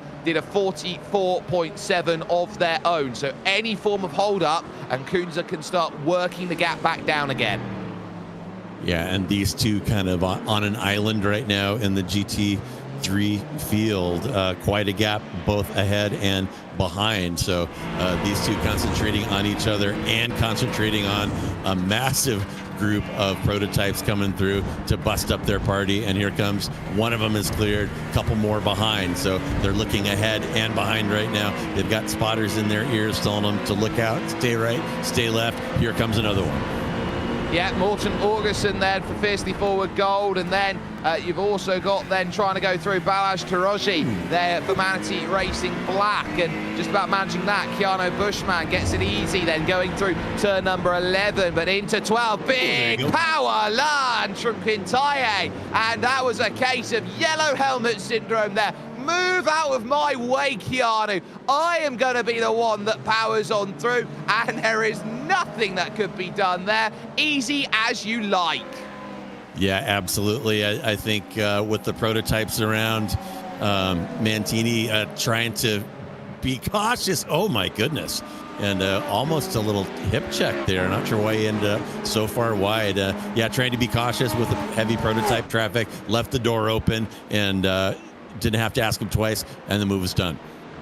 Yeah, that was Carter Kundinger there for Composite Performance that he had the tiniest tap with. It was very close, and he would have felt scared off the circuit there at possibly one of the most loaded sections of the track there through Galpy Corner. You can't just turn left when you go through, otherwise the car has this massive depression of all of the grip that's there that's put into the car, and suddenly you find the car spinning. That's why you can't really correct up over the top of the corners. Hooper again remaining close then to the Apex Racing Team car as Manatee look to try and find a way to fly on and gain another place out there and move up to third after starting 13th on the grid, and having again another little search about going through Sagres Corner. But again, it's all about that drive off the exit, and this time I think that's good enough here because he's got about half a car length that he's got to try and chase down, rushing hard through Gal. Look how committed Daniel Civi-Chabo is able to put the car through the middle of the corner. There is not much that you can do against that Porsche. That was wonderfully done, Porsche versus Porsche, but that's on rails through the final corner for Apex. Yeah, it absolutely is. And folks, that is not an off track. That's actually inbounds right there. But as I said before, can be risky because you got to bump up over the curb to get up on the yellow. And there's a problem. Carter Kundinger is going to visit the kitty litter there. But yeah, you can drive on that yellow stuff. You can, which gives you a little bit more radius on that final corner, but it can be risky. You saw both 963s navigating it there. Loic Marchand. Oh, that's your championship leading Movano car going around there, having a moment, and that would have scared everyone. Most of importantly, it would have scared Loic Marchand having the car snap away like that. The gap now of 6 seconds to BS Plus competition is now 13 out there. That, I think, is a warning shot that they can't afford to push too hard.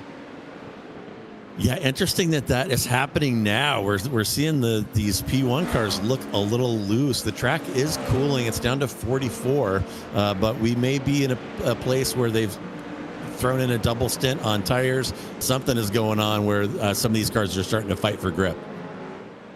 And that grip, I think, is going to be what they all clamour for in the second half of the race here, as we're on lap 90 here of 218, and it's called an enduro because drivers will make mistakes over this race, and not massive mistakes. They'll make tiny ones, and tiny ones will then compound into bigger mistakes out there. I'm looking at the gaggle of cars right now of side-by-sides with the likes of Manatee Red and Instinct, who are side-by-side right now, and they've got behind them Visceral with Kai Dalziel there as they go in towards Torre VP. I'm looking at that group and I'm thinking I want none of that, because that is 5 GT3 Pros, which you can throw a blanket over right now. Yeah, absolutely. And we'll try to get a look at that at some point here soon. And you see a little traffic mix down there into turn 1. And in these prototypes, man, those first couple corners, if you hit that just right, it feels so good to power through there. You feel the massive mechanical grip and downforce of these prototypes as you power out of there. Really, Portimao is such a joy to drive. Jason Gerard in. We also do note that the Nürburgring esports team have come in and made a stop, so Dullatra is your leaders out there overall, and they're still battling here in GT3 Pro right now between Chris Vondenesse and Claudio Mack. Instinct X Mechanic Racing right now, the 224 team are very, very close out there. And look at this here. They got Ilya Rattiani for Delta Sports 203 just in front of them. Ross McFarlane's been able to jump away from this group, and it is as busy as it gets, because the two going through there is Fast Repair GTP and Movano Azzurro, and this is where you're going to try and find that move back, but I think it's going to be lost here into turn 1, because there down the inside goes Graham Sanders for Hydro Geodesic. That puts pay dirt to that. Wide though is going to go Chris Vondenesse, and that will drop Vondenesse to the back of the pack. Yeah, that's my favorite place to see those prototypes mixing with the GT3 cars there in Lagos, and then up the hill into that very difficult off-camber left-hander. There's no gap there. Rattiani just gives a sniff for Claudio Mack, and suddenly Kai Dalziel jumps onto the back of this and thinks, I'll have some of that, and has another little sniff at the Porsche that started on the front row of the grid. That was as brave defending as you could possibly get any further across, and that Porsche there of Claudio Mack would have turned Rattiani across the nose. Wow, some fantastic driving, classic GT racing here. These cars not afraid to get close, do a little bumping and grinding, and they are fighting on lap 91. We're approaching the halfway point, but not quite yet, and these guys are fighting like we're coming down to crunch time. Great stuff out here. It's some wonderful racing, and we're soon going to be at the halfway stage of this race where halfway points are going to be scored. Of course, remember, a third of the championship points will be scored when we hit that halfway stage. Your number to look for is lap 109 at the end of that, which is set by the GTPs, of course, and currently the Buildup Plus competition team, which lead this race by 10 seconds at the moment. That is where you're going to be seeing that difference as a number of GT3 Pros come off the lane. Apex is one of them then, as they have Guillaume Levesque, who jumps in behind the wheel right now. Patrick Richter in for Share at Esports. Ethan Critchley is in right now for WSI Esports Butt Kicker. The group continues though here, heading over towards turn 3, and now on the exit, trying to get through the middle. Claudio Mack having troubles, contact there with Carter Kundinger, who's out of the frying pan into the fire, trying to get by all of this. Wow, and a little side-by-side entry into the hairpin here. And you mentioned the balance of performance before, and it is wild. We are, as you said, almost halfway into this, and that is all for position right in front of you folks. Great racing out here.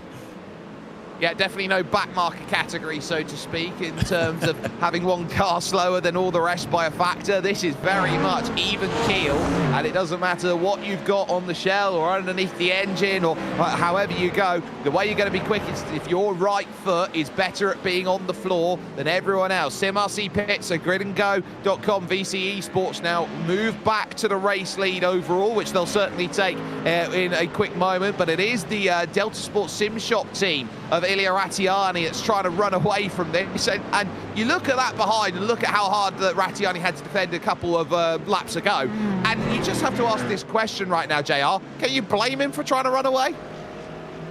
No, not at all. And, you know, that's always the goal in a track like this, to try to make something happen in the twisties so that you can take a breath and not worry about the draft, not worry about having to defend into turn 1. It takes a huge chunk out of your lap time to cover the inside on that turn 1 entry. And you'd rather take it clean. And we're going to see them line up here, no looks. So they're going to keep their pace up. But yeah, defense right there is a lap time killer. It certainly is, and you know that it's very much the case of every time you try and make a move, it's like trying to get yourself out of a thorn bush, a rose bush, basically, because you've got all those thorns. It's so easy to go into a rose bush, but the moment you try and walk out, you get all those thorns, you've got to basically unprickle yourself to get out. That's where the time loss comes. Yeah, absolutely, and great on board here. Within, and that's looking forward. He's in the middle of this train, and these cars are glued together right now. And again, this may be one of those points where you shake off the adrenaline, take a breath, settle in, and save fuel for a couple laps. Oh, Graham Sanders, wrong way when you're going over through turn number 12. They're having a massive snap through the middle of the corner, and not much the 62 can do. But be very grateful there's a lot of runoff area around this circuit, part of that modern sphere of racing tracks here at the Autodromo Internacional do Algarve. So it's very much a case of everywhere you look, you are trying to give yourself room to get back out on circuit. Some people don't like the style of having a lot of runoff area around various parts of the track. Others like to have that element of, okay, you've got the gravel there and it's a deterrent from running off the circuit. But I tell you what, it is very much a case of, you're looking around at this track, it allows you the opportunity to have some warning, but there are other areas of the track where you just get none. So you get the best of both worlds here at Portimao. Yeah, without a doubt. And, you know, in real life, people can complain about the kitty litter. I know it happens at Laguna Seca. There's a lot of kitty litter around that track for motorcycles. And what is missing from iRacing so far, and I don't want to give them any ideas, but is cars getting beached in that stuff and having to get towed, which is one of the big problems with kitty litter in the real racing world. Yep, so just got to make the gravel traps a little bit deeper and give even more of a deterrent for it. Maybe some poorly mown sections there of gravel, I think is going to be what you suggest there, JR, which means I think there's going to be some sim racers out there, especially in and around those who are starting out in sim racing for the first time, who are going to be a little bit upset with that. Just an idea. I take it back. No take backsies. It's in the world now. Brilliant. Lap 94 here of 218, and we've got some wonderful racing here. We've been focusing for the last few laps on this going on with Delta Sport, Instinct, Manatee, and now starting to fall back here because you've got the likes now as straight down the inside goes the Simify esports car trying to pick its way through this. Lucas Camba Marrero then jumping through and getting that. And remember, this Simify car is in the championship hunt right now. It needs to find as many points as possible. Issue is, the points it needs to find are against those P1 and 2. Yeah, and these GT3 cars, it looked like we had a little fight brewing, but I really do think that they've elected to kind of take a breath, settle in, and get a little fuel save done, and drive to survive right now as we're kind of crossing the midpoint of the race, and people are, as you said, thinking about those mid-race points awards and deciding whether or not it's worth pressing and losing the points that they have in hand right now. Yep, so it's a game of stick or twist at this moment in time. Do you want to press on harder and try and gather back those points, or are you going to accept that you're not going to find it without a little bit of divine intervention finding its way through? So you just got to settle in and race what's in front of you. And I think Simify are in that sort of position where 3 cars in front, race what's in front. Yeah, and man, I just can't get over the competition level here in this GT3 field. There was one restart in this, folks, but it was over 2 hours ago. So this is the balance of performance and the balance of talent out here that's creating this nose to tail pack of cars, and that is just how good the competition is in this series. Yeah, it's wonderful here, the battle, and you look at Simify, I'd say they're one of the best teams in Spain. Instinct are proving that they're very good, and Chris Fondanessa here is looking around at Rattiani thinking, well, now I've clawed my way back, where do I go? Now trying to piece its way through the middle of this is going to be Jesse Hiliaho at the Williams Sim Racing Academy. So this is where it gets difficult, because sometimes these groups do sort of form and go through. So as a GT driver, how do you look to give that space to the faster prototypes that go through? What's your tip, JR, for dealing with that sort of traffic? You know, my strategy in being in a GT3 car is that I want to control how the pass takes place, and it's a little counterintuitive. You would think the passing car is the one setting up the pass and deciding where it's going to happen, but if I'm in the GT3 car, I want to decide how that pass is going to happen. If I don't want it, I'm going to cover the inside. If I do want it, I'm going to leave it open, and I'm going to be you know, pulling the marionette strings on that prototype and deciding when it comes through. And you prototype drivers are cussing me under your breath right now, but it is what it is, and you get in my way plenty, so I'm going to get in yours when it suits my purposes. Manatee Racing Black have their eyes set on behind them because Orion are approaching, and Ilkka Harpala, who of course has had a top 10 in his championship efforts when it's come to the iRacing World Championship Grand Prix Series before, he now stares down the barrel of Manatee Racing Black and trying to find that place. If he can find it, it's P6, and Orion would certainly want to welcome that, with Movano Atsuro currently second.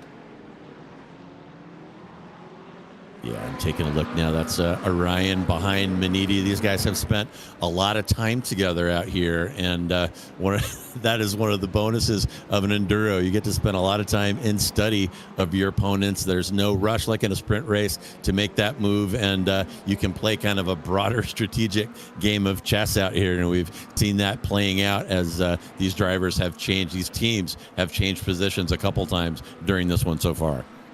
Yeah, dancing through Galpy Corner and onto the front stretch. We're just about getting ready for our changeover here in the commentary booth. But JR, it's been a pleasure to have the last couple of hours with you. What have you taken away from these 2 hours when they've gone through? And what are you looking at for what will be setting up to just over half of the race left?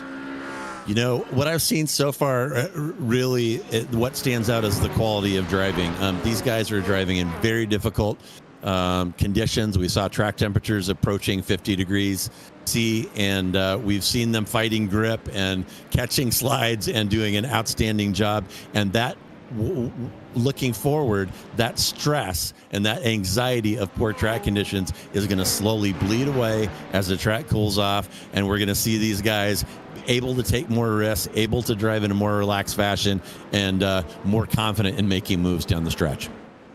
Buildup Plus competition leads in GTP. Dilatra Automotive by Majors Garage in LMP2. Gridandgo.com VC Esports lead in GT3 Pro. That'll be it for myself and JR Gregory. Joining us now for the next 2 hours of coverage is Lorenzo Bonda and Jeremy Scott. Jeremy? Hey, thanks, Jake, and good morning, good afternoon, or good evening, depending on where you're watching us around the world. My name's Jeremy Scott. Lorenzo Bonder joining us. Sorry, Lorenzo, it's been one. How are you today? It actually looks like we've got a great competition on our hands. It's a good race, besides the yellow flag that we had kind of like early on, nearly 30 minutes into the race. But other than that, it's been a hectic race of sorts. But then again, I think it's the nature of Portimão, basically. And by the way, I'm just going to pick on Jake and everybody else that was doing the broadcast. I'm actually going to get the corner names right because they're naming Portuguese, and I'm Brazilian. So, and I live in Portugal, so I'm trying to steal their gold after they stole ours at 500 years before. But jokes apart, I'm just gonna joke that at least now the corner names might be a little bit right. But Jake did a good job, great job. Jokes apart, of course. I'll let you go ahead and do what you need to do to have us sound good. Looks like we have a tight competition here. At least for GTP and GT3 Pro. I did get a chance to watch a little bit of the action, and most of it's near the middle of the pack as we're watching this right now. Looks like the number, that's 78 in that battle right. Yeah, it's a good battle. I think the race right now is a little bit of, go for picks while we are approaching lap 109, which is the halfway points, and we're going to see the 1/3 points being handed out to the teams. And we know that I think at this point of the championship, especially right after what happened to Suzuka, because Suzuka, we know how cluster of a race that can be. And then again, it was the tightest race of the season by a long stretch. The teams need points, especially if you really want to avoid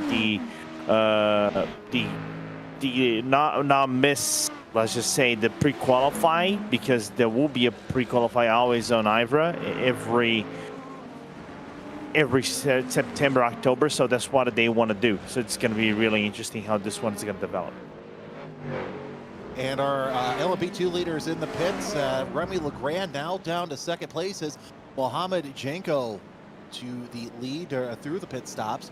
It'll be interesting to see where the 188 falls into play here. But this is the battle for sixth place in GTP between Manatee Racing and Orion Racing Team. That's Balzas Terzic and Hopla, 78 and the 46. Yeah, absolutely. As they approaching basically the uphill right-hander, which is Samsung, which is I think this is one of the few corners that are internationally named, so you can say Samsung. It's all right. But it's funny. If you look at the layout, as I think we're seeing basically a look from Orion on the inside, but then again, it's a double right-hander, so there's a little bit of a hard corner for you to make that move unless Beniti completely butchers it. This corner has so many resemblances to what Estoril actually kind of like drives on. The layout is they're pretty much similar. Not going to say similar because there's some differentiations here and there, but as a general sense, they drive very alike, and they have lots of elevation changes. I think Portimão, being more of a hilly area than what Estoril is, which is a little bit more of a flat track, closely to Lisbon, helps out a little bit on that sense of being more of a flat base track, but then again, still has elevation changes all throughout. So right now, this battle for sixth place is turning into a battle for fifth place, as Simon Cowlart's in the number one ahead, but battle for sixth GTP. And yeah, that's what I love about this, is there's so much elevation, flowing, free, And I've got to say, it just makes for some great racing, and we see it all the time in sports cars and open wheel. Yeah, unfortunately, F1 hasn't been here since, I want to say 2020. I think that was the only time that was actually raced upon this racetrack. This is more used for the Portuguese motorcycle Grand Prix. Back in the day, like in 2021, it was named the Algarve Motorcycle Grand Prix, because that was talks of making also a race in Estoril. But other than that, it's a great racetrack. I know it's a favorite from lots of the drivers, right? And it's a good technical track that has a really long straight, some good switch sections of corners, especially when you go into turn number 9, turn actually 10 and 11, which goes down to Crejons into Portimão. So and also test the cars a little bit on their tire strategy and also on their fuel strategy of sorts, because there's some good places where you can fuel save, especially like they were doing it in the first laps of this race.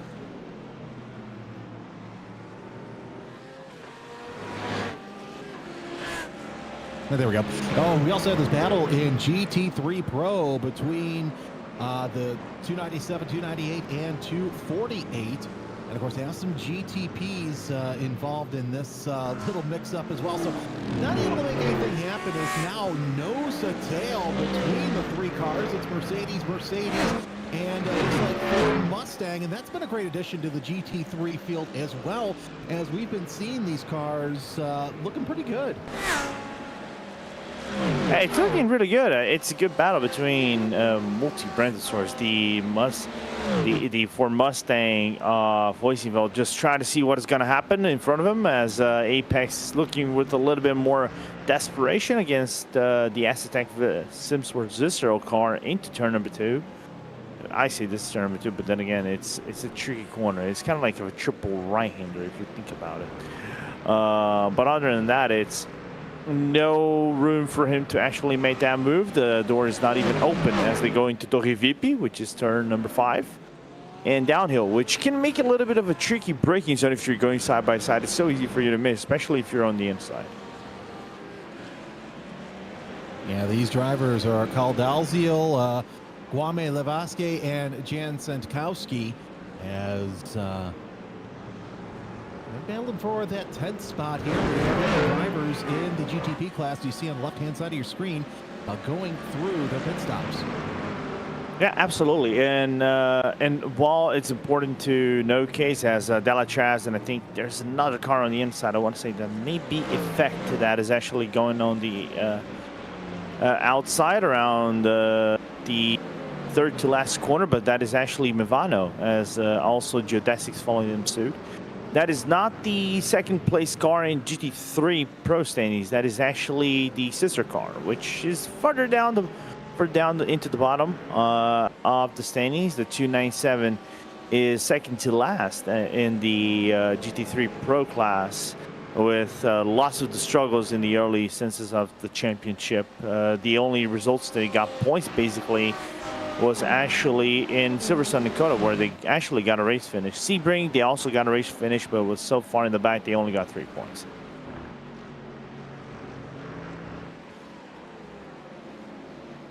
So these races, as we've seen, have been really tooth and nail. Looks like there's a couple of other prototypes that will work their way around, as we got the battle for 7th at LMP2, and we're watching this, I think that's going to be a replay.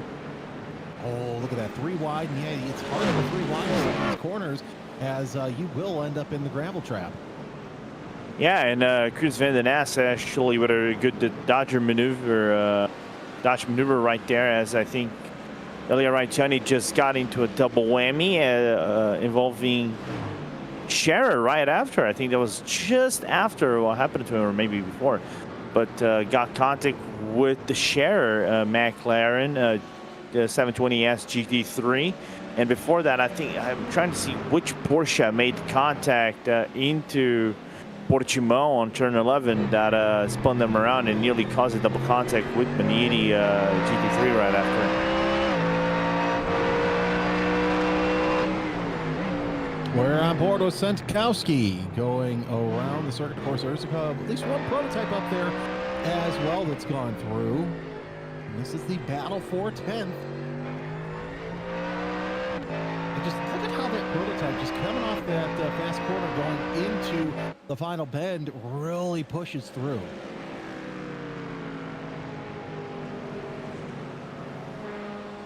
Yeah, and also we were seeing the grunt, man. If there's one thing we can talk about is this Mustang grunt, man. And you can never go wrong with a Mustang grunt. You can hear that from miles and miles away.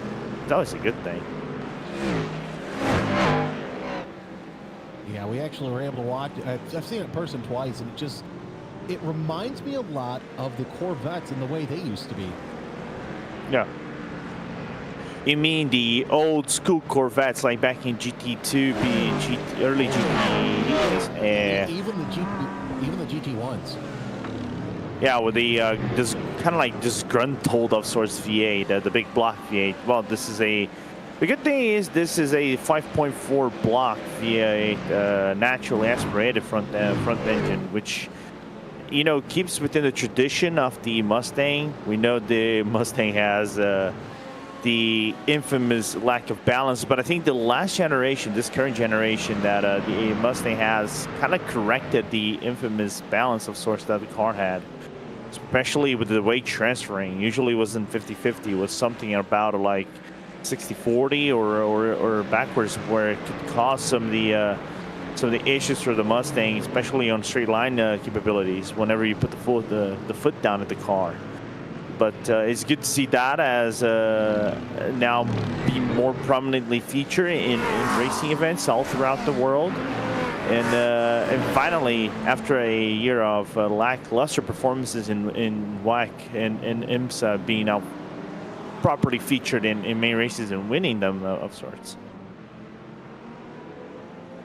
Well, and we all know that it takes at least a year for these, for these cars to actually do well and get back up to speed. We're watching this battle for 6 in GTP, so it's no surprise that it took a full season exactly for to really get going with their Mustang.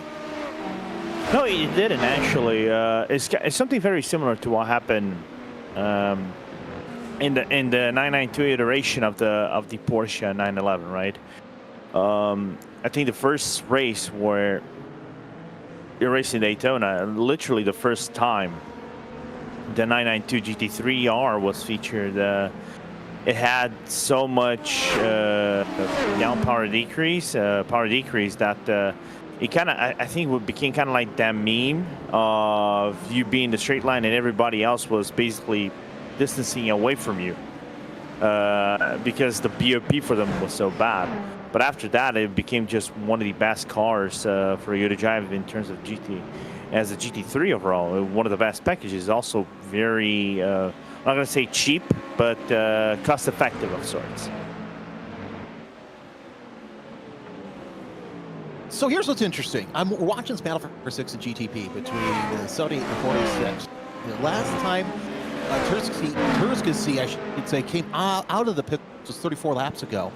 Happel 21 laps ago. So they're running on different stints, and yet still they're working their way through the traffic as GT3 Pro traffic is really in the way right now. We're looking at Happel 7/10 of a second. Doesn't look like a lot on paper, but here it is a lot. Now, a couple cars coming down into the pits, and that looks like that might be fourth and, it's going to be the 33, the 1, and the 78 all coming into the pits.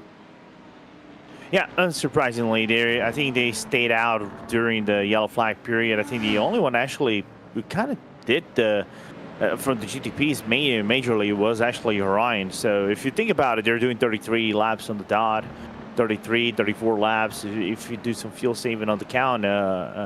And of course, the Porsches do have, if I am to take Manuel Sedal's assessment correctly, the Porsches do drive about 2 laps less in terms of fuel against the other cars. So it's a little bit interesting for them to kind of like run long, especially with the BMW that has been kind of like the prominent, the proficient car in this BOP, I think, for Portimão if we are to judge what qualifying happened. And as we are looking on the bottom right, the conditions for the track and temperature in Portimão.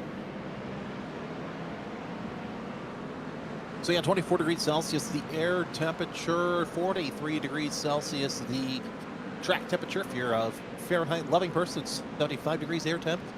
So ambient temp and 109 degrees on the track temp. It's a little warm, but nonetheless, humidity at 38%, so dry air, and we're running at 3:35 p.m.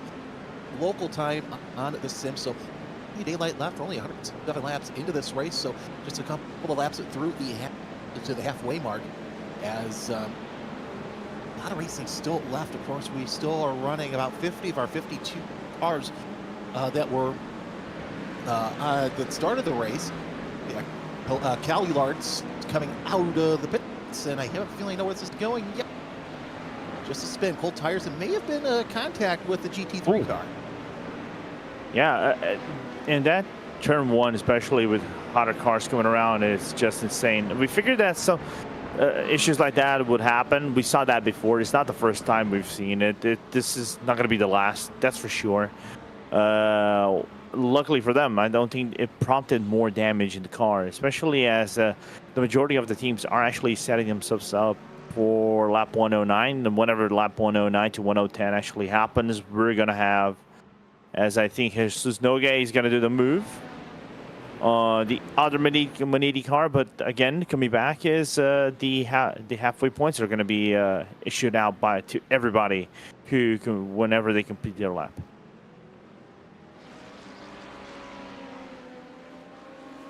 Turn off mute.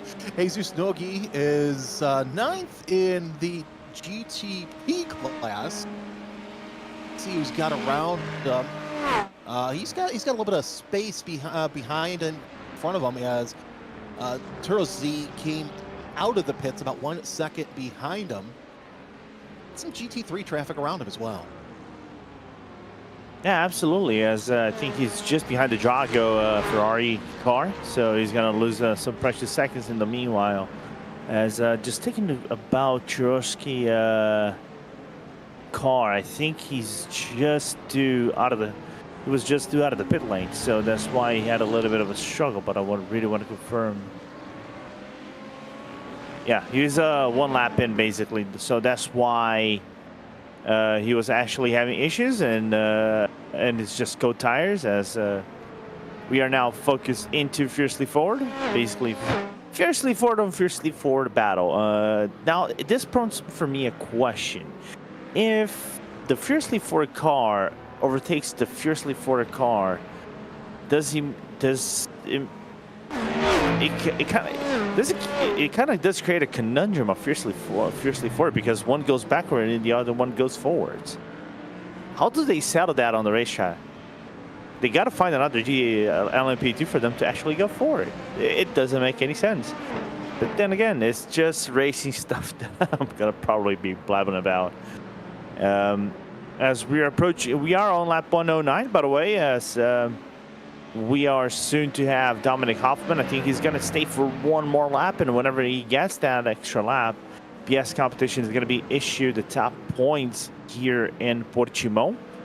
And that is going to be really good for BS competition, who's been on a rise ever since the new Europe kind of favored the BMW of sorts, and the last 3 races, nowhere lower than top 5 for them. So 90 for Silverstone, 81 for Suzuka, and they will get top points in here for Portimão if they keep it up for 1 more lap. Here, Jeremy. Oh, I'll say this. It is a team owner's worst nightmare. Your 2 teammates running for position with each other. It's a Fiercely Forward gold ahead of the Fiercely Forward purple, Agson and Janko. And there's one thing that I know a lot of team owners say, Lorenzo, and it's this. You can race each other, just don't wreck each other. No, it's basically the talk about the mention of rule number 1 of racing, right? Don't hit your teammate. And rule number 2 is refer to rule number 1. So as long as they keep it respectful, both cars will not go fiercely backwards. as now we're going into P1 docks against. No, actually, both Fiercely 4 cars are moving on. I just saw the P1 docks and I judged, okay, there's not a P1 docks car going around in LMP2, so I was just going crazy for a second. Could be worse. Could be a lot worse. Also have a tight battle for the lead in LMP2 as well that we're watching, but still, this is the great battle here for position between purple and gold as they're kind of trying to swap positions for that 6th spot, and not too far away from them is the Nix Esports of Anthony Nig as they get around, says Remy Legrand right there, your LMP2 leader. It's got to hold off Sasha Engelhardt for that 1st spot here shortly as they work their way through GT3 traffic. Yeah, and it's a good battle as BS competition just gone through the line, by the way, Jeremy. So they're going to get the top halfway points, so 33 points for them on the board, 34 points for them on the board, as this is going to be key for them in the championship battle. Of course, they're far from Ivano. They're far from the 33 Ivano car, but they're closer.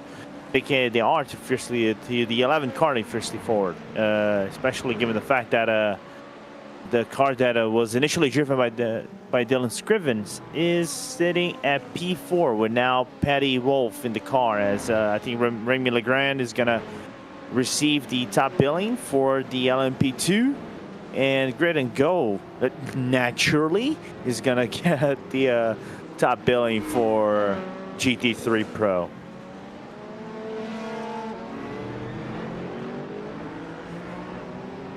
So that's still a great battle here that we're seeing. Lots of great battles really around the circuit as Nix Esports, the number 100, Anthony Nig, as we talked about. That's a driver that really wants to get up there, but now that he's battling with Nathan Olson in the Moradness M Squad LMP2. By the way, great to see that Daniel Morad and a lot of these other drivers are really starting to get in this esports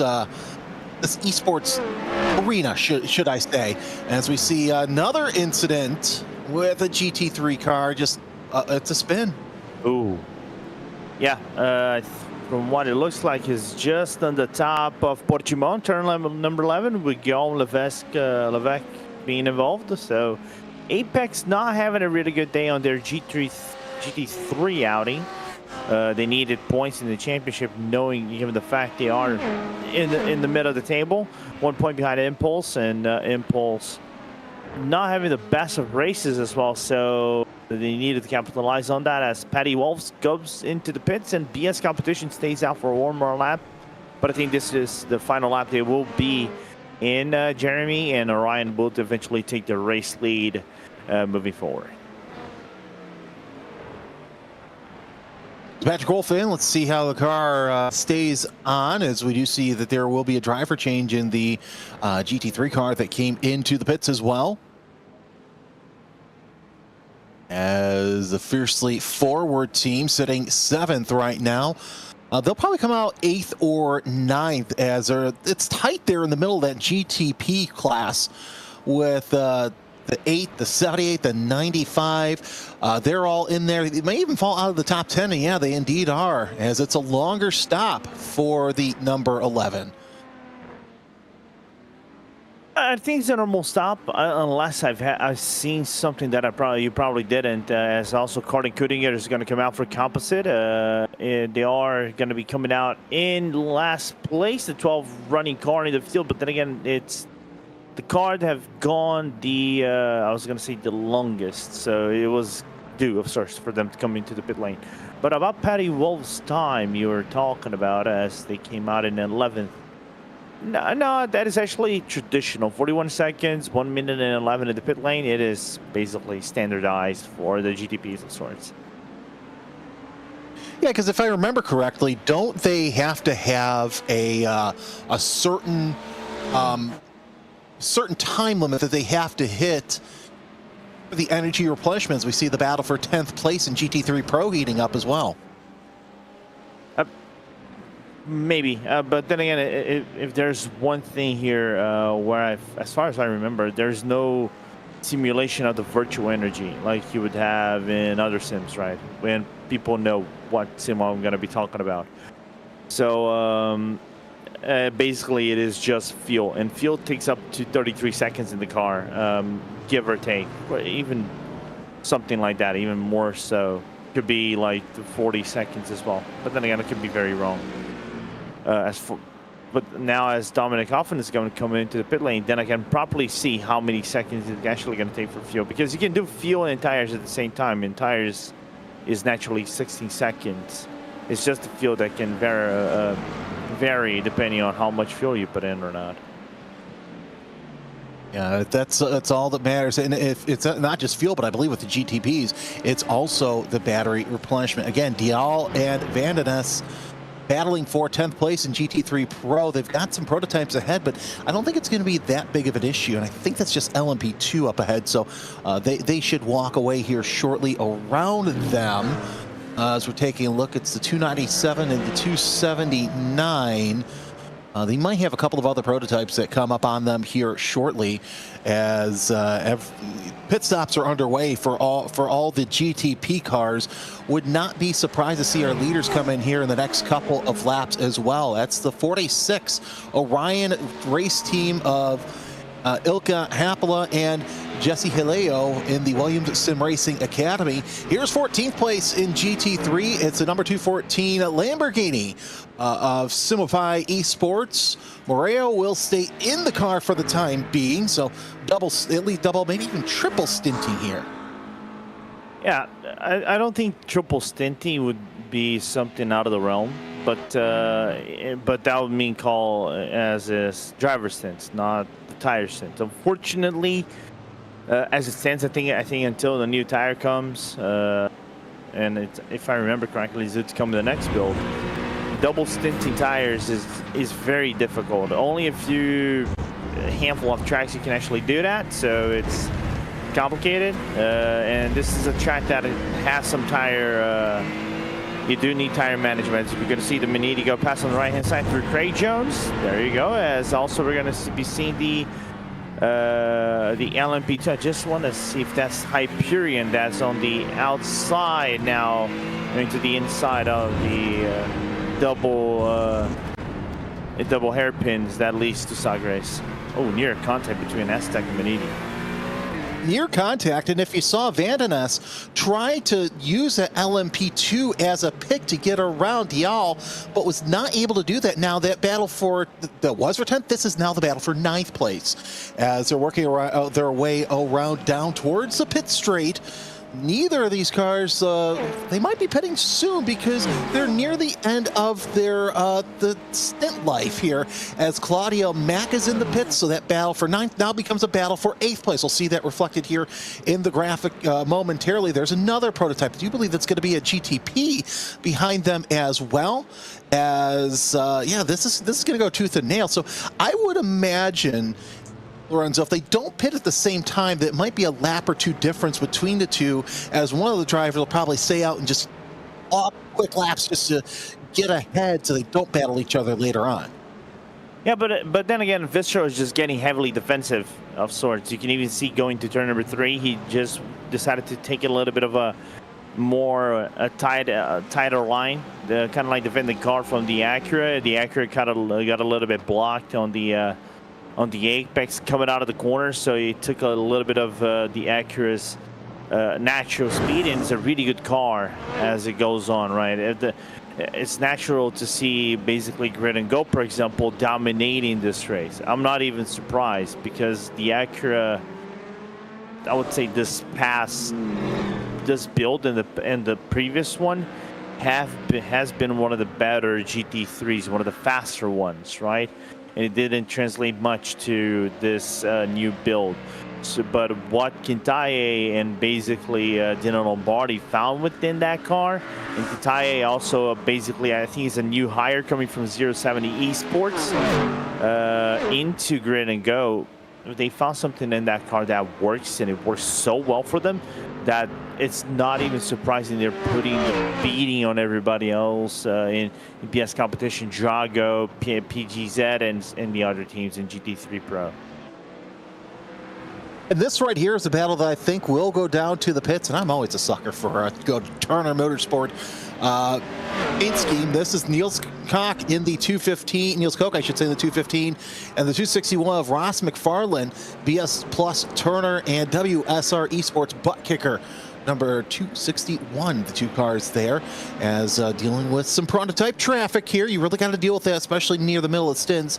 Both of those drivers have a couple of more laps before they go into the pits. But yeah, this is a battle I think is going to go down to the pits and to see what happens. They've been tooth and nail most of the race, as you know, you're going to have that where you're going to catch up with some of these same drivers. We've mentioned that in some of the previous races. Of course, Lorenzo, it's the first time you and I have worked together, but you start to see a pattern with endurance racing where you're going to have that dance partner sometime during the race, sometimes multiple times during the race. Yeah, and it's going to be a little bit of a natural thing, seeing these two probably go head to head for a few more laps, like you said. And but I think the interesting aspect is the early yellow flags, as naturally we see the leaders and Jesse Hilihoa coming into the pit lane, or one of the contenders for the lead early on in the race, until I think they had the contact at the very early portion of the race with Apex, and basically were thrown off. But now Orion's still a few laps away from doing their pit stop, and then it's back to BS competition, the lead of this race, followed by Mvano Azuro in that 33 car that, like I said before, needs all the points. Their performance in the last 3 races, I think ever since the new build came out, you could say prompts a little bit of a concern moment for them, because the Acura hasn't been the best GTP on a track-by-track basis. It's only, especially on high downforce tracks or tracks that need lots of acceleration, where the BMW is naturally outperforming the Acuras on that sense. Remy Legrand, you can tell I talk for a living. Your leader in LMP2 right now, Sasha Engelhardt, not too far away. I'm looking at the pit times. It's been 17 laps since Legrand pitted, 27 since Engelhardt pitted. So Legrand, your leader, it's going to be out a little bit longer because he's on a different pit cycle. Now that they're dealing into lap traffic, it's going to make things just a little bit more hairy as well. Oh, by the way, it's not just GT lap traffic. You're going to have prototype lap traffic as well, as it looks like one of the fiercely forward cars off just a little bit. It's in the distance. Yeah, it's in the distance. That was but that's the GTP car, not the LMP. Ah, this GTP, that's what I'm looking at. Okay, never mind, but go ahead. Sorry, I'm just losing my mind a little bit. Yeah, it's easy. It's easy once you have like multiple cars, especially from the same team, that you kind of get lost. You know what makes it easy to sense that is a GTP? Because of the nostrils up in the front. I like that. That's a good one. I never thought of that. Yeah, I normally call the M8, the M Hybrid V8, the nostrils, like big nostrils. Of course, but then again, it does have the same effect like you would have in the big boy. Right. But still, it's something to take note of as Nürburgring comes into the pit lane for their pit stop. Yeah, so the battle for first in LMP2 gonna hide off just a little bit as Engelhardt into the pits, and it's about another 19, we'll call it about 30 seconds back to what will be the second place on track here of Jason Gerard in the SRNT FR Alliance. As Engelhardt coming into the pits, and there will be a driver change in the Nürburgring Esports, and it's going to be Marius Romelfanger. Nice old German name right there, as he'll head out onto the circuit here momentarily after they do their pit stop, and Gerard also coming into the pits. So we'll see the fiercely forward cars join the Hyperion Racing of Camden Craft sitting in second place. This battle here for GT3 is fantastic between Van den Ness and Dial. Looks like Van den Ness was able to get around Dial. Van den Ness in the Acura, the number 279, and This is, like I said, this is going to be tooth and nail all race long. We've seen how close they are, and we've seen that Van den Ness tried his best to get around and use faster traffic as a pick, and that's one way to get up ahead. Now, Van den Ness opening up a 0.6 of a second gap to Dial. Let's see if Dial comes in, and yes, he's going to take that right hand into the pits. So Kai Dial running about 33 laps, and here's what's interesting too. Ross McFarlane ran 36 laps on that last stint, so able to make it last just a little bit longer. Yeah, it's interesting to see they're coming in for the pit lane. They don't have any penalties, which I was looking at the timesheet, and this is Lorenzo speaking, the king of the self-proclaimed emperor of RaceSpot in terms of yellow flags, as we saw see Ilka Hepla. Hello there, Ilka. Right in front during his pit stop as well, as Dominic Hoffman is going to take the lead, and Ilka is going to pass to the hometown driver, João Vaz.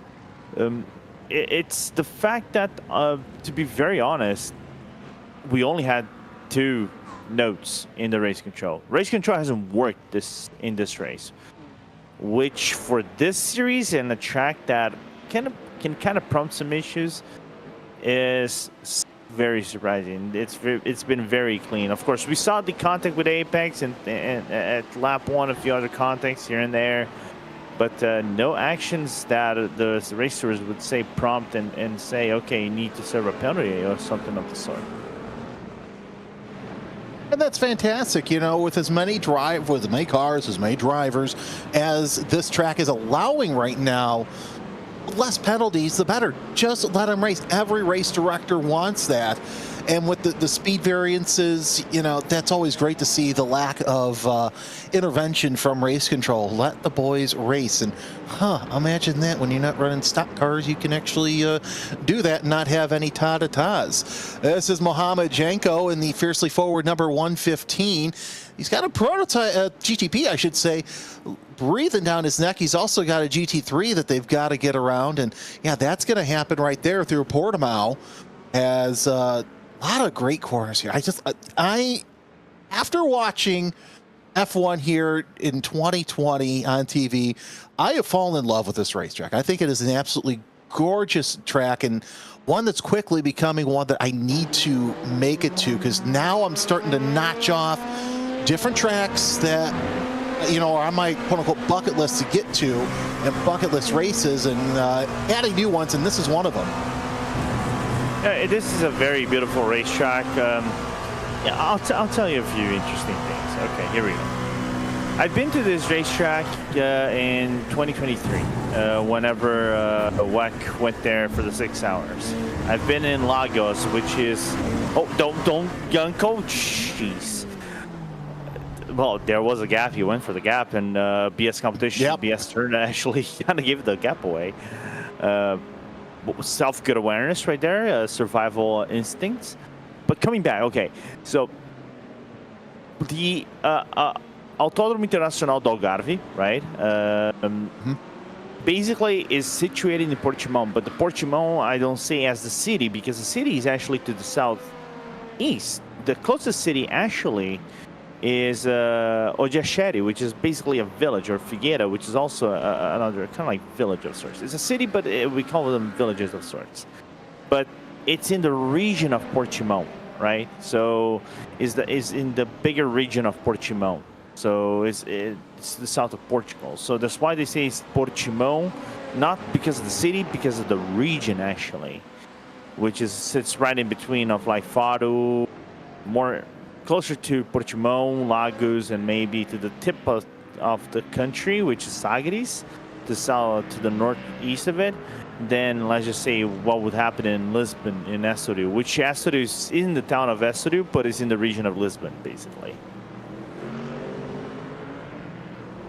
Nice little history, nice little geography lesson. Always love learning something while talking about race cars. Hey, there's this great battle for GT3 Pro as Gareth Higgins holding the lead steady with Guillaume Levesque in the number 298 Apex Racing team.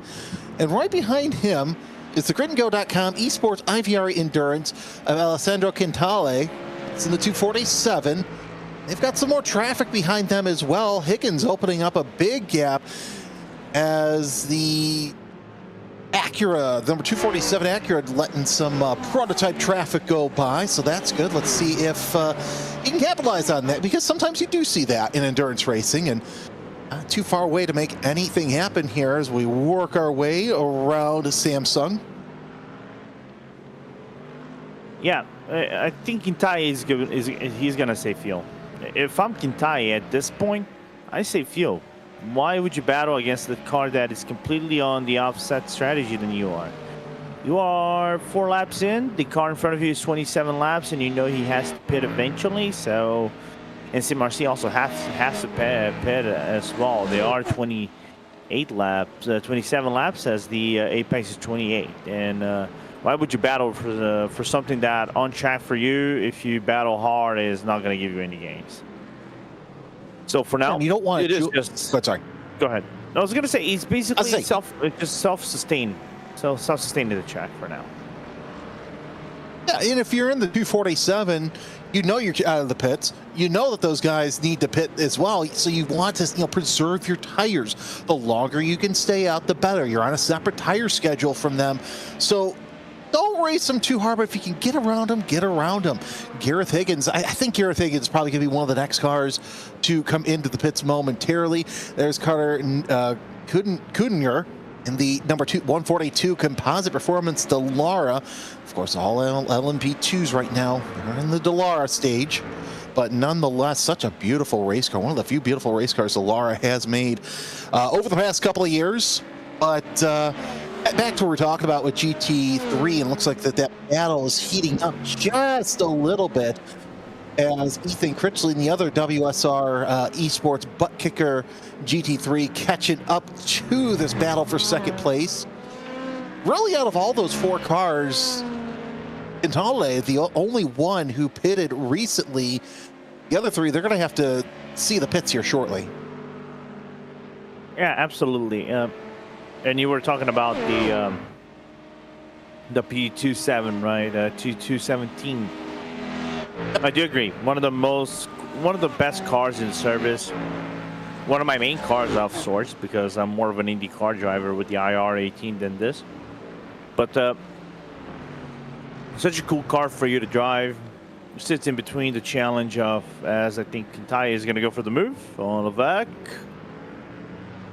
Well, why not? Of course, that's inside of the Lagos, and it's going to be easy for the number 247 Catale, now sitting in second place and really running a half second faster with the fresher tires. You can get away with that. Oh, through VIP, the 98 almost went into the back of the 247 there. That's going to give the Acura a chance to open up just a little bit of a gap. Your new second place driver sitting there through turn 7 and heading into turn number 8. But yeah, that was a textbook move through the 2-3 complex. Yeah, got a little bit of draft coming out of the corner, some good acceleration, made sure the Acura, the Honda V6 engine did its job and made the move clean and crisp on Levesque, and Levesque didn't fight back. He knows I don't think he's a battle that he wants to lose his time, especially with Critchley coming in on the rears of his Mercedes. Selby Prosser is going to come out of the pit lane and now shifting attention to Simon Cowell-Larks in the championship-winning Mavano car, but not the championship-leading car. We know the number 1, Jeremy. Are you a football guy? And I'm going to say, are you an American football guy or football in your in North America? If you talk about American football, I am more of a college American football guy than I am the NFL. Oh. Good. Okay, good. Then we're all set. But you know the Madden curse, right? You heard about the Madden curse? Oh, I've known about that for years. Okay, basically, what Mavano is suffering is from the Madden curse syndrome. Because that number 1 car, which is won last season, sits in 10th place in the standings. So that's why I say they're suffering from the Madden curse. Oh, and for those who don't know, You know why Scott Dixon, whenever he wins the IndyCar championship, does not go to the #1 plate, right? I remember he said something about bringing bad luck or something like that. Yeah, it brought him bad luck. So in 2003, he won the championship. So in 2004, he ran the #1 plate. Easily his worst season in his IndyCar career. So ever since then, he stayed with the number 9. Off and on, you see drivers run the 1. Most recently, Will Power was the one who ran the 1 after his second championship. So some are superstitious about it, some aren't. Personally, even though as a driver, I would want to run the 1 because it's like, okay, I see it as a challenge to try and win this championship. Well, now we're seeing that, okay, 10th in points, it's not good, but nonetheless, you're still running the 1. You still have it for the whole season. Cal Ulart's trying to hold off Hiliho, I should say. Not having a good morning. It's afternoon, I should say. Here's the thing, too. I'm coming off of 2 weeks of doing nothing but TV work, so I've been getting up 1:45 every morning, driving myself crazy. So not all neurons are firing yet. Yeah, but trust me, Hiliho's name has been named as a meme sometimes in the community. Some say Hiliho, hey Haliho, Tallyho, but is Hiliho as far as I know. So I understand the butchering of the names. Trust me, you're not in the Will Chadwick's level of butchering names. And yes, Will, I am calling you out. Hiliho's on board, shows us how close he is to Cal Ulart's. It's Acura over BMW so far as we go into Tour VIP, which is I just love this circuit, and of course, also I have, I can't remember if he ran the Radical World Finals there, if he ran the Lamborghini World Finals. I got to talk to him. I got a buddy who actually raced there as well. Lamborghini, yeah, that was Lamborghini then, yeah. Had some success up until he didn't, but that happens. As we see Cal Ulart's doing all he can to get around that LMP2 traffic, but not able to make it happen. Oh, yep, there we go. Now we're going to see what happens through Samsung and down into Craig Jones. Oh, that's daring on the outside of Craig Jones.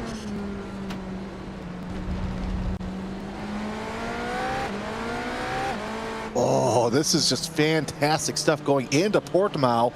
And now Cal Ulart, you thought he had open track, has actually just a GT3 that looks like a Ferrari there through Gulp, down the inside, and make that 0.6 of a second gap just a little bit bigger down the line. Yeah, but it's going to shorten by the fact that Cal Ulart's going to face, I think, that Mustang. I'm just trying to see which car is that Mustang in front of him. That's the... Is that the P1 Dodge GT3? Could be very wrong. Well, either way, Brockway and Lund go in for LMP2, as it's the 170 Miranda's M Squad of Brockway and the 104 Hyperion Racing 2 of Jeffrey Lund, who were involved in some of those battles. We're looking out of the back of Cal Ulart's in the #1 Acura. And Cal Ulart might have to come into the pits here shortly, as he's been on these tires for about 20 laps. As Hiliho is coming down through, trying to catch up with them. This is, again, the battle for 7th place. As we're watching Brockway come out of the pit, so he'll be back in the car. Great pit stop by that Miranda's M Squad. They're able to make that stop stretch out just a little bit. Yeah, pit stop for them was about 41 seconds. 1 minute and 10.963 total time in the lane from start to finish. So really good out lap for them and in lap basically. So that's a good thing. As like I said before, Cal Ulart's facing some GT3s. That was the BS competition car right in front, followed by Hiliho's pursuit. I think they just gone through Nick's Esports, the LMP2. By the way, the that purple Mustang was actually Scuderia Volpe, the Italian team. So that's where they went through the last lap. But this might be a good opportunity for the Finn driver to actually do an overtake, and one of the new drivers from William Academy to attempt over here at Torre VP the overtake. But I don't think he's going to be doing that. He's just playing conservative for now. Vallejo really catching up to Acura going down into Tour as we see that battle for position in GTP catch up once again. Calulart's doing all he can to get Vallejo behind him. It's 1 versus 77 for that 7th place overall and in class, as we're looking off the side of the number 77 Williams Sim Racing Academy BMW. Some great stuff, and we're seeing where Calulart is just faster in some parts of the track. I wonder if it is the natural speed of the Acura that makes a little him distance himself away from the BMW.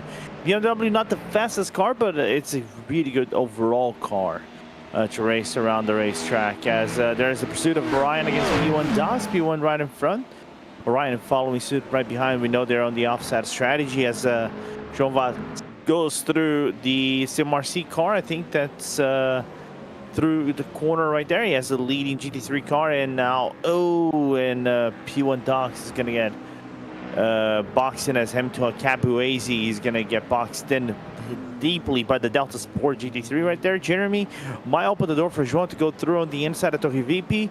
He loses for that dive on the Fiercely Forward car LMP2, but not enough room for him to do the overtake on the Canadian driver. Cabuese able to use GT3 and LMP2 traffic to kind of make things a little bit more difficult on Vaz. But yeah, that was a good battle right there for that 4th spot, as the gap opens up just a little bit to about half a second, as the 8 over the 46 right now in 4th place, the P1Docs.com BMW. Holding off that number 46 Orion Race Team BMW, so BMW and BMW. And you were going back and talking about how the BMW is a good overall car. And I would kind of disagree with you a little bit, because you take a look at the last 3 IMSA races. Because what car has been the pole car for the last 3 IMSA races? You mean in real life? In real life, yeah. It's been the BMW. Yeah. To be fair, I was going to go the other direction, seeing one of the Penske's or maybe one of the Cadillacs. No, they've been the ones who've been up at the top of the box at the end of the day. So who knows what's going to happen there with the BOP and all that fun stuff. Here's on board with João Vaz as he looks to the inside. Gonna try a nice move down deep in the turn number 5 and makes a pass for now. We'll see how long that Orion Race Team BMW stays in front as he tries to make a defense for Akabuzi to try and not get back around and make the overcut. Yeah, as he basically goes wiggle on the Canadian driver, and Hamilton, I think he's not going to fight through with that. He knows he's 22 laps in. He has lesser grip than the other car. So I don't think it's worth enough for the Canadian to fight, especially as he's on a quite busy weekend, as he's going to be pole position for one of the most prestigious Indy racing leagues and for their 500 Indy 500 race, as Indy 500 slowly approaching here on iRacing next month. Looking forward to do that.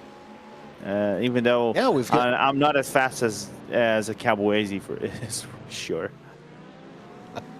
Well, you know what's nice is we've got 2 of them coming up. We've got the fixed setup, and I think it's about 2 weeks' time, and 3 weeks' time is the open setup. So those are both going to be fun. Yeah, absolutely. I hopefully am able to do that. I know that it's a very hard race for you to do, especially depending on the splits and things like that. So You just have to get your grips around the race car and know your setup, especially for qualifying and everything. And Caboese, like I said before, one of the best drivers in the service. If I remember correctly, he even raced two races in the iRacing Pro Series that we had last year. So shows that he's a highly skilled Formula driver to go on against the top level competition in the world. Well, it didn't take long for Quintale to catch up to Gareth Higgins. It's 276 and 247, the battle for GT3 Pro lead, as Higgins needs a pit here shortly, so I wouldn't be surprised here if we see Higgins come into the pits either this time by or next time by. It's been 35 laps since his last service in the Sim RC Mustang. It's opened up a little bit of a gap to Quintale as Grid and Go Esports IVRA Endurance Acura doesn't have that many laps on the tires, but looking at the lap times, it's almost a second difference with the Acura running the faster lap times. Yeah, because like I said before, I don't know what Dino has found within that car, and I think bringing Alessandro into the team is going to help massively for them, because Alessandro also been one of the drivers, as we are going to see Gareth coming into the pit lane for his pit stop in the 276 Ford Mustang for Sim RC, which stands in the standings right as we were talking about 17th place, which is odd to see one of the premier teams in GT3 worldwide with so much history in iRacing being featured 17th. But then again, it shows how skilled this Lee is, and some of the top teams wanting that, as he's going to have a driver swap in that car. Out goes Higgins, comes in Daniel Sommer in that car. And of course, because that Quintale is your leader in GT3, battle for 7th and GTP also heating up between Kyle Ulards and Hila Heo as they come into some slower traffic around the circuit through Craig Jones and into Portimao. And we've seen these two off and on, neck and neck, throughout the whole stint that you and I've been on. So it's no surprise that these two are still continuing their battle, but we will see Cal Ulards pit first out of the two of these. So it'll be interesting to see how much longer this battle rages on. If one of the drivers says, you know what, it's just not worth it, I'm going to back off and kind of save myself, and the other just goes full bore.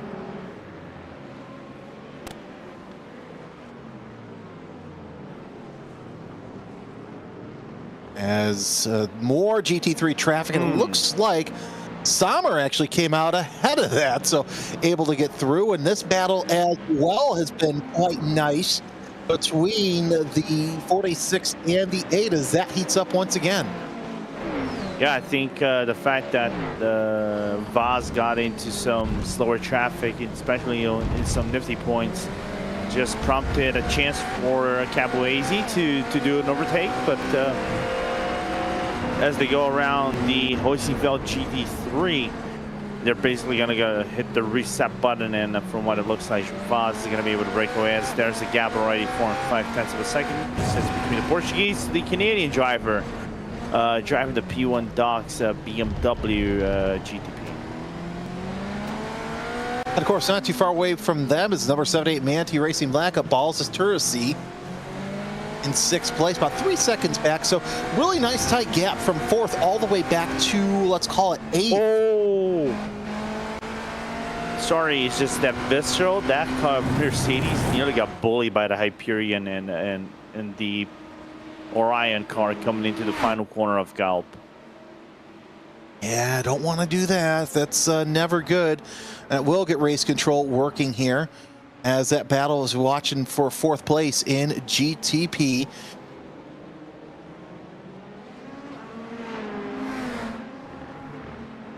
And I was saying that they didn't work in this race, and I only had seen 2 penalties, but then again, I looked again at the sheet. I was corrected. It's been a It's been a normal race so far. They've worked. They got their hands tied. But actually, I'm gonna bring that up because there are some penalties pending from what it looks like. Claudio Max car, which is the 224, has received a penalty, a 10-second penalty for contact. That is the Instinct Mechanic Racing, and the 215 also got penalties, which is the Share Esports car as well for causing collision, 5-second penalty. I don't want to be causing those collisions at all, but yeah, that kind of makes sense with all those cars. I'm thinking to myself, I'm like, wait a second, something doesn't sound right if they're only having a handful of penalties for such a big amount of cars. I know. It's like, you know, hey, it happens. This is why we're behind the mic and not, you know, not racing right now because yeah. 134 laps in as this battle for position also heating up in LMP2. We've seen these two drivers run together most of the race. Again, this is Brockway and Ang, 170 and 100. At I'm sorry, the 113 and the 170. So that Alex Noguet in the Fiercely Forward Gold 113 and Miranda Sem squad of Adam Brockway with position. They've got a GT3 car they've got to contend with as well. On the WSR Sports Mustangs. And Ogu, Fiercely Forward, able to use that car as a pick and keep Brockway away from them. Smart move. Yeah, for a few more tenths of a second, as already Brockway clears off the WSR Esports butt kicker Mustang, and eventually that battle is gonna ensue one more time as Brockway's laps have been pretty much right on the same border as what the Noguet have been doing. Last lap was, from what it looks like, a 38.9 and 37. Whereas Noguet did a 38.7, so very similar on the pace for both drivers. Well, I was gonna say Noguet is gonna have to deal with some GT3 traffic here shortly, and it is gonna be pretty shortly because it looks like you got 1, 2, 3 GT3 cars up ahead as well, and that's also, if I remember correctly, that's that battle right there that we've been watching as well with. Y'all and a couple other drivers, but we're also watching this battle for 4th place in LMP2 between Kudinger and Prosser. So Composite and Hyperion once again have found one another. That was a little close right there. Yeah, got a little bit close to comfort. Another lap that is kind of like of an offset battle because Composite is sitting on 23 laps here due to coming to the pit stop in about, well, let's just say 4 or 5 laps. And Prosser is on a newer tire, despite being on a heavier car, but he's going to have the opportunity to go into 4th place. For me, the interesting aspect is this, because we know this is a lap-based race. I think, of course, the teams do count down from the laps that you do, right? So we have 218, so they count down how many laps you're going to have to do on average, right? So they're going to be doing 28 lap average, 27 lap average per stint. So we're going to need 7, for example, 12 stints, right? Yep. So because of that, Jeremy, I think makes the sense the race a little bit more set in stone. But I think the yellow flag early on might have switched the dynamics a little bit for the LMP2s because of how it created an offset for them, because we saw some the LMP2s coming in, and the majority of them actually came in, and some of them just stayed out just to see what's going to happen for them if the yellow flag would breed more yellow flags. Alexander Speets doing the honorable thing, letting the 2 prototypes go around, but I've got to say that little pass that we saw really helped out that battle, as we see Alex Gall in the 298 also in a battle with Aiden Young. That's a driver we hear from a lot in these parts. Aiden Young in the 216 WSR Esports butt kicker, trying to get into that 15th spot. He does to get around Raymond Sheffers, now trying to catch up to the 298 of Alex Gall in that Mercedes. Yeah, a really good battle. Bruin as well. You know, I think another thing we're seeing so many battles, and despite the offsides, I think is the fact that this track is not the largest. It's only 0.459 kilometers, as I think Timatska on the outside going for the double left-hander. It's close, man. It's really close. It is. You got Matska and Dial for 11th spot. Matska on the inside, Dial on the outside there. This is such a tight battle. And of course, the Acura hits the better of them going through, but Matska's not going to have too much more to say. He's going to try and see what he can do, but we've seen how fast that Dial has been in the 297. Again, 42 over 297 right now for 11th. And GT3 Pro for now has those two running tooth and nail here in this part. You also have just so many great battles in GT3, but as we mentioned, the size of the track is one thing. The width of the track, that's a totally different story, as we've seen how wide this track is at certain spots. So drivers are able to make those passes a little bit easier, as we also have the battle for 9th in GT3 Pro. That's going to be Moreo and Umelin, Simify Esports IVRA, and the Manti Racing Red. Oh, just listen to that Lamborghini. Listen to that thing sing. Yeah, the good V10 engine Gruntal. Not gonna complain about that. As the minute goes through, as you were talking about Tim Matska, if I remember, Tim Matska won the 21-22 season, so former champion, and always been with Maniti, one of the mainstays of Maniti, if you want to call it that. And it's good to see him still running around, as all the eyes again upon the Spaniard of Simify Esports, the Spanish team.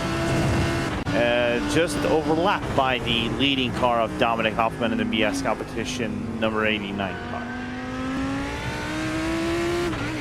On board the 214 Simify Esports Lamborghini.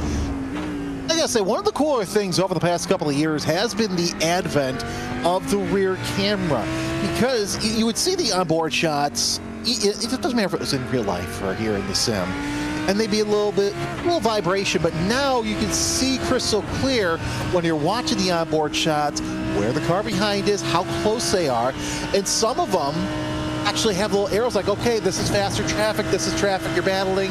So the technology is really starting to catch up with these cars.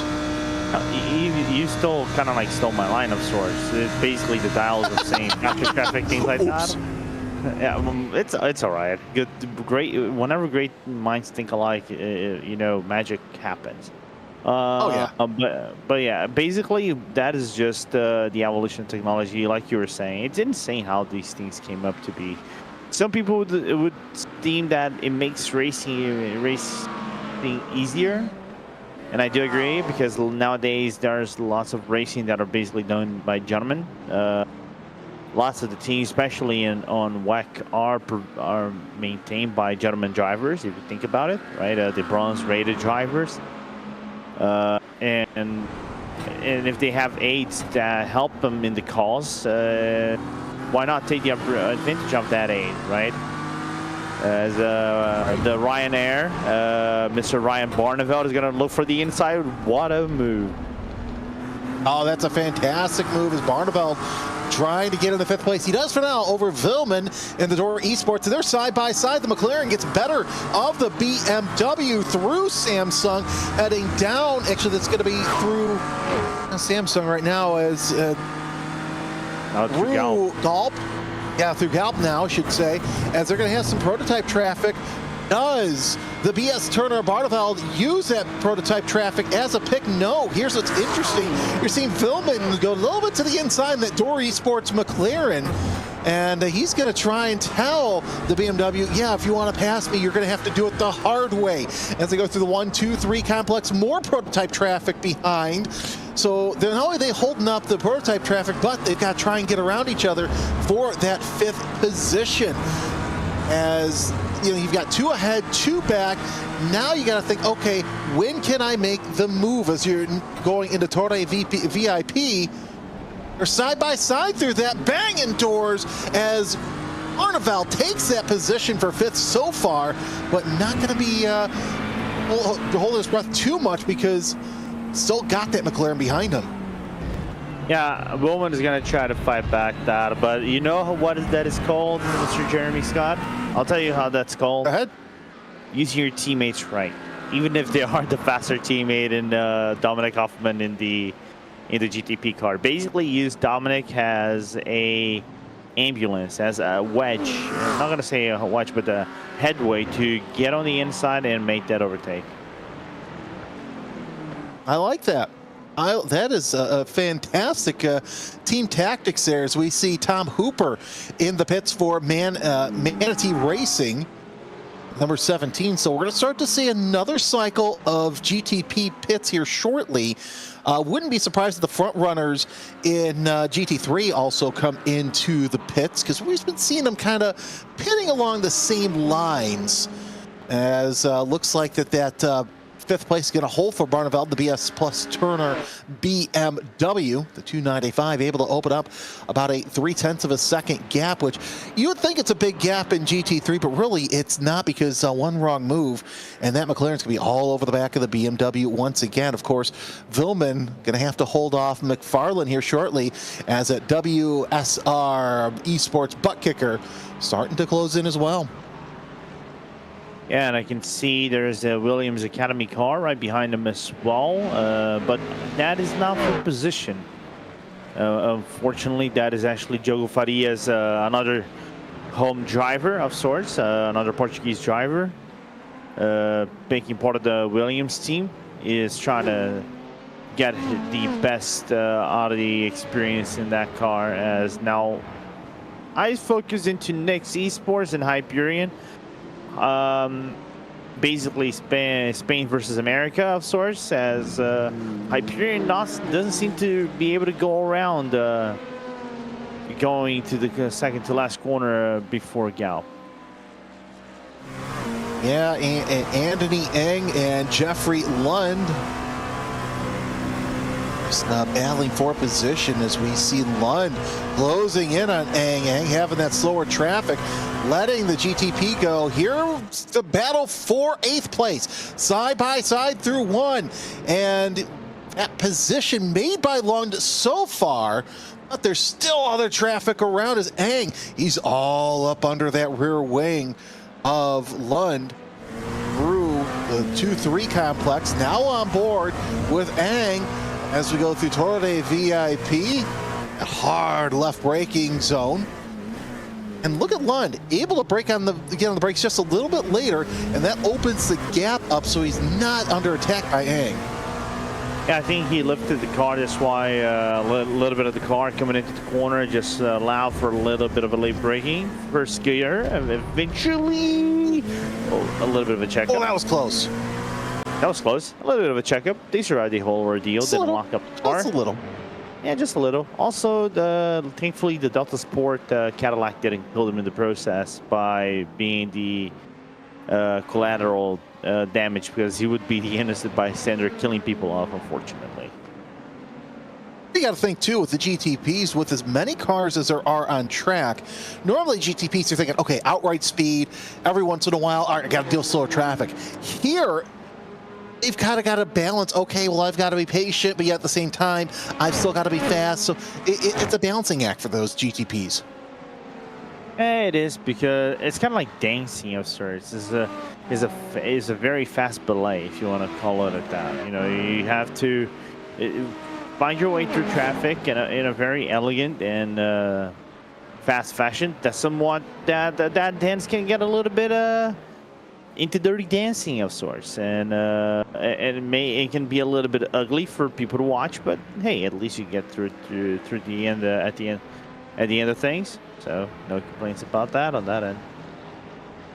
Yeah, Lorenzo, if this was my dancing, though, the walls would be knocked over. There'd be kitty litter all over the place, and cars would be facing the wrong way. So I'm kind of glad that someone else is better at dancing than myself. This battle now for 8th is going to heat up just a little bit as Lund trying to go around some GT3 traffic. Engdahl falling back just a little bit as Lund is able to use one of the WSR Mustangs as a pick. You're on board with Tom Katsadonis in the number 16 WSR Esports butt kicker Cadillac. Oh, listen to that V8 grunt out of the pure American machinery. Reminds me of the old Daytona prototypes from the Grand Am Rolex series, the way that they sound. And of course, ahead of him, that's actually a lap ahead. So it's a little bit faster GTP traffic with LMP2 traffic mixed in as well. Yeah, you can see the leader right in front in that BMW MAM hybrid V8 on the outside, as Delta Sport is going to have to give way. And now Movano is going to be right in front.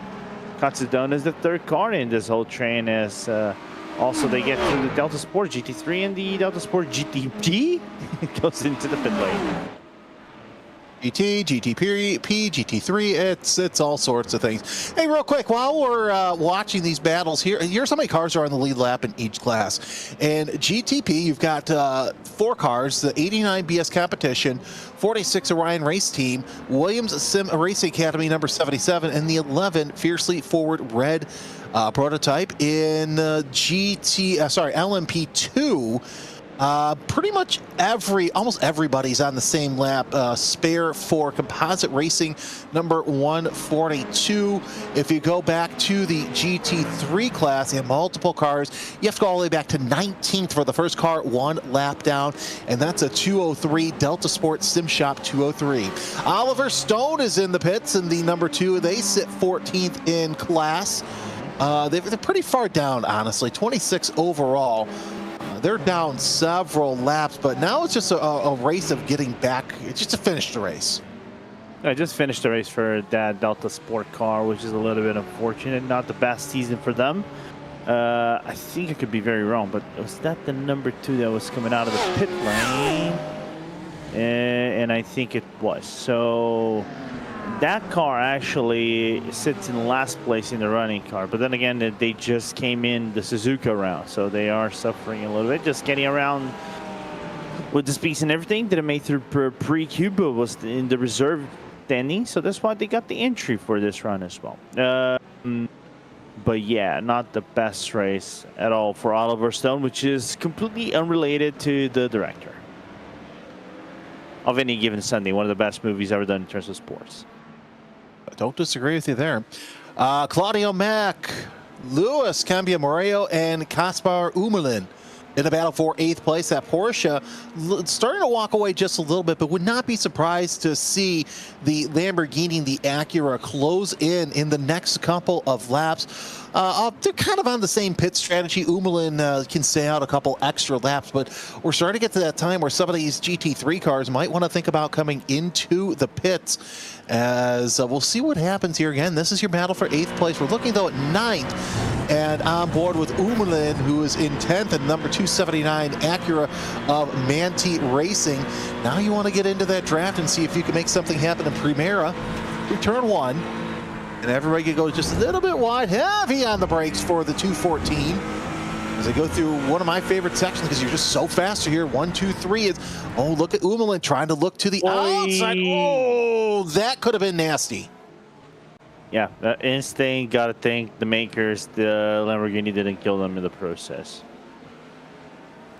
Of course, what was it a matter of fact of, oh no, we've got GTP traffic behind us or whatnot, but nonetheless, everybody able to get out of there unscathed, as we're seeing this battle as well for GTP between Terzi and Lofaro, who's in the number 1 right now, but also this battle for 9th in GT3 Pro.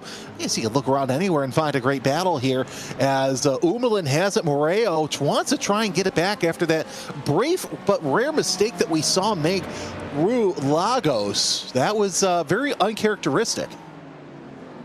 Yeah, But then again, I think is that case of I think he was trying to defend the inside, but overshot his braking zone and does open the door for Manidi to go through. And the 2.7 is going to say, "Hey, thank you very much." Takes the place over from the Spaniards, and is going to be on. It's going to be on the hunt of the Instinct Porsche. And in the battle between Tarosky and Lofaro is basically still standing still as the Porsche is going to be remaining in front of the Acura GTP. Top of your screen, the battle for 8th that we've been watching for GT3 Pro. The bottom of the screen, the battle for 9th in GTP. This has been a battle between those two cars for a good part of the second half of the race. Oh, by the way, the Nürburgring, we're starting to see LMP2 cars come into the pits. But back to this battle for 9th in GTP. They're going to be having the GT3 traffic here momentarily. We keep saying this ad nauseum, but that's just how it is. P1Docs.com black over the number 78 Manti Racing black. So right now that looks like GT3 traffic notwithstanding, this is not going to be that easy for the number 1 of Movano Rosso to try and catch up, because they've been having problems catching up to people. They haven't been having problems catching up to people, but they've been having problems passing them so far this race. Yeah, a little bit of a insane moment. Meanwhile, another penalty being reviewed for as it stands for now, and Dominic Hoffman leads to 1 minute. I think that's the largest gap we've seen all race long from the German driver to the Portuguese driver as it stands in the race. So 147, we're approaching 148. That will be 218, subtract to 148.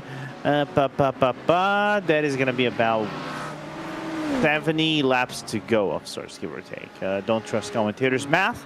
As back to the battle between Tarossi and the Italian Lofaro, as Giuseppe not be able to go around and turn on primeira, nem na segunda, e definitivamente nem na terceira. Yeah, I had to go for Portuguese commentary on this one. Lofaro finally got up under that rear wing of Tarosky, heading into Torre VIP. We'll see if the GT traffic has anything to do, and not yet, as that was just such a nice move by Tarosky as he tries to use that turner as a pick. He indeed does. And now that opens that 10th of a second gap. Is opened up by a half second for 9th place. Yeah, good maintenance from Balash right there, as he doesn't let the talent come through, but somehow, some way, that Acura finds some places to gruntle in comparison to the Porsche, the two cars that have received the most hit from the BOP these past few races, but nevertheless still competitive in the whole sense of things. As you can see on the braking zones, the Acura does seem to outperform the Porsche on the entry of the corners, but the Porsche, I think, retains some good grip and just accelerates better than the Acura on the outside, on the exit of the corners. That's why the gap has been stabilized between 0.6 to 0.7 of a second. And of course, coming out of pits here shortly will be the number 11 fiercely forward red of Dylan Scrivens. Scrivens now coming out of the pits in his BMW. They'll sort out, right around 10th place. This battle for 9th comes a battle for 8th place that you see in the bottom right hand of your screen. Not a bad pit stop for the number 11. 41 seconds in the box, 1:11 the delta through pit road. Yeah. Now this battle for 8th place in GTP still heating up. Tursky's trying to hold off Lofaro as more GT3 traffic, and it looks like some LMP2 traffic as well will play the part. And look at that gap now. It's just opening up a little bit as Lofaro cannot get around the GT3 traffic. Martin Schmid in the 248, 17th with a spin. Ooh, that was a beautiful save. And then he just had it. Yeah, don't jinx yourself. Yep. He had it. By the way, our leader, Dominic Hoffman, is in the pits as well. So we'll see if there'll be a driver change there. So we'll see how close that lead gap. It was over a minute. Yeah, there will be a driver change. No, there won't. I thought there would be with There will be. that shot. Yeah, so Hoffman to go back out here shortly as a 27-second pit stop. We'll be put out in front of Joao Vaz. Well, that's going to be a lot of fun. Yeah, the gap is going to stand about, I would say, give or take about 10 seconds. Oh, we're at 2 seconds, 1 second. There's going to be a new leader, and it's Joao Vaz coming out because Hoffman still has to get those tires up to temperature. We'll see how much he loses there as he's about 3 seconds in arrears. There's your new leader. It's the number 46 Orion Race Team BMW of Joao Vaz right now 4. And yeah, Hoffman's just losing time left and right because those tires on that BMW are still going to be cold. And it's going to take a while for them to come up to temperature. Yeah, I would say give about few laps as he goes into the marbles. The gap's standing about 5 seconds. That gap is going to be about 7 seconds, I think, by the time he wraps up his lap, even maybe a little bit more. But as a counterpart, Vaz has about 3-4 laps left into his stint, so he's due to come into the pit lane anytime soon. And I think we're at the part of the race where we're not seeing too many battles going on. I saw maybe Hyperion and the officially Ford purple car, but nothing happened there as Hyperion's already breaking away. 25 laps, they have to do their pit stop, and Martin Schmidt doing his pit stop after what happened at Samsung. Yeah, quite smart for him to do that, and he'll get out of the car. We'll see who gets in now. Hiliaho probably will have to pit as well. Speaking back to the GTP, as he's got 33 laps on those tires. We'll see who comes into the Mustang, as it looks like it will be. Looks like it's going to be Sentkowski in the number 248, and indeed it is. So Sentkowski going to come out, and right now they're 20th in class. Here's a good battle for GTP. It's for the 10th spot between Scrivens, who just came out of the pits not too long ago, and Sam Sutton in the number 68 Orbit Drop Bear BMW. Scrivens finally has those tires up to temp, but we'll see if Sutton can make anything happen. Last time by, it was a second gap on time for the two of them, but Scrivens using that GT3 traffic. And that's one thing I've noticed during this race, Lorenzo, is using the traffic as your pick. It'll give you a little bit of breathing room, but sometimes that breathing room just does not last.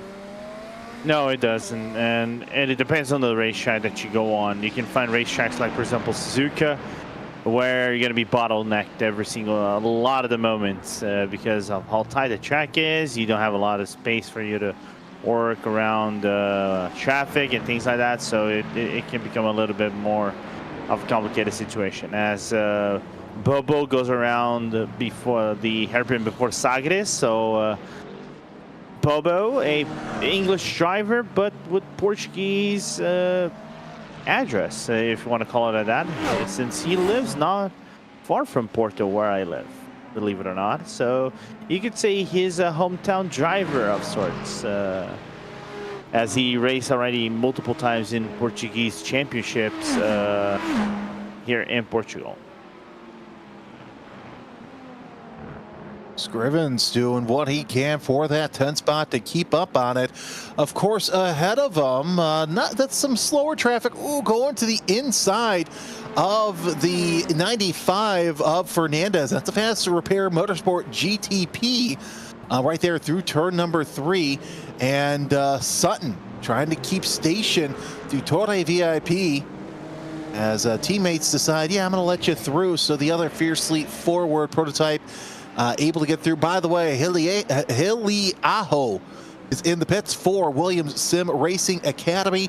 That's going to move Marchand. Blake Marchand at the number 33 Movano Azzurro into third place. By the way, if we're also keeping score on Vaz's lead, it's now 7.6 seconds to Hoffman. So Hoffman's tires having some problems coming up to temp here, as got a spin by, that's why Hiliaho is in the pits. Just that spin through Samsung. I think that was on his final lap from what it looks like, but just a complicated moment for the Finn driver right there. As you were saying, like I said before, the gap would stay about 7 seconds between Vaz and Hoffman until the BMW tires actually started to heat up and get some proper grip, and then the German driver would do proper times in his BMW M Hybrid VA car. But the struggle would be real eventually, nevertheless. A battle between Maniti and Instinct, as Maniti gone through already on the Porsche of Instinct. So 279 having a solid charge in this race so far, despite not being the best placed car in the championship. Actually, he is the best placed car in the championship. Not far ahead from their sister team, 27 points ahead in the championship. And they're going to keep going up spots as Matteo Kunzer in the pits in the number 298. I did see, does that car go in the pits?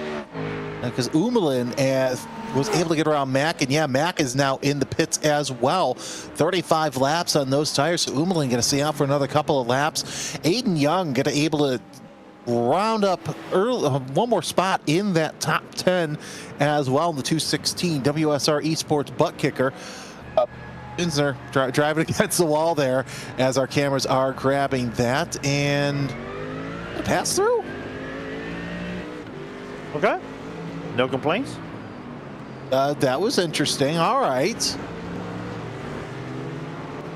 we'll get some clarification on what that was all about. I'll take a look at the notice board here. That was odd. I'm not seeing anything for 296 here in race control. Unless they got something from my racing, which would explain the situation. That could be, yeah, incident points. That's a good point right there. Yeah, too many incident points. We've seen that in some endurance races where those battles have been lost. Don't have anything from race control, and iRacing says, yep, you got to pit. You got too many incident points. So Nils May also in the pits in the number 224 Instinct Mechanic Racing GT3. As we are watching Casper Umelin in the pits. And that's May right there in the 224. We'll see what he can do, and see if he's going to come into out of the car, I should say. As we also have the 229 in the pits and Scuderia Volp by P1 Sim. And wonderful Mustang GT3. Like he will stay in the car as well. Umelin in the pits as well. So 31 laps is all he could do on those tires. We'll see if Umelin switches drivers or if he's going to stay out in that Acura as he pulls up in front. The car goes up on the jacks. Does it disappear? We'll know in a couple seconds, and it does not appear that Umelin will get out of the car. So he will have another go. I think he's deserved it. It's all right, but plus they have to respect the minimal driving time. Yep. In each team, so that is also part of the rules. And I was actually taking a quick look overall in the grid, as Grid and Go is going to come into the pit lanes. The leaders in GT3 Pro. Ryan is coming into the pit lane as well in the GTP. So Dominic is going to be the leader of this race. Did you know that in third place, Trago Racing, Alexander Spets, or the famous Alex Spets, has just become a real-life race driver, going from sim to real life. That's actually, it's always fun to see these sim racers go into the real thing and experience a lot of racing life IRL. So it's fantastic. He's now your leader in GT3. So a fantastic little segue there, by the way. Yep. Just partook in the Clear Cup Bohemia. So a good entry for him to understand a little bit more how real racing is done. We know that we have lots of prominent racers coming from sim into the real life. I think I would say like Lauren Heinrich. I know he's done real life before sim, but also I take that as he's done sim also to propel into the career. Team Heinemann, and who just done NLS a little bit before earlier in the day, which is the Nürburgring Stracken series, and so many other drivers, even in the, for example, Chris Lullum as well, is doing GT World Challenge Europe. Joao Vaz comes out of the pits in 5th place. He's going to have Nemethi on his rear wing here shortly. I think that Nemethi is going to make that pass for 6th place. Ruben Bonga comes out in 10th in the BS Plus competition, BMW in GT3. Behind him, he's going to have, Umelin might close up, but Umelin just fresh out of the pits himself. Kunzner, 2 laps, and really everybody around him has just come out of the pits. Here's Umelin, as he'll have some GTP traffic to contend with here shortly. Let's see what happens to Speeds as he just makes contact with that GTP. That's something you don't want. Something you don't want to do as a slower car. Gotta watch those mirrors.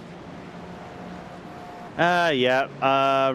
When I looked on the replay, if that Apex car was already on the inside of Spets coming in, but not looking good for Apex in this race. They already had the issue in the first lap with Williams and things, and also other things in the race. But this, unfortunately, might stain the race a little bit more. As Barneveld, Ryanetta Air, doing his pit stop for the BS Turner car. So he'll stay in the car. We're also watching this battle, or 8th, I should say, in GT3 Pro. That's between Daniel Sommer and Matteo Kunzner in the, it's just going to be now 7th, 6th, as Barneveld and Raber are both in the pits. But here's the thing, Sommer's going to have to pit here a lot sooner than Kunzner, as we're taking a look at 22 laps since Sommer pitted, 3 laps since Kunzner pitted. So if I'm, Sam, the strategist for the 296, I'm telling them, hey, don't race too hard, because the car's going to have to pit here in about 10 laps or so. Yeah, that's true. So a little bit of conservation, as Vistro is going to go on the inside of SimRC, using the Fiercely Forward car as a propeller, and SimRC's not going to fight back the way that much. As we look, what happened to Daniel Antunes on turn 1? Tunes is your new leader, actually, in LMP2, as Imborg, who is new in the Deltraz Automotive 188, is in the pits right now. True. I missed that out, as you see that Deltraz LMP2 car driven by that, spearheaded by Majorly Alexander Deltraz, real-life driver, of course. So it's good to see that real-life driver involvement in the team. So let's see how they're going to fare now, coming out of the pit in 4th place.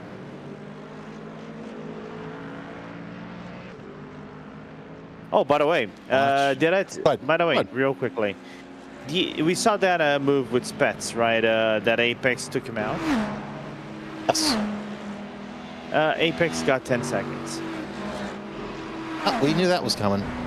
Yeah, we knew that was. The Jordan's day in this race cannot go, is not going well. It's just going like from bad to worse. And you don't want it to go that bad that quick, but we still got half the race to go. So really, anything can happen here. So we're looking on board with Dominic Hoffman, your leader overall and in GTP. Got a 20-second lead, so let's see if we can get back up to that minute lead. But Loic Marchand, your 2nd place driver, as Jordan Johnson coming into the pits as well. So yeah, just in perfect time. So the battle for 3rd place will get handed off to Tom Hooper in the number 17 Manti Racing. There's Jordan Johnson in the almost said Ferrari, holy cow, in the Porsche, as the fellow Porsche of Tom Hooper, who's into 3rd place. Got that Audi that we talked about ahead of him as well. Yeah. You said Audi? I meant Acura. That's what I'm bouncing between my German makes. Cut me some slack. It's okay. We'll be fine. We've only got It's what? Fine, yeah. 20 minutes left on our broadcast day. Yeah, it's all right. We all make mistakes as Jordan's coming into his pit stop, I think, but he just also served the 10 seconds. So they going a little bit from bad to worse to that Apex number 99 team, which important to mention was contending for the championship source. Not far behind from the Movano team, I would say about give or take 475 to 408. I'm just gonna grab my calculator over here because I just want to make sure that I'm not fumbling. We're 67 points separates P1 from P4 in the championship. So they needed the points and they're not getting it, unfortunately. Well, here's your leader, Dino Lombardi, in the number 247 Corvette for GridandGo.com Esports. Has got some faster traffic behind a couple of prototypes there. One of those is Jordan Johnson just coming out of the pits as well. Still able to get around him. Of course, the traffic, the other GT3 traffic behind him, that is traffic that is one or more laps down as Lombardi lets one of the BMWs go by through there. As your top three in the LMP2 coming into the pits as well. Yeah, pretty much on the window for the LMP2 pit. We saw already some pit stops coming, and not surprised to see Effect coming in for their service.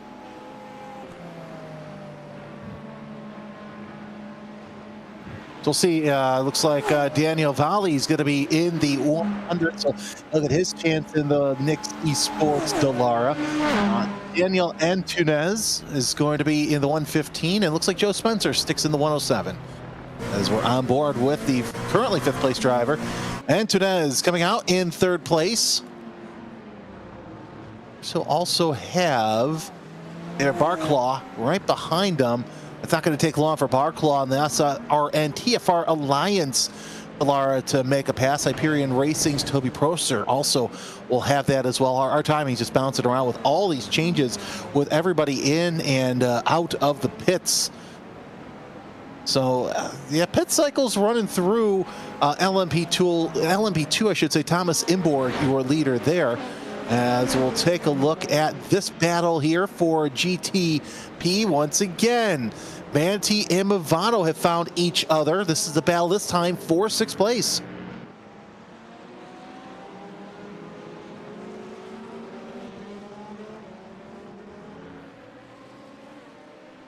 As Tursky and LaFaro going through the circuit. They've got some faster traffic, slower traffic, I should say, to contend with.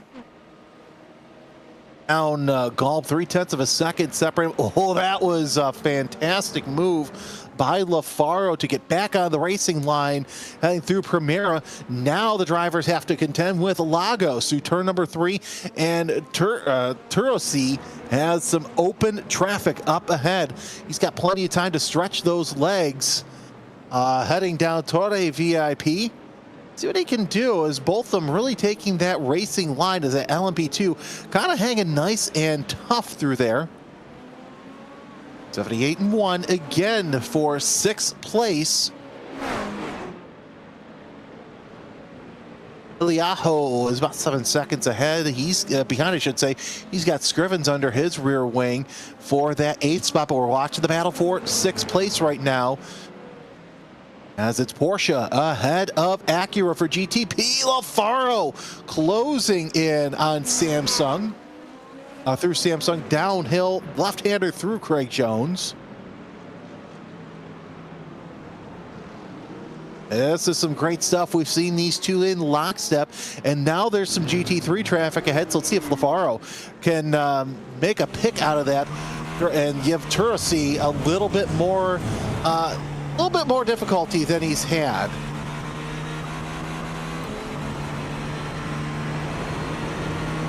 Oh, that was a little close there with LaFaro having to avoid that GT3 traffic. Not sure if they were going into the pits or whatnot. Didn't know if there was an extra prototype there. Oh, look at LaFaro closing in there. He's really up under that rear wing of that Porsche.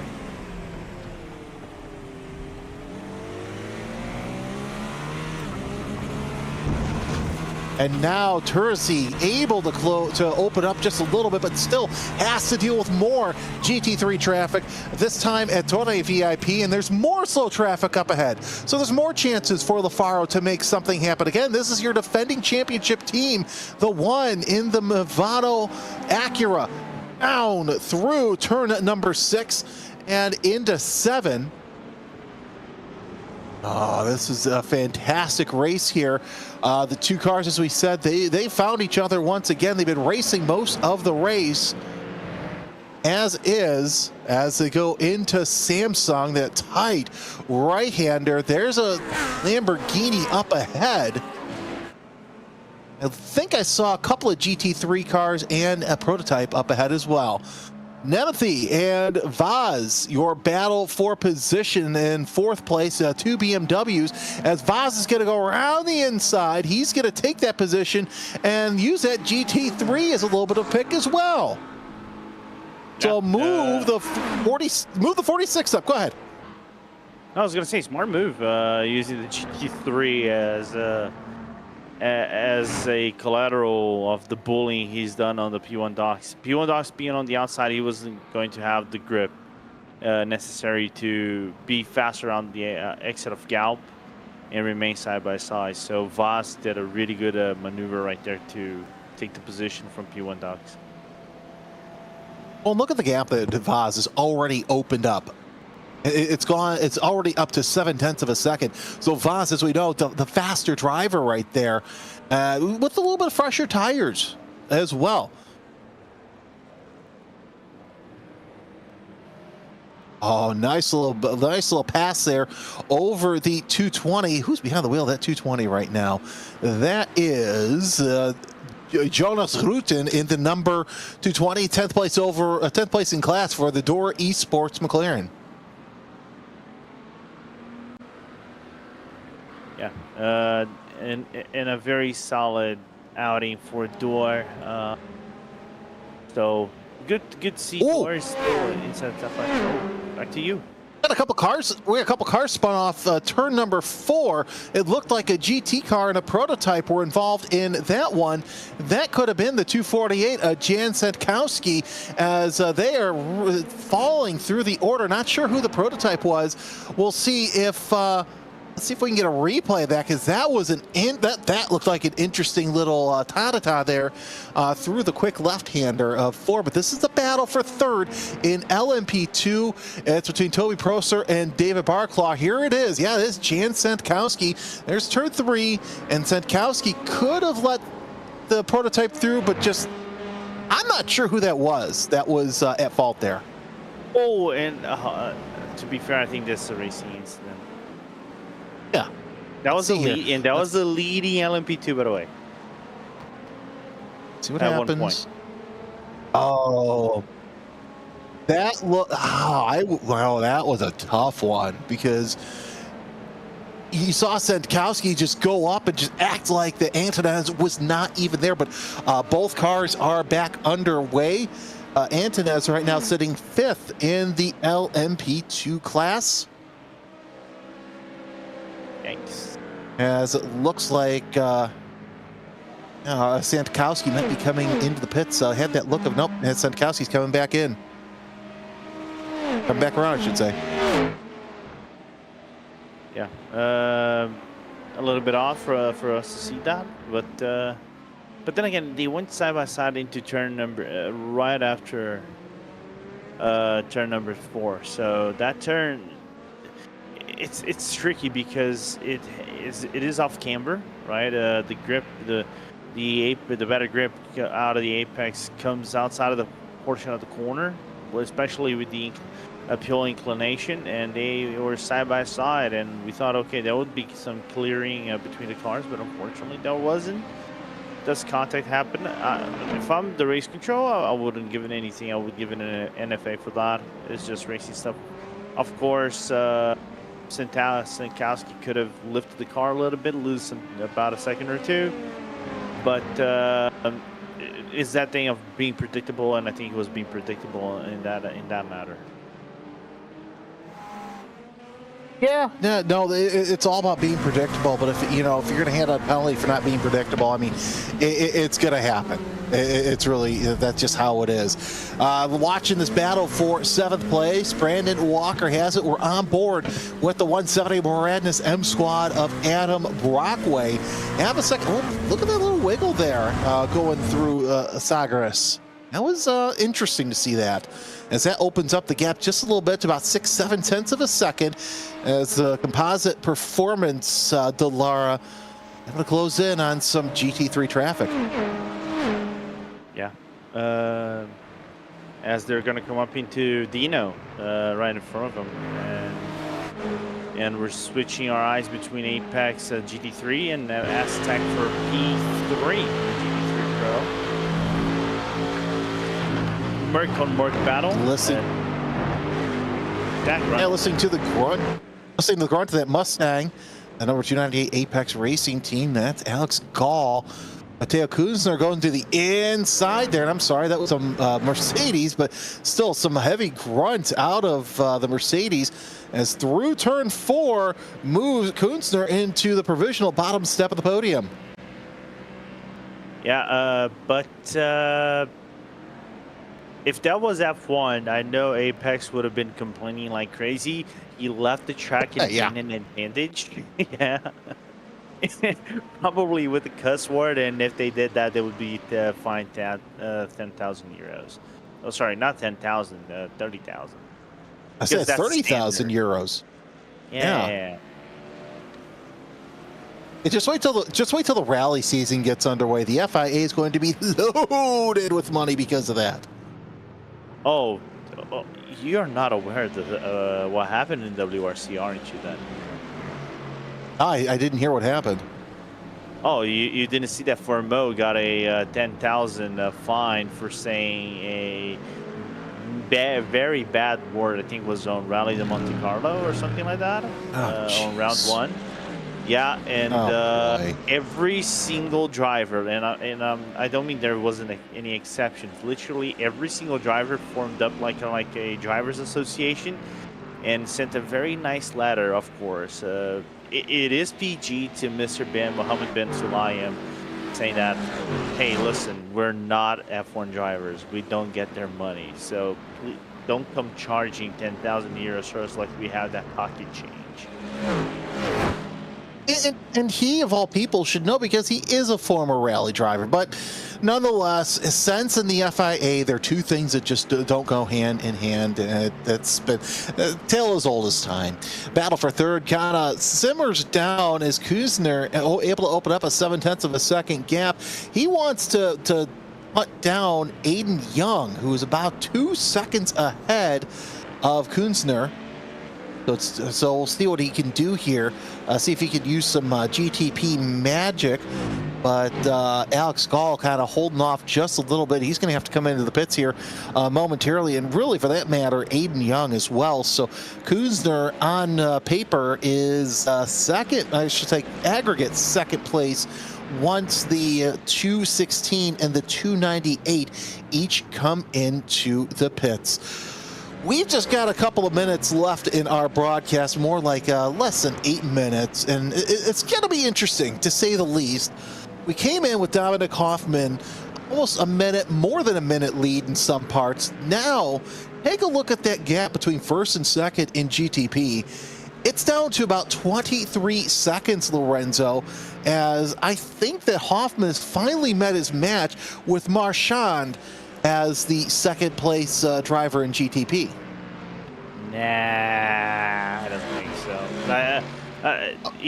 I'm not buying that. I think Dom has this racing. I'll be very honest with you. I think this is Dom needs a appalling stint or a yellow flag to completely throw his race off the edge. Otherwise, he has this race. I don't think he loses this race by the offset strategies that Mivano is putting, or Manini as well.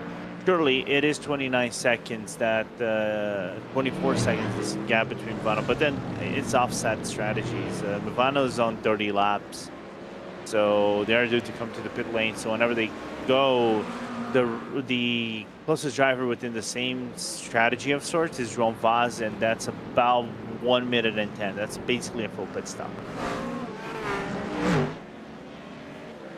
Of course, also you take a look at Delatraz Automotive, your leaders in LMP2, as we keep this eye on the battle for 6th place in GTP between Tursi in the 78 and Lafaro in the 1. Delatraz Automotive really doing quite well here, as they're holding steady in the lead. Of course, a lot of it has to do down to a couple of extenuating factors, but nonetheless, great to see them up front. But a little surprising to see Muradness M Squad near the middle of the pack here in LMP2.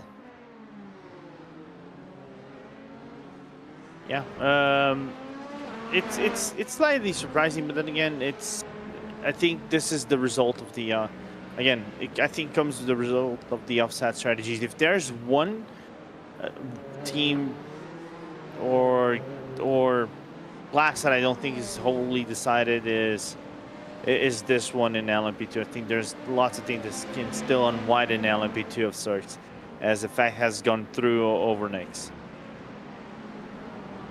Yeah, LMP2, I think that one's still decided, as we see Sam Sutton come into the pits for GTP. We take a look to see if the car disappears, and the car will not disappear, so Sutton will get in for another stint.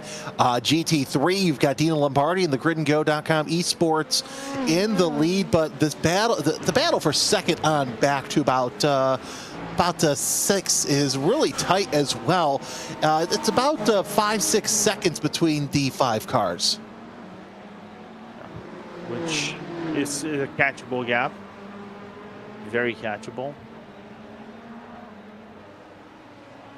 So lots of great racing to be had, of course, with the remaining laps, the remaining time here in this race. Brandon Walker, the 142 composite performance, into the pits as well, so he'll come in from 8th place. Let's see who else is in the pits. We've got a couple of prototypes in. WSR Esports butt kicker of Katsadonis into the pits, 12th place. And of course, Benz Nymphy, who has, he's going to go in for, I think, for a second stint, as he falls down to about 7th. Going to be 8th, 9th by the time he comes back out.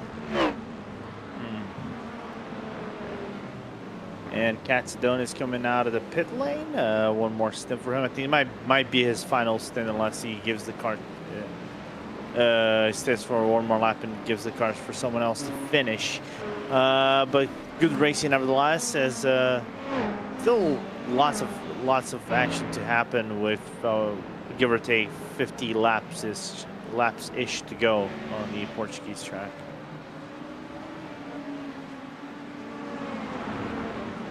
Acapuese getting ready to come back out, as we're watching this battle in GT3.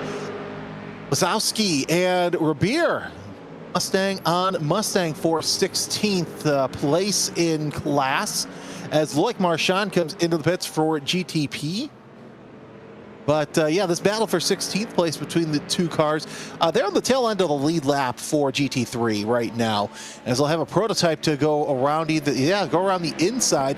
So now Ray Beer's going to lose just a little bit of time, as Wazowski able to let the LMP2 by. And yeah, more prototypes just going to come by and make some hay here as they come across the line once again. Wazowski still leading Ray Beer. Of course, a lot of prototype traffic trying to slice and dice their way through this tight circuit. Very tight for endurance racing, but it's been a lot of fun to see the mixed class racing here at our Algarve. Yeah, if there's one thing I've seen, and I think then Ewan and Dara can actually talk a little bit more in depth because they commentated this on Club Sport. I wasn't here for Club Sport the last time because the last round was at Portimão. Is that it's never a dull race, right? It's never a dull. There's always something happening around the racetrack. So it's good that we're seeing this kind of action, even though it might be offset strategy and things like that. It's always good. It's always a positive in my books. And again, fan favorite of some drivers in real life. I know some people in the sim like it as well. And again, lots of racing to be done left here in Portimão. So we'll see who comes out on top. As you saw there, Aiden Young out in the 216, Ethan Critchley in the WSR Esports butt kicker Mustang. And that about calls time for us here. Lorenzo, any final thoughts? Not really. It's been a very quick race of sorts. Only one yellow flag, of course, a few incidents here and there. I know Ewan and Dara don't want yellow flags, but let's throw some emotion in the mix. Let's give them a yellow flag for them to then kill me the next time if they see me personally. Well, it's been fun. It's been real. These 2 hours have really flown by, and hopefully they will for the ones who will bring it all home. Let's welcome to the program Dara Thacker and Ewan O'Leary. Hey, guys. Hello, thanks very much, Jeremy Scott and Lorenzo Bonda with us for the last 2 hours of this broadcast. It's myself and Dara taking you to the finish. This race is clipping along very, very quickly indeed. There might only be an hour or two left in this, because maximum we're going to have just over 2 hours. I think we've still got about 2 hours 15 on the clock, but I don't think we'll need it, frankly. We've only got 47 laps to go at the end of this one anyway, Dara. I was thinking about this race beforehand, and the circuit we're at. This circuit does not produce very many yellow flags. In the Club Sport race, the Club Sport finale, we only had 1 yellow flag. That came quite early on. Well, I'll say that. It came about halfway throughout that race. We had a very early yellow flag here. Since then, no yellow flags at all. It's one of those circuits that just doesn't really produce them, and we knew that coming into this race. Yeah, we did. And I think a lot of the teams will have been coming to this race knowing that strategy was going to be an important factor. They weren't necessarily going to have to play it by ear and play it by when the cautions do start to come out. Drivers coming to blows, I think there's an LMP2 and a GTP as they work their way down that main straight. But yeah, I think a lot of the teams would have been targeting how they were going to get their strategy from the start of the race to the end early on. It would have been a good idea to plan it out, especially with the lack of safety cars that they were probably expecting around here. And as we go inside the GT3, I think a lot of these teams have been playing that out over the last few hours. Well, it's been a very, very long green flag run indeed, and so pit strategy is kind of all over the place at the moment. I'll wait until this cycle's done though in GTP. Having said that, there isn't really a pit cycle anymore in GTP. It's just a general and a pretty slow just trickling of drivers into the pit lane really, rather than anything else. We'll keep to commenting on that as it goes along. In LMP2 we are at the end of a pit cycle though, bar the fiercely forward car we just saw into the pit lane in Composite Performance, who came in just before that by a couple of laps as well. Delatraz Automotive, who are leading by nearly 9 seconds, as you can see from Nürburgring Esports. Hyperion Racing currently in 3rd place. The championship leaders are the Delatraz team, and the fact that they are leading at the moment is a sure sign that they could extend that lead as well. These 2 cars are on the same strategy here, Effect Simulations and Hyperion Racing, and they're going side by side into the S's now, or these final sections I should say, on this racetrack.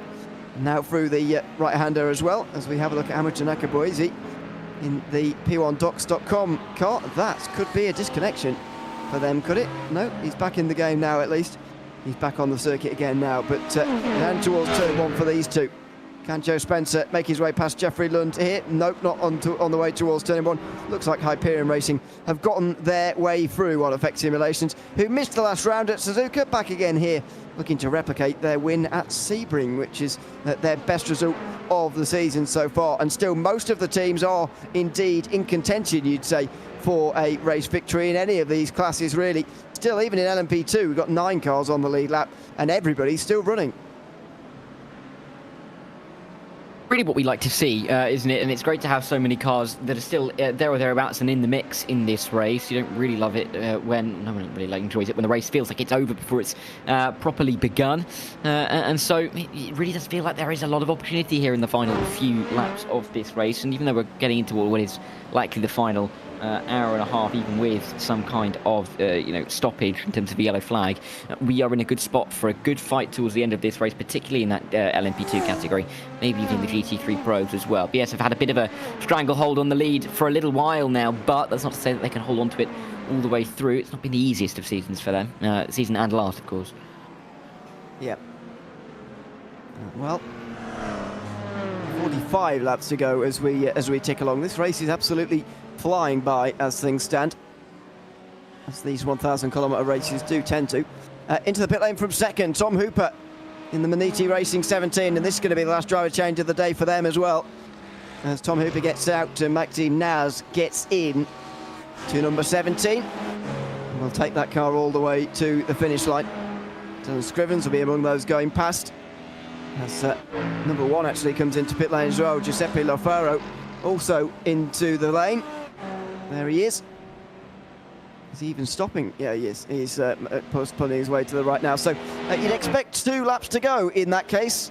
2 stints to go over the course of 45 minutes. And so they will try and keep these pit stops as short as possible, but you could take a bit of fuel off in both stops. Now, if you're doing 34-lap stints, as the number 1 car just did, then even that is not going to get you to the end from here. You're going to have to go a little bit further. That critical lap might well be lap number 184, maybe. So another 10 to go. Who could achieve that? Well, maybe the Orion race team would be best placed to do that. They're currently running in second place. However, they are a minute off the lead. Yeah, it's quite a distance, and it's going to be a lot of time to recuperate in the closing stages of this race. You'd say that without any kind of it would require some form of mistake to gain a minute towards the end of this race. As Kevin Kroschny gets out of that car, Sasha Engelhardt gets in for what is likely to be the final couple of stints in this race, or even the final stint. Final stint or 2, that is a couple, isn't it? But as they work their way through towards turn number 1, the battle for P4 heats up as well. It's an interesting, I think, dynamic to have, especially towards the end of this race as well, with the championship in the frame of minds for a lot of these drivers and teams, is that as we get further and further into the season, these kind of battles where we've had long extended periods of green flag running really start to become important. And what you do with it is crucial. We're seeing battles here between the 174 and the 115. VC Forward would like to go forward and will. Up and under is going to work out the hairpin. As actually, I think the LMP2 loses out to the GT3. But these periods and what VC Forward is doing just there, getting themselves through cleanly and consistently, is crucial in these stages. Picking up points is absolutely critical, and putting yourself into a position to be in the championship contention, or at least towards the top 3 into the final couple of rounds, is where they need to be, and it's exactly what they're doing at the moment.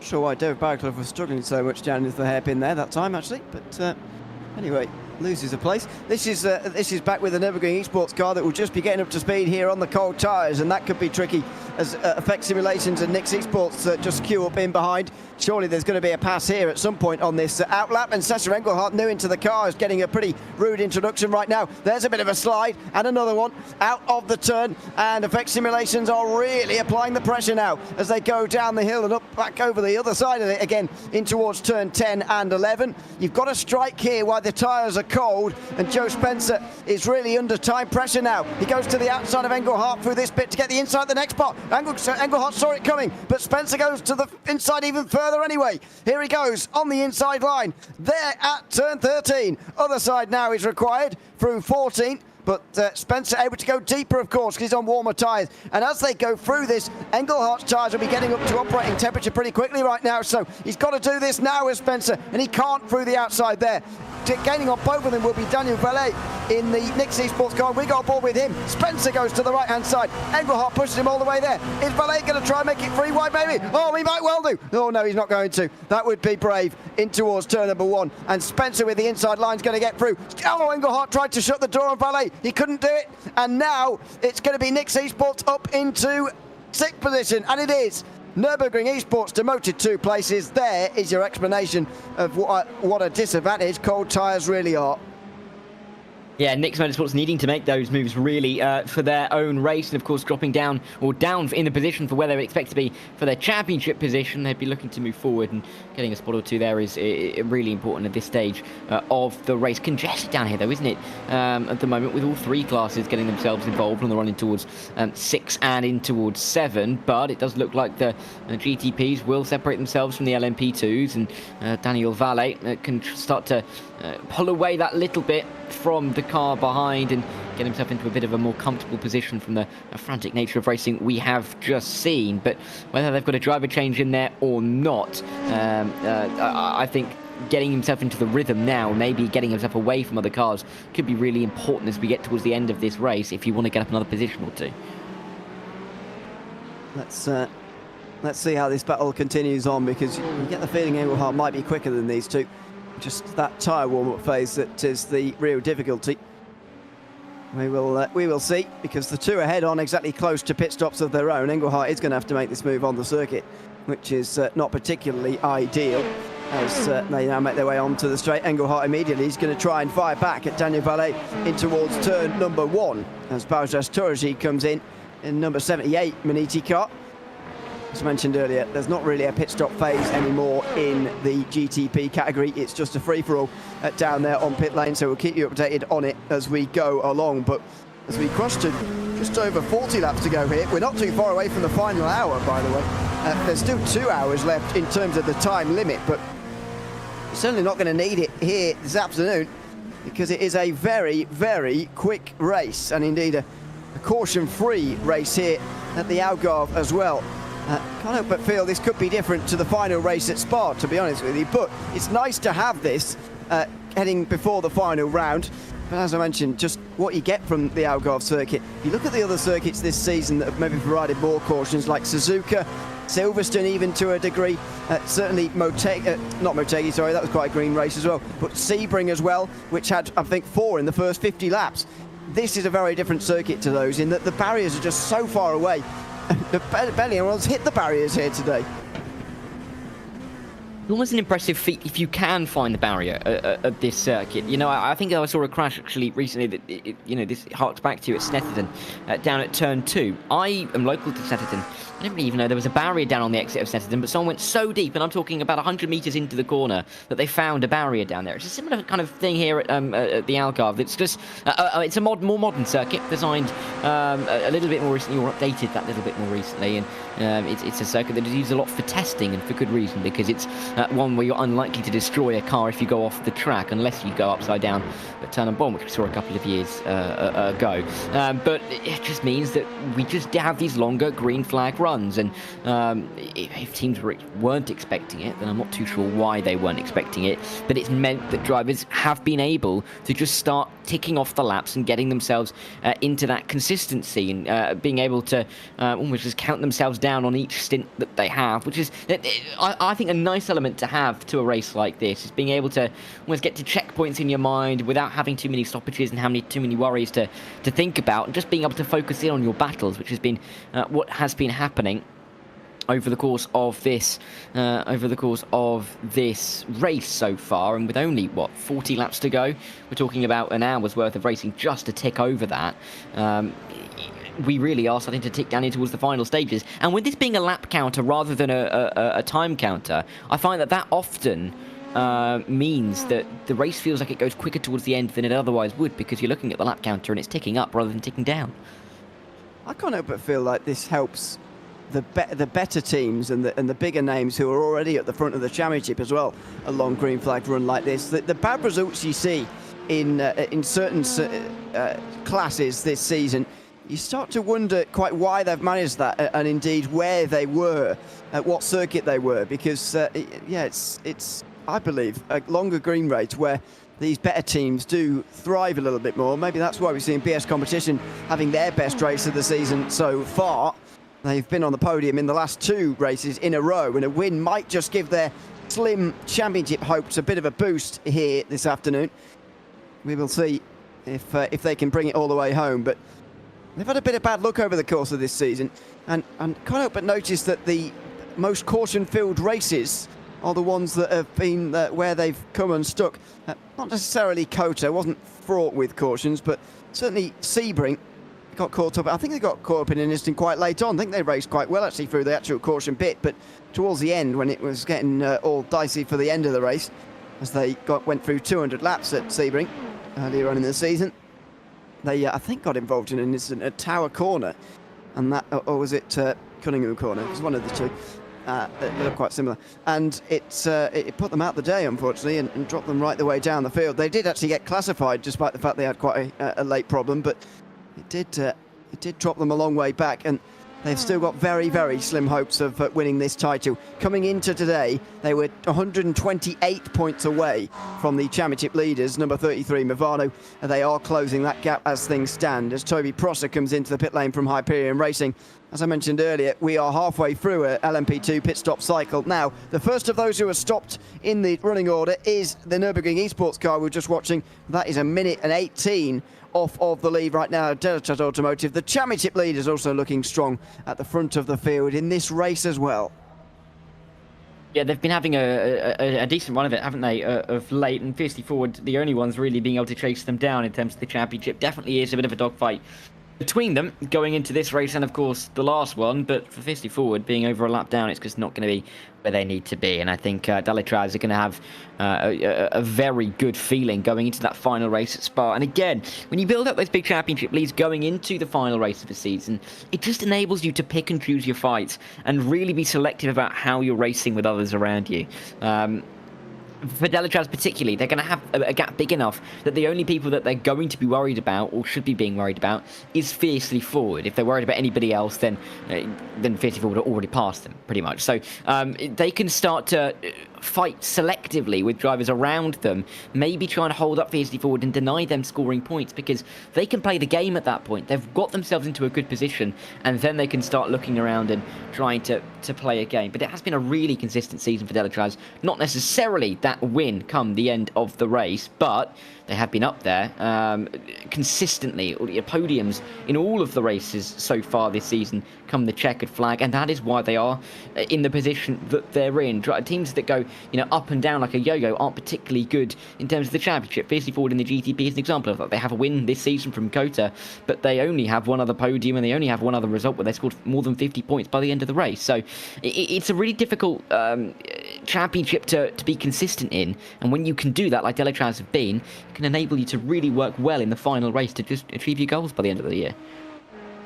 Bizarrely, it is so bizarre that Delachaz haven't won a race yet this season, considering they've been on the podium in every race, and at all but one of the halfway stages as well. They've been at in the podium places. Fourth place only at Kota, I think it was. Sebring, where they just lost a few points compared to what they normally do. But 4 different winners in 5 races so far in LMP2. It's been a great season. Kicked off by Fiercely Forward, taking the first win of the season. And they held the championship lead, by the way, for a while, until they've had that wrestled away from them in the last couple of races. Effect Simulations have won a race.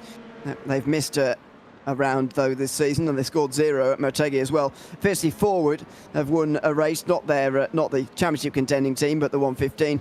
And also Moran's M Squad winning at Suzuka, which has given us our 4th out of 5.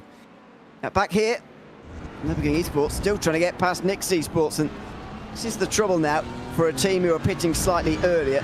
You have generally got a higher fuel load, which doesn't help. This is a legitimate battle out there on the circuit in GT3. Now, there are no pit stoppers who are really out of sequence here inside the top 10 at all, and so it's a legitimate battle between Jaguar Racing and BS Turner for 4th position on the racetrack. Ryan Barneveld just begins to apply that pressure now in this race in the latter stages as they head towards their final pit stops of the day.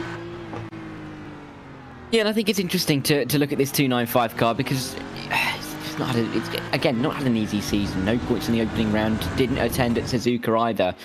Coming into this race, you know, they're P13 in the championship, but they're going along relatively nicely in the grand scheme of things. The top 5 would be by far their best result of the season, and put themselves very much into the conversation of getting into the top 10 in the championship, despite the season that they've had. It's been incredibly inconsistent outside of the top 4, maybe even top 5 teams. Actually, no, top 4 teams, because the BS competition car in that GT3 Pro class, of course, has that win from Motegi, has the P2 from Suzuka, and then has scored a combined, what is that, including the half distance points, we're talking about 60 points apart from that. So they've been really inconsistent in how they've been able to go about their business.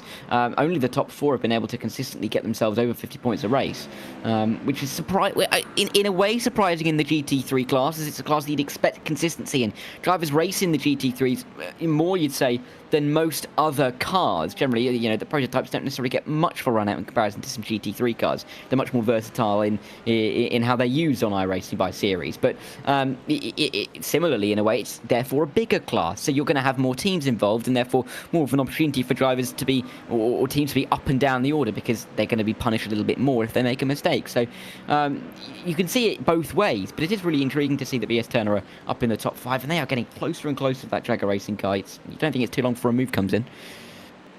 Let's see, as they now get on the brakes for the final sector again, one of the Maniti Racing cars. And that's Maxime Naz just sending himself between them. The therapeutic nature of multi-class racing folding its way through another IVRA Endurance Series round here at the Algarve. And what a fantastic location for our 6th round of the championship. It's a circuit we've never used before in this championship. It's not been in iRacing for very long, let's not forget. Being used for the first time in the IVRA Endurance Series here this season. In fact, and indeed it will be our first trip to Portugal as well. We've been to Barcelona in the past, just next door in Spain. 1,000-kilometre race back in 21-22. I think that was the start it was either the start of 22 or the end of 21, I can't remember. But it was a few years ago now, back when all the races were 1,000 kilometres that season. This season, this is the only one. Meanwhile, side by side between Nix Esports and Nürburgring Esports. Finally, Sasha Engelhardt, after a lot of trying, has got to the inside, but no, wow. That is a big late-braking manoeuvre there from Daniel Valle to hold on. And again, this is the problem I was going to talk about earlier. Sasha Engelhardt has got so much more fuel on board, very heavy to get his car past the very light Nix Esports car in front. Yeah, and they're going to be able to use that GT3, I think, to their advantage if they can get that car just before they go into the long right-hander at turn number 15. Let's see, inside line should be able to get it done. Will benefit Nix Esports compared to Nürburgring Esports. Actually, I think Nürburgring are too far back to be affected by the fact that they're going to get stuck behind that GT3. Indeed, they are. So, won't even make much of a difference, and you can see them losing a little bit of time into turn 14. Which isn't too surprising considering the fuel loads in the car, but as they run down towards turn 1, we'll see it again. The car really offloaded into turn number 1. You have to feel very light on your feet to get the car turned in there, and again, Nürburgring not necessarily being able to gain in the way that we'd otherwise expect them to. Imborg, though, leader in the LMP2 in the pit lane, and the 188 crew are going to work on that car. We'll see if they can come out back in the lead, whether the 115 will start to will fly through for the P1, momentarily at least. It's, it might be quite close, to be honest. Not that it really matters, but it might be. Thomas Imborg pulls to a stop. Looks like he's going to bring it all the way home, I think, as well, from the looks of things there. This should be the penultimate stop of the day, only a splash and dash required. And actually, if they driver change at this point, then it could cost themselves a little bit of fuel time. There you go, 29 seconds. That's not a full fill, but they don't need one at this stage in the race. There's only 34 laps to go at the end of this one, and they'll end up doing less than that, the LMP2s. They'll end up doing 33, 32. So they very much don't need all of the fuel that was just taken on board. Only 27 laps that time round from Delicious Automotive. You'd imagine that fuel fill will take them about 18, 19 or so. I'll give them about just over 10 laps to go. It's going to be a very short fill indeed to end this race as BS Competition come in from the lead. Now, this is going to be an important stop as well, because I believe that they can't make it home. 36 laps on that stint. Excuse me, they can. Never mind. I've underestimated them drastically. 36 laps on that last stint. They only need another 33 there. That was actually over-saving from Dominic Hoffman, if he was saving at all.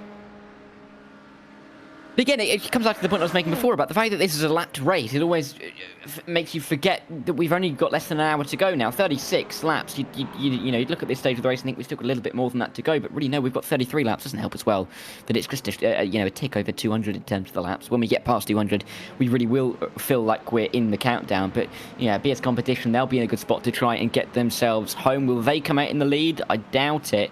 Orion Race Team should come through, although they have had a couple of close pit exits, haven't they, over the last little period. So this is going to be a really interesting little tussle if BS Competition get out of the pit lane. Was that a driver change? Could very well be. But they just about will get out of the pit lane. Going to be tight with the Orion Race Team. It won't really be by the end of this rate. Here's a battle for 10th in GT3. Whereas Ethan Critchley has one of the LMP2s down his inside there. He's just trying to put the pressure onto Kai Kashube in the BMW, just in front in the 289. And the LMP2 will just get Kashube to go wide as well, though he'll just let that one through towards turn number 1. So Critchley not able to get anywhere with that. Next time around, we'll see. Yavaz does get to the lead of this race. He just about gets ahead of BS Competition, and that is because of the cold tyres again for the 89. There you go. It's straight out of turn 5. It's just the power on there that was a lot easier. And there they go down the inside, fiercely forward, trying to unlap themselves here. That is Dylan Scrivens in the 11 car, trying to get a lap back, and he has done. Oh, this is very busy. Not a place that Daniel Alves Lorenzo really wants to be here. In towards turn 10 and 11. Maniti Racing next in line. They're also a lap down. That's Norbit Tomas just in behind. And this is a real traffic jam now. There's all 3 classes on screen at the same time. You get these clumps every now and again in these races. And look at this, all 3 classes, about 20 of them making their way through the final sector. Yeah, you can just imagine that about turn 2, turn 3 right now, you could hear a pin drop, but around here, everything is kicking off. Lorenko trying to find the right line through, but he's just going to have to try and negotiate his way through some GT3 traffic while swarming that car. The straight will help a little bit, but look at the LMP2 ducking up the inside. You can just see that that car is just not ready. It's not up to temperature. It will benefit down the straight, of course, with the increased horsepower it has compared to all other cars on the circuit. But again, down into turn 1, it's not going to be looking too comfortable to be in that car. You've got to be careful because all of a sudden, they could be coming under increased pressure from Mivano right behind them, and Marcus Hamilton has all of a sudden seen the BS Competition car in front. Don't know how much longer he'll be seeing him there, but it just isn't. I guess you'd rather take the pain now and be around your rivals when they still have to make a pit stop than be a minute down on them whilst taking this pain. But it's just still a really frustrating window to be put into, to have all of this carnage around you whilst trying to get your car into an operating window. I actually think BS Competition are going to win this race by a very long way as things stand. However, right now, it's the big moment and they've got to avoid incidents. That is one of them. Dylan Scrivens was just hit there by one of the Mustangs in towards turn 7 and turn 8. Now then, that's brought a whole load of gravel onto the circuit. That's not the biggest problems. Dylan Scrivens will continue, but it's so close down the back end of the field that Maniti Racing just overtook them, and Orbit Drop Bear as well, just through that one little excursion into the gravel. Shows how congested it is at the moment in that class on the circuit at the moment. Not really what they need. There is a Daniel Shibishabo down in there somewhere for the Apex Racing team. Behind Barney, there he is. There's a front tyre just about. I think Barney's just standing waiting for the last stages of the race. Only 32 laps to go now, so he won't be standing there for too much longer. But Dylan Scrivens will have a look at it again. Got involved down in towards, this is turn 6 and 7. Got a little bit of a tap from that Mustang and went off the road, and you can just see rivals coming through. With it being a right-hander, you've got to do all that extra rotation to get it back onto the racetrack. The Orion Race Team now come into the pit lane as well with 30 laps to go.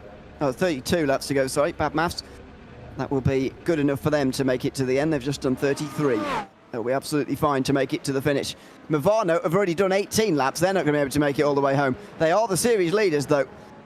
And so they're behind Orion and losing points to them, but they came in with 65 more than them here today, and they only lost a few points at the halfway. So the gap may well dip below 40, I think, for the championship lead, but all number 33 has to do is have a consistent remainder of the season, and that's pretty much what it's done so far. I would argue it's the only car to have a consistent season so far, maybe with the exception of Orion, actually, who have had a couple of little bit below par results, but they haven't had any disasters. Same goes for Mivano. I think a nice top 10 for Mivano here will set them into the last round nicely with that championship lead, which you'd expect them to take. Yeah, I mean, Orion have been that consistent team, but the issue is just they've just not been as good of a consistent team, frankly. They've got the one podium on the season back at Sebring, but for Movano, the consistency has got them onto the podium a couple of times, got them a win at Motegi. That is why they find themselves towards the front of the championship. For Williams, I think, as well, a difficult race for them. They've been a little bit more up and down the order, you know, perfectly demonstrated by a second place at Kota, and then in the following race at Silverstone being outside of the top 10. So it's been easy for Movano by terms of just keeping it nice and calm without really having to do terribly much in this championship, particularly in the last few races. They haven't been inside the top 5 at Silverstone, Suzuka or Kota, but they've still been able to be ticking along and gaining points on some of their closest rivals, and that is why they find themselves nearly 50 points ahead. And as things would stand, find themselves more than 50 points ahead going into the final race, which isn't a massive buffer in a championship like this, but good enough that, as I was saying before, you can play around a little bit with who you're racing with and in which way you're going to race them in the final round of the season. Movano Rosso actually getting ahead of Orion Race Team as well, but Orion are still the best placed of those who have made their final stop today, just ahead of Williams, who are going to be pretty close, but they should make it as long as BS Competition do. We're just seeing the conditions there, by the way. We're still 2 hours away from sunset. We're getting right into the swing of spring now, as it were. And so the sun will be out for another couple of hours. Even if we did need all of the time limit here this afternoon, we'd still barely see any dipping of the sun here later on. Wonder whether we are going to see any darkness at Spa, but it will be May by then. So we have to be running well into 9 PM or so to get proper nighttime driving, and I don't suspect we will do. Although it is an 8-hour race, don't forget to join us in 3 weeks' time for that final race of the season, because unlike sometimes what you get in championship seasons, especially like this, we've got all 3 championships that should be on the line. I think GTP is going to be by far the closest and most open, but you never know in the other classes as well. Going to be a very good watch indeed in just 3 weeks' time. Meanwhile, Maniti Racing and Orbit drop their battle away for 8th position. They are not going to make it to the end of this race, but Maniti will have a much shorter pit stop to go. So this is on Sam Sutton now to get past number 78 and get away as well. Otherwise, they're always going to finish behind them, and that would put a big dent in their rather slim championship hopes coming into today. 5th place behind Movano. Yeah, probably not exactly where they really want to be going into the final round of the season, but the chances may still be on the table for them. Quick little note on the 247 Grid and Go car. Came into the pit lane, Alessandro Quintalle, I should say, going out in P3, so that's just off of our ticker. That is a constant. There he is, 247. You can just about see for a second. Daniel Sommer not too far back, but it has set off a bit of a chain of GT3 pit stops. Lucas Prada in that WSR Esports Bucket car will be coming out of the pit lane very shortly, and they should all be getting to the end with what just under 30 laps to go in this race. Very much on the countdown, particularly as the lap time for a GTP here is just about 95 seconds, give or take. So we are going to be starting to get in towards the final, 45 minutes, if that here, Ewan. And I think the end's going to creep on us very quickly indeed, particularly when you consider these are the final stints starting. I'm not too sure how many more teams really have to make their way down pit lane, and when they do, that should be, without damage, their final stop anyway. Should be in GT3. It's matched up quite well for them this afternoon. This race started just over 5 hours ago, and the last caution was pretty well placed for them to split this race up quite nicely in GT3. The only ones that are going to look a little bit awkward, I think, could be Simar C, Daniel Sommer, WSI Sports Bookkicker 216, and Ethan Critchley, and Guillaume Levesque for Apex Racing Team. Could get a little bit awkward for pit strategy for them, but we'll see how they manage that throughout the race. Throughout the remainder, any GT3 pitting now, though, should be able to make it to the end. In fact, anyone in any class now should be close to that. In LMP2 even, we're getting towards that stage, although I'd be pretty nervous if I was 115. Daniel Antunes just came in LMP2, and it's going to be pretty close for them. But we will see as we go on board with Daniel Sommer here. You can see how it's awkward for him. He's actually just come out behind Alessandro Quintai, so if this was the strategy and this was the end to the race, then they'd be right behind the race leaders with a great chance of punching through. But I'm afraid they can only go about another 15 laps on fuel, and that's not going to see them to the finish. No, it's not. There will be a dip hit again, and you know, not necessarily fill the fuel tanks, which should be a short stop, but still not really ideal to have to come into the pit lane one more time. But they'll know that it won't necessarily be a splash and dash, as we might see from a couple of teams towards the last few laps of this race. We're going to see him move into turn 1 for P9 in the GT3s. No, we're not. The US Plus Turner car will still be in P9, but the WSR RaceSpotTV backing the 261 is right there and ready to take advantage of any mistake that the 295 is about to give it. There's also that BS Competition GTP about to come through. The overall race leader with, what, 28 laps, including this one, left to run, and should get through on the BS car down in towards the hairpin pretty easily indeed. But of course, we'll not be providing much help for the fellow Eurosid entry as they are in their own battle. But it doesn't really look like that Bucket car is coming through anytime soon. WSR Esports Bucket car, I should say, looking like it's just sitting, waiting, biding its time, waiting for an opportunity to present itself in the closing stages here. It's another one of those battles that are just fresh out the pit lane between Ryan Barneveld and Lucas Prada. Let's look at Nadeo pits in the Scuderia Volpe car. It's the one that recently hit Dylan Scrivens in towards turn 8. Soon joining him will be Daniel Sommer. You'll see him on your screen in a moment. There he is, popping through for SimRC, as we suspected he would. He requires another pit stop before this race is complete, and he'll pull to the right now and down onto his box, sharing with one of the prototypes. Now goes up on the Jackson, changes indeed into Gareth Higgins for the final stint of this race as well. So final stop made by SimRC. Still waiting for the two leaders though, the top two, to come in. Drago Racing and Door Esports are yet to pit at the very front of GT3. And when they do, the field will be fully cleansed. We can have a proper run through and we can have a proper look at where people are going to be in the championship standings heading into the final round here as well, as we get into the final 30 laps of the race. Here's LMP2 again, because it is so close in some of these battles. This is for 4th place, and this is a legitimate one as well. Down the inside, that was Morin's M Squad, the race winners from last time out, and Nathan Olsen there, stabbing himself down the inside of Cameron Kraft in towards turn 3. It's still side by side on the way towards 5 now. They're close in behind Fiercely Forward as well, as we know. Down on the brakes. Still Hyperion on the inside, and no, well, now they're just about going to get through. It's going to be close for them to just be clear in time as they go behind the building. Still not quite clear in towards turn 7. Oh, now they will be. Late braking, but too late perhaps. Nathan Olsen slips back through on the inside into 5th.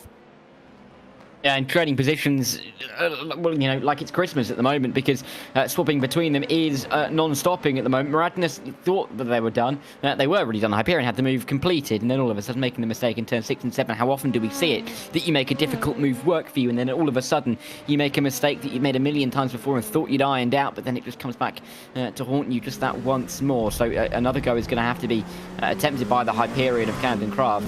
But now with that Moradinus car and the Fiercely Forward car in sight as well, I mean, it would have been right on the back of Fiercely Forward going in towards turn number 1. Would have been a fantastic position to be in, but as it is, a long way back now, nowhere near the Moradinus car going in towards turn number 1. And it's going to have to be a couple of laps worth of a rebuild in terms of closing that gap, before he can go for it once again.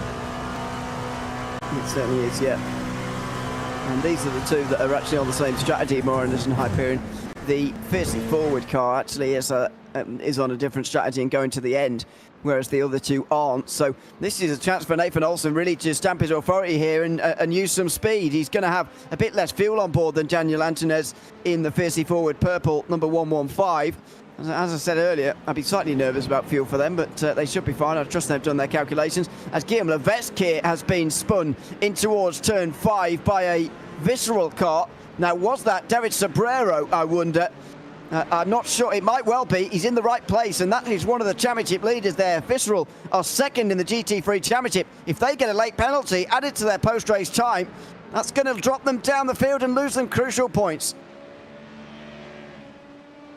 Not really what they need at this stage of the race, because if you were falling down the order towards the start, yeah, you know, you can gain a little bit of time back. There's a few hours left for us to try and work this back through. Now, though, with 25 laps remaining. It's not the best position to be in. Bit of a mistake from Moretton trying to go for the move and fiercely forward. Here comes that Hyperion once again. Is it an inside line down into turn 12? No, not quite. Couldn't quite find the right line, and we'll have to give it a go in towards, sorry, that was turn 13, into turn 14 at the right-hander here, going down the hill. They've battled. Dylan Scrivens has come to blows a little bit in a congested area behind the building.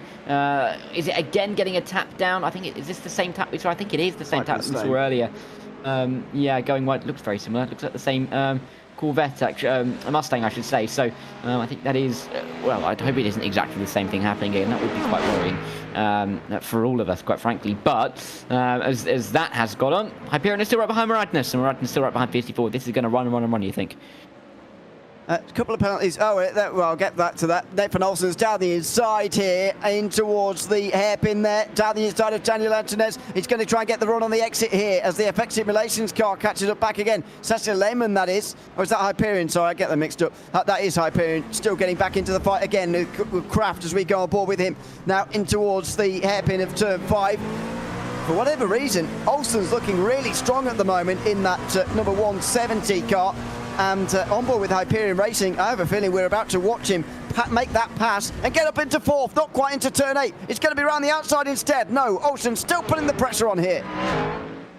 Yeah, and as they go down the hill, is there a chance to get past that fiercely forward car? Doesn't look like it. Looked like there was a good run out of left for the Moradness machine. Or they both dive to the inside line to get through on the BS Turner GT3. Fiercely forward do get through. Moradness have to wait that little bit longer. Hyperion just twiddling their thumbs, getting some popcorn ready and hoping to pick off a position or two in the melee.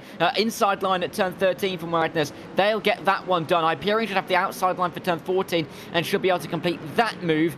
Or no, they're not going to be able to. They're going to get stuck behind the BS plus Turner car and going to have to try for it on the exit. That's going to lose them all the time to the two in front, and Moradness now have a bit of a clean slate in going after that fiercely forward car.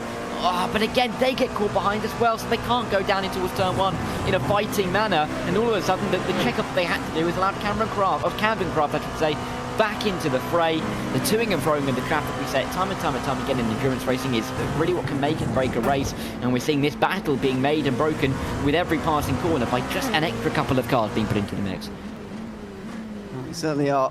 This is a good battle for 4th. I'll quickly go through the penalties, by the way, that we've seen in the last half an hour since we came to air, just to keep you updated. Manuel Troncoso's got 5 seconds for Drago Racing, although they have just pitted. Did they serve it? I wonder, because they did get it in time. Maybe they did serve it, and that's going to change, but for the moment it's showing that they haven't, and that's going to be added to them post-race. And Derek Chaparro did get a 10-second penalty for not achieving a reasonable overlap to maintain an overtake and causing a collision in towards turn 5. Meanwhile, no collision here in the battle for 4th just yet, although there was a slight touch there. Olsen on the inside of Daniel Antunes in towards the right-hander of turn 8, and again he's looking, this time at 10 and 11, and that's later on the brakes. That's a much more decisive manoeuvre from Nathan Olsen, and he's through into 4th position.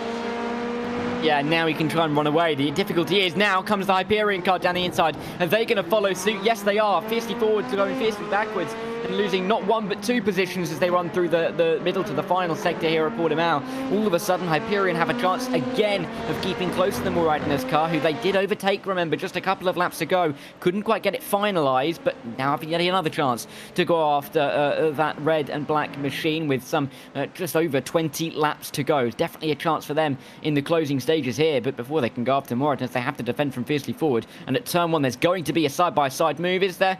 No, fiercely forward are going to back out of that one and think better of it, as one of their fellow LMP2s pops out of the pit lane as well. It's a GTP, isn't it? I think. We'll see. They're certainly overtaking some GTPs as it stands, because I think there's some cold tyres flying about here, and these GTPs really need some time to get up to speed. And so, oh, goodness me, look at that. They're alongside P1 Docks now, is Camden Craft, in towards turn 5. There's going to be no overtake because there's too much straight line speed on that BMW, but this is the real difficulty now with this new tyre model. The cold tyres, we've spoken about it all day long across the course of the broadcast, but it is worth reiterating again and again, because through the corners, the GTPs are challenged legitimately by GT3s. And there you go, that's a prime example. As Visceral got straight into the back of the P1 Docks car there, they wanted to hit the gas and go because the Mercedes was gripped up, warm tyres, traction control, of course, as well. They had the better traction. The P1 Doc's car is slipping and sliding all over the place.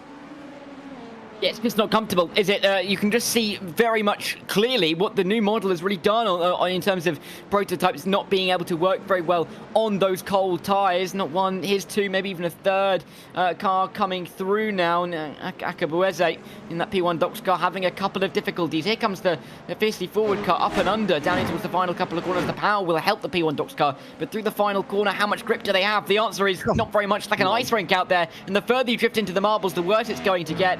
And that P1 Doc's car, it looks like an absolute horror to drive right now. It's good down the straight, but that's pretty much where it ends in terms of the positives right now. Akabueze has actually been passed by the Apex Racing team in this tyre warm-up phase as well. A very seasoned IndyCar driver. And you get quite a lot of IndyCar drivers who are actually quite good in the GTPs as well. It feels like there's some cross-platform ability there for some of the IndyCar guys. Akabueze is certainly one of them. Camden Craft is now up into 5th place, and as you can see, there's some gap now between 5th and 6th, and 4th and 5th, because of the traffic, and so the battles just peter out in GTP and indeed in LMP2 for the moment. In GT3, the battles are still ongoing. Guillaume Levesque's just caught up to Ryan Barneveld, who's actually just passed him not that long ago. So that's a battle there for 5th place. WSR Esports, Puttgiger and Drago Racing are also nose to tail. As far as the master sheet goes, Troncoso still hasn't served his penalty yet, and so I think he's going to wait to the end of the race, and he's going to hope we don't have too many more cautions, otherwise he could get a penalty, although I guess he wouldn't because the time would be reset. So anyway, he will hope that the pace is quick enough, and it should be, for that penalty to go at the end of the race. 5 seconds as it is. If he's just in behind, it's Alexander Spetz who's driving now, by the way, but he's just in behind Lucas Prada. He not only needs to get past, but he actually needs to pull quite a big gap as well, and here he is. Yeah, let's see if there is a chance. Well, there is a chance. I don't know about that. It's just whether there's going to be a good opportunity for him to be able to get this one done. Drago Racing just lurking, looking, trying to get that drive off of the penultimate corner. Through the final corner they go. It's nearly flat out for the GT3s, just taking as much throttle as they dare. Now, is there a good run for Spetz in this Ferrari? How much power does the Scuderia give him? It does the Ferrari give him down in towards the opening turn here. They'll dive down the hill. It gets a little bit difficult on the brakes as gravity wants to take you further than you'd like to go, but there's no room for the Drago Racing car. Inside at turn 3 is the next chance, and he's going to look for it. He's going to go for it in the end. Just stick a nose in, just push the WSR Esports Puttgiger car that little bit wider, and then have the outside line for turn number 4. That could give him a good drive towards turn 5. Another downhill braking zone, but this time a hairpin, much longer braking zone. This looks like it's going to be very much on for Drago here. Down the inside, and Alexander Spetz is going to be through. A good overtake in the end from him in towards turn 5, and one that needed to be made as well for Drago Racing. They now pull away and get through into 7th position, and we'll now begin to give chase on some of those behind as well, and that little bit of traffic as well will cement the move for Alexander Spetz. Next up in line will be Guillaume Levesque, who needs to pit in the not too distant future, so this will actually be 6th place, and he's given himself 20 laps, or whatever the equivalent is going to be for these GT3s. I would say that equivalent is going to be about 16 laps, maybe 17. That's the amount of time he's given himself to pull 5 seconds on Prada. And if we're looking at 16 laps or so, 17 laps or so in 5 seconds, you're looking about 0.3 of a second a lap, and that is achievable around this circuit, I would say.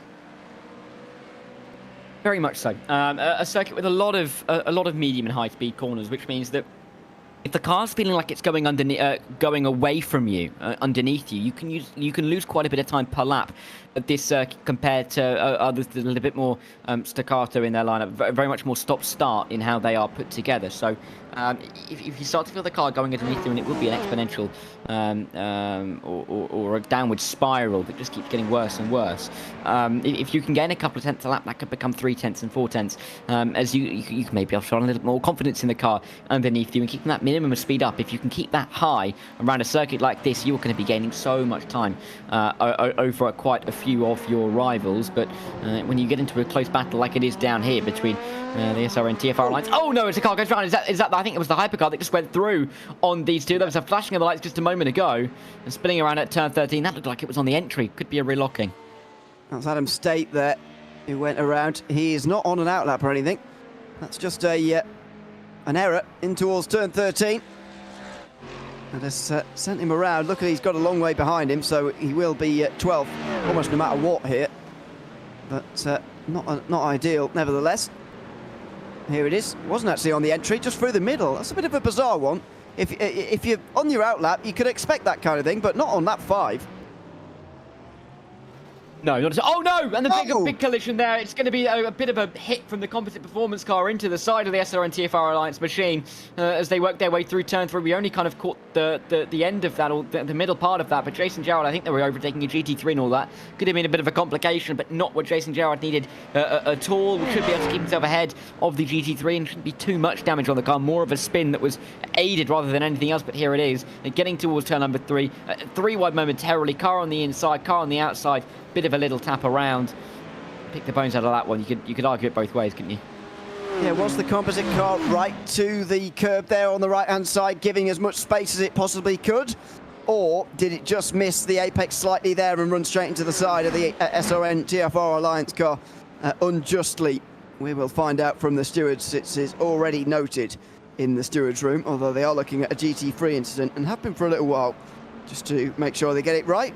And there isn't that much else to do in the race control booth at the moment, so they are more than welcome to take their time as things stand. This is another LMP2 battle. We've been treated with them so far, although that is Alex Nugg losing a place to Justin Rector because the Fiercely Forward car is making its way out after a pit stop. Now, the Hyperion car will have to come in again. Nick Sports probably will as well. That'll be a couple of positions, but Fiercely Forward aren't promised too many more positions here in this race, and 9th position when you're in a championship battle really is a bit too far away from your championship rivals, especially when they're winning the race. Exactly, and in a penultimate round as well, it's not really what you need to be getting to keep yourself in a championship into the fray, really, for that finale in just a few weeks' time. So I think definitely a little bit of a cause for concern, but at this stage of the race, what more can you do apart from just trying to get the lap times in to the best of your ability to the end? There's not much else you can hope for rather than maybe the possibility of a couple of problems for drivers and teams around you and ahead of you to gain you a couple of spots. But at this stage, the bed has been made and they are very much lying in it with 17 laps to go. 17 or 18. It's not really the best time to be wanting to move up the order. It's more about looking at what you're going to be getting from the race, and maybe even starting to think ahead as a team to what the situation is going to be going into that final round of the season. All over yet low for P9 or P8 even in the GTPs, because Apex are running it close and they're just about going to get through on I think that's a lapped car in the GTPs. Indeed it is, as P1 Docs will look to follow through. It's an LMP2, isn't it? LMP2, yeah. It is, yeah, of course it is. All the prototypes. P1 Docs will not follow through with such ease, actually. Well, I thought they'd managed that in towards turn 12, but no, Hamilton Echo Boise is finding this very difficult to get past Jason Gerard here, who will likely be a little bit annoyed after that spin earlier on. He's now a second behind in that P1Docs.com car. And I'm slightly concerned as well for Daniel Civisabo that he might be fuel saving here in this part of the race. He's on one of the longest stints right now, although, as we said earlier, if PS Competition are going to make it home, then they are going to here in the Apex car. You just wonder if they are saving at all here, and how much in that case if they are. But Hamilton Akaboise is putting the pressure on nevertheless as they go through turn 3, and that is not an ideal place to be, as number 115 makes its way up into 3rd place past the Morin SM squad. That is Daniel Antunes through as the race leader comes in from LMP2, as well as Nathan Olsen. Thomas Imburg is in for the final time today. Yeah, and he will be taking that car home to the end of the race. Just, about half an hour's worth of racing, just over that. Remains here. Actually, no, it's under half an hour's worth of racing, so a short-ish stint for him. Careful. The Hyperion car getting very close to contact with the GT3. I think it's an Apex GT3 as they run over the crest. The GTP comes through as well, and as they go down to turn 1, Fiercely Forward looking for the move inside line. Going to get that move done. Hyperion, I think that's all happening in the pit lane as well, so that's why those positions have changed on the bottom right. Either way, Fiercely Forward are ahead of Hyperion, which is the battle that we are looking at, and they're going to get stuck behind some GT3 traffic, which isn't going to enable them to keep that battle going much longer. A street move in the end for Fiercely Forward. It looks like they've consolidated that very quickly indeed. 29 seconds in the pit lane for LMP2 leaders, Talented Automotive. That should be fine for them. So Hyperion can continue to give chase to the 50 forward team, who are already up to 7th place, as I suspected they would be. 7th place, only 53 points, so that's a 47-point loss. What's this we're seeing through the final corner here? Did I miss that when I was looking at the time screen? Maybe. Anyway. Maybe. No? I don't think so. You might have done. I'll be honest, I was looking at the timing screen as well. So, I think we all were. Never mind. Birmingham City Starbo is still just in front of Hamilton Akabuizi, and in this battle for 8th position, they will continue on defending here. Suvi Sabo. It is Akabuizi applying the pressure, and as I mentioned before, IndyCar driver certainly taken to this GTP, since the BMW was introduced. So a little bit of a tighter line out of turn 8 that time round as well. Close over the top of the hill and indeed towards turn 10 and 11. This is one of the Mercedes in front, the Williams eSports car, just getting in their way for the moment. And Shivishabe will have to dip to the outside line now for turn 12. And so will Akabuizi, going around the outside through here, and he'll actually get clear in time for the braking zone. And he'll continue to just make Shivishabe answer the questions here with 14 to go at the end of this one. Yeah, it's going to be a long defence here from Shivishabe if he's going to be able to get to the end with this P1 Docs car right behind. You'd imagine there's going to be a change for position somewhere. The question is where and when is it going to fall? The P1 Docs car having to negotiate their way through traffic, a little bit more difficulty around the outside of turn 15. Will mean that Shivishabe will be safe into turn 1 at least this time around, with some LMP2 traffic just ahead as well. It's going to have to be negotiated in towards turn number 5, you would imagine. So P1 Docs definitely in the frame for a move here for P8, but they're just having to pick their moments, and the traffic hasn't been kind to them in the last couple of laps. But you would feel like that there's at least a little bit more pace in that P1 Docs car, because for every time they lose a little bit of time behind some traffic, and I know that we're seeing Shivishabe behind some traffic right now, the P1 Docs car is coming back through, and we are seeing a good performance from Akabuizi after getting that car up to temperature in trying to go after Shivishabe. Of course, these guys are a long way behind anybody in front, likely to be their cap without any kind of splash and dash ahead for any of the teams. Again, more traffic here. It's just relentless for these GTPs. They're so outnumbered in this field. There's only about 12 of them left, 13 of them left, and it's about 50 overall in the race, just over. So they are supremely outnumbered. And this is the two battles we were just watching on your screen together here. Simify versus SimRC. My word! Shivishabe there, dipping through the middle of the two GT3s, and that is going to win him some space here over Akabuizi, who's caught in behind both of them. The Lamborghini does not want to let P1 Docs through there on the inside, and when you start seeing a GT3 defending from the prototype, then it starts to get a little bit more difficult. But they're now through finally, and the GT3 battle will continue, but the GTP battle won't. That's a great bit of driving from Shivishabe, and Akabuizi getting caught up a little bit there. Yeah, very impressive to see Shivishabe coming through.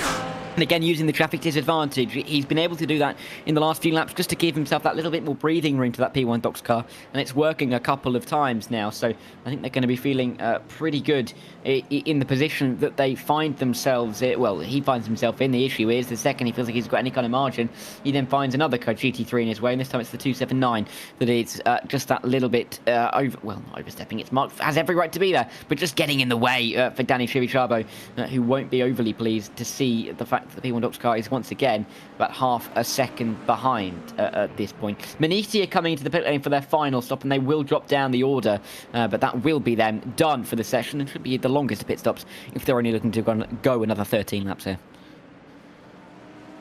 Well, there are not very many laps remaining, as you can see. And so we shouldn't require any more pit stops now in GTP, apart from for the Maniti racing cars, one of which is doing that right now. So, yeah, Maxime Daz in, and then Norbert Tamas will be in as well. And you'd imagine that will be it in GTP. In GT3, that is it as far as pit stops go, apart from the Apex Racing Team and WSI Sports Bookmaker, who still haven't made their final stops. Hyperion Racing are the ones we're still waiting for in LMP2. Same maybe for Hyperion Racing and Geodesic Racing Gold. We'll see whether they have to again. You'd imagine they would, but we'll see in the next part of the race. as the wiper just clears a bit of dirt for Sivisabo. Just hasn't got the speed of Akabuizi. He's got the track position though, and he's got a realistic defendable distance to the finish as well, which will be pleasing for him. Here comes Akabuizi into turn 3, and no, he can't get through on that occasion. No, not quite, but as they run through turn 4, it's a better line for the P1 Docks car, and can we see a move from Hamilton to try and get himself up into yet another position? Nakabueze outside line, he's forced there because Shibishaba defends the inside line. Can he just loop it all the way around? There's not really much camera to help him, and he's getting shoved a little bit off the road. Apex just about keeping their nose in front, and they will get the full car in front as they work their way in towards turn 6. It'll mean an easy defense through 7 and 8, but for P1 Docks, they're actually going to slip it up the inside at turn 8. Not going to work out there. GT3 in the way as well. That looks a little bit tense and could have ended in disaster. The Apex Racing team in 4th place in the championship. It's worth reminding you here.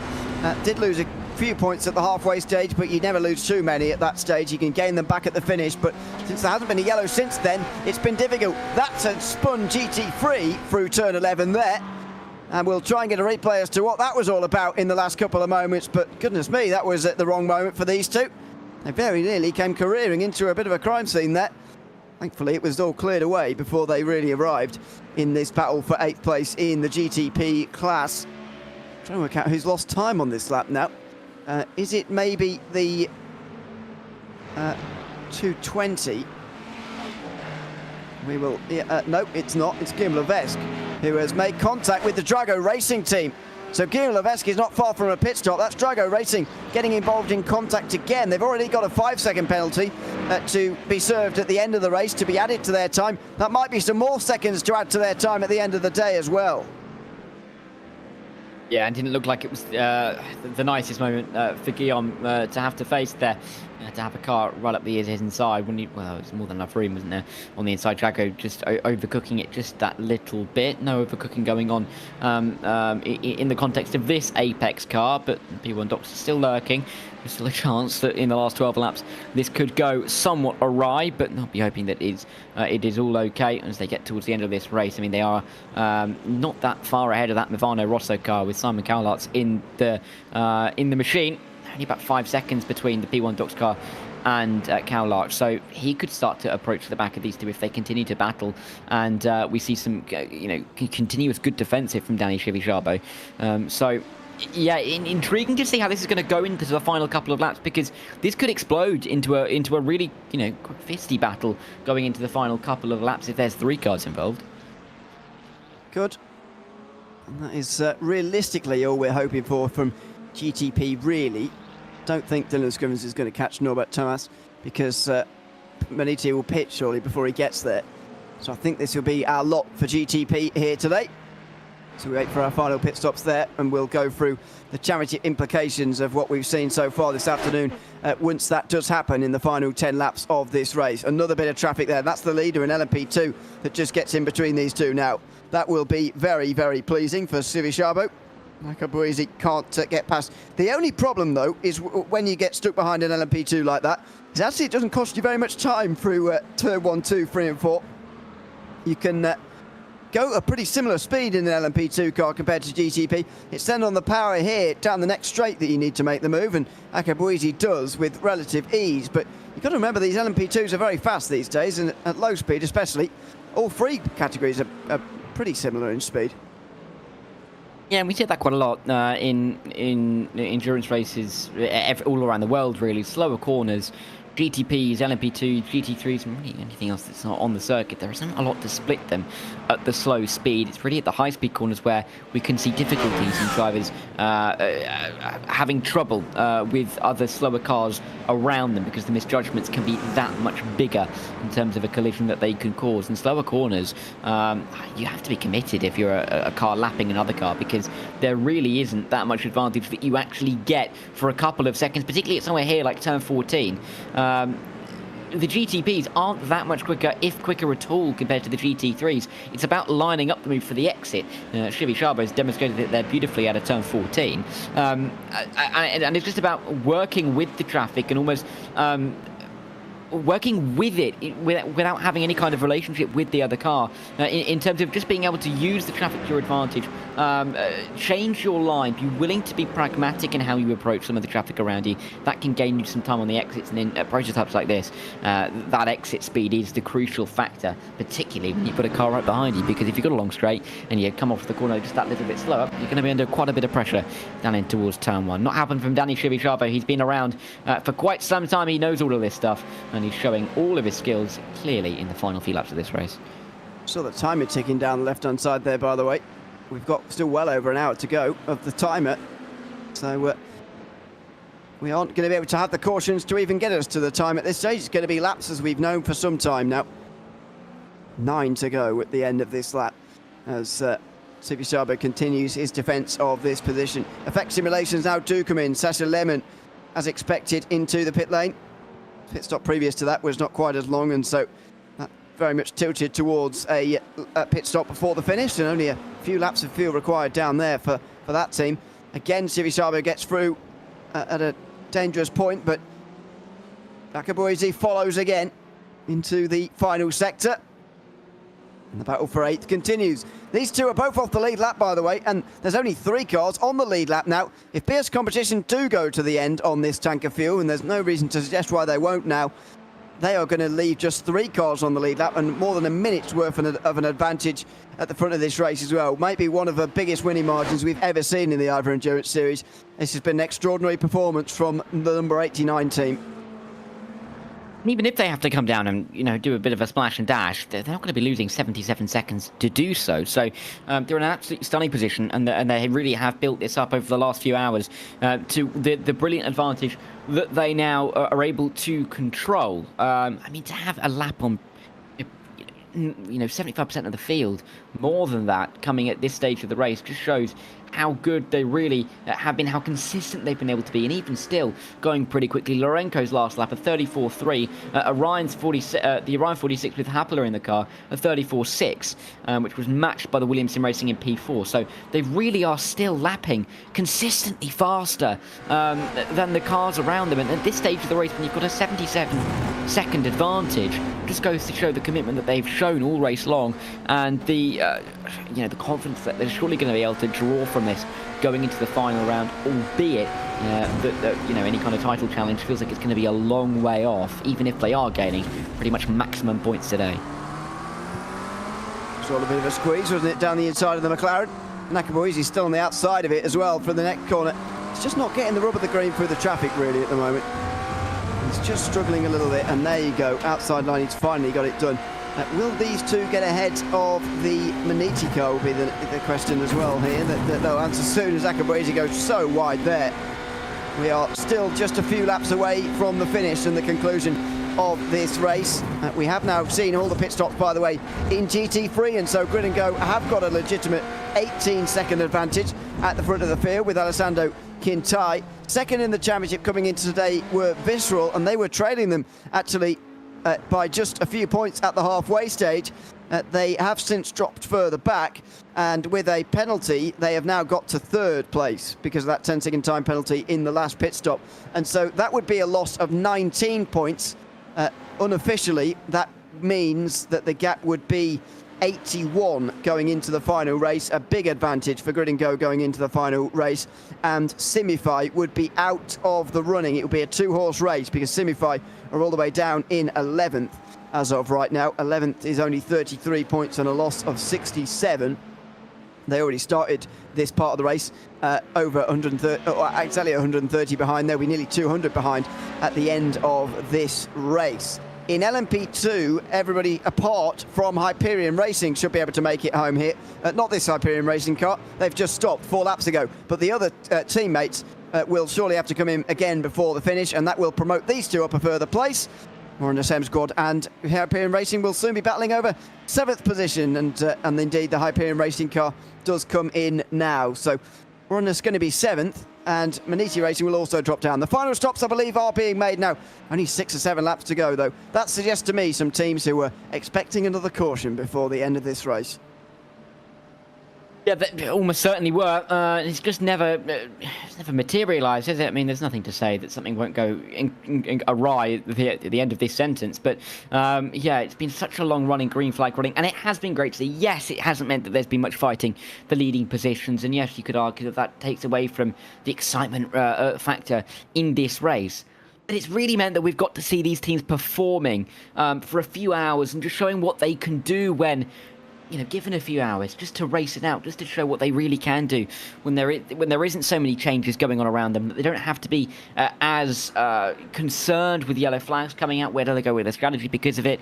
You know, it's enabled us to really see teams at their best for quite some time, which is a real positive to see in a championship like this. We've only got 6 laps to go because Lorenko's just ticked over onto lap 213 of the race, which means that, you know, time is running out for some of these battles to really come to a head. And at the same time, I think we're going to see a couple of these gaps for positions well under a second up and down the field, which goes to show that even though we do have those big gaps, we have some very small gaps as well, and some of these teams very well matched.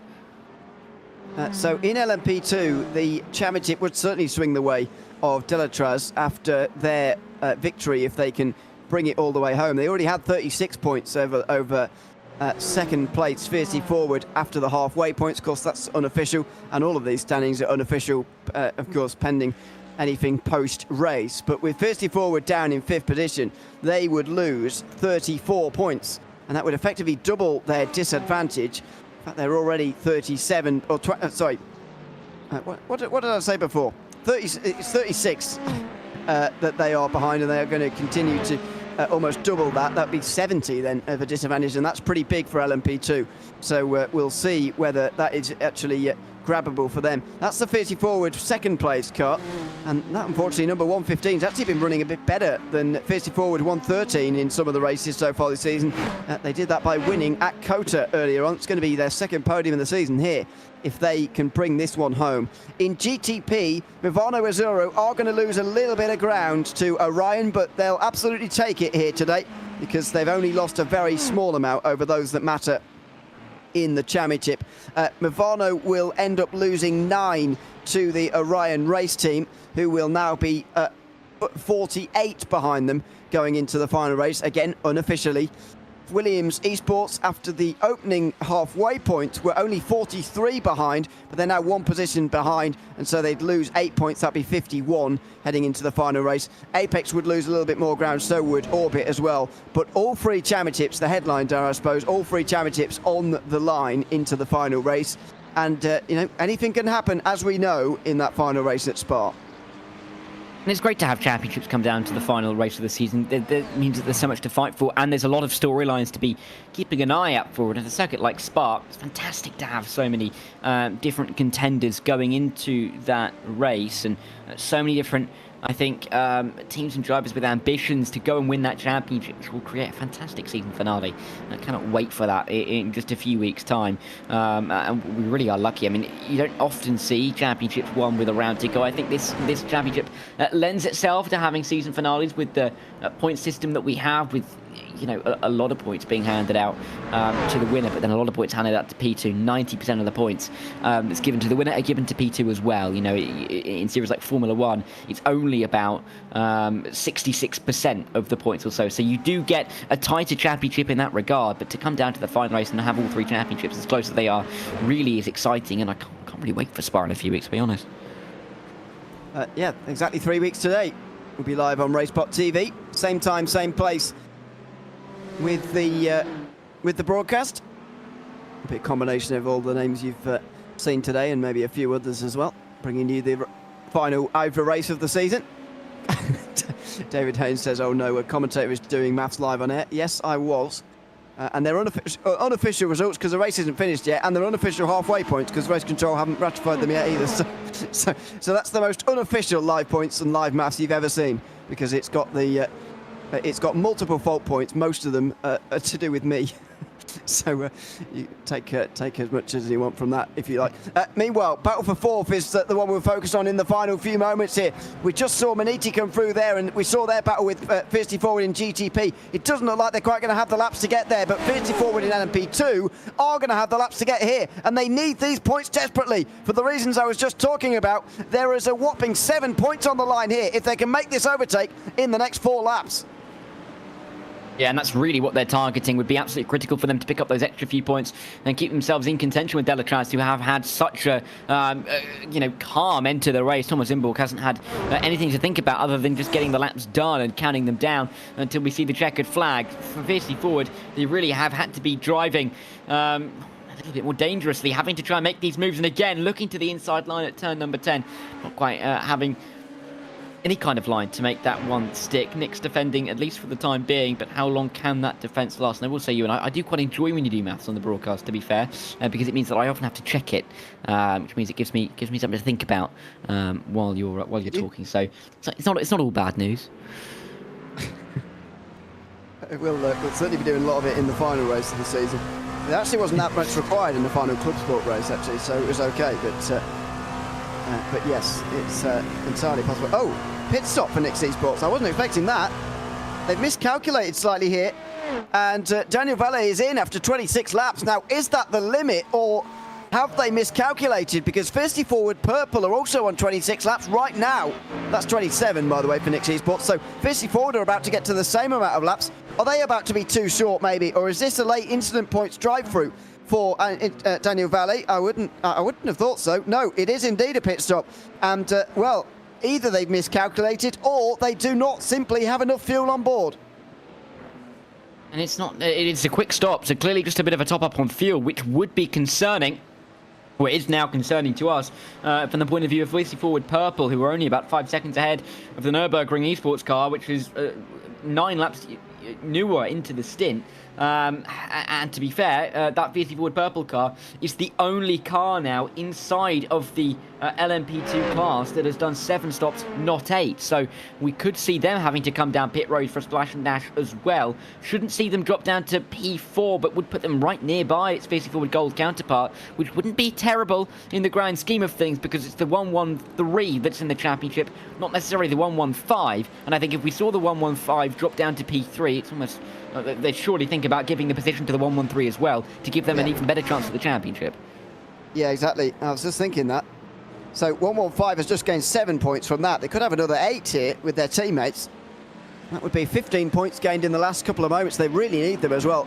If there's only going to be 12 get here, as we saw here in this race today, then you can only gain 71 at the final part of the race, and that's already a difficult order for Delatraz to finish right towards the back. So let's see for Daniel Antoinette's here in number 115, and whether he does have to make another stop. He's just about halfway through another lap. This is the Delatraz Automotive car, though, about to start 2 laps to go. Another great performance. Finally, they're going to get their race win, but the more astonishing fact is that they've done 6 races now without finishing off the podium once, and they're weaving very wide of a spun prototype through the final corner. Yeah, no, the prototype needed to be coming out onto the final or the penultimate lap of the race for them, but Delatraz didn't need that as well. Controlling this race, as they have done for hours, didn't need the final 3 minutes to be their undoing, and lucky enough to pick their way through. But yeah, you're right, the consistency they've had is absolutely incredible. And for this to be their first win is just as surprising. Camden Craft getting tagged somewhat by GT3 that just started drifting a little bit wide on the line, as the GT3s do with the lack of downforce they have in the car. The Delatraz car just going extra safe in terms of keeping them away from the cars around them. But there's only one more lap to go for that BS competition car coming around turn number 1, just negotiating their way. The final little bits of traffic is all they have to worry about, because they've got a minute 17, I mean nearly a full lap's lead on anybody in their class. The fact that they've got a 77 second lead to Hapola, who has a 7/10 lead to Movano, really shows how dominant they've been and how much of a different race they've had to all of their competitors. Yeah, the battle for second has actually reared its head at the very end here. Ilkka Hapola has been caught by Marcus Hamilton. in these last couple of moments. So the battle for second is going to be one to have a look at here later on. And there they are. They're only just in front of BS Competition in the race because there's been such dominance today from that number 89 team. But Ilkka Happila here has got to stay in front of 33. And that Movano team, if they have a shot realistically of this title in 3 weeks' time, this is a really important battle for Happila to keep in front, and that GT3 is just going to help him there through the penultimate corner. I know it says white flag on your screen, but for these guys, there is still one more lap to go in this race here this afternoon. As the Orion race team now come onto the final lap, they will have a bit of a margin over the rest, and into the pit lane indeed is coming LMP2. I think that's a Hyperion car, is Camden Craft, who can't go any further as things stand. I think that's because of the contact that was just made, we saw a few moments ago. Meanwhile, into the final corner comes BS Competition and Daniel Alves Lorenzo to take the victory in the 1,000 kilometers of Algarve. Fantastic performance from them as they keep their slim championship hopes alive with a dominant display here in the south of Portugal. It is a very slim championship hope they'll have in 3 weeks' time now, but they're at least still in the game. Delatras Automotive will be winning in LMP2. They'll be next over the line, just in front, actually, not that far in front of the leaders in the second place battle rather, in the GTP class. We've just seen Hamilton Nakabuezi losing time on this last lap, and he's lost a position. Alessandro Quintana has already taken the flag in the Grid and Go Esports.com car. Oh, and contact for turn 2 for second place, excuse me. Movano versus Orion.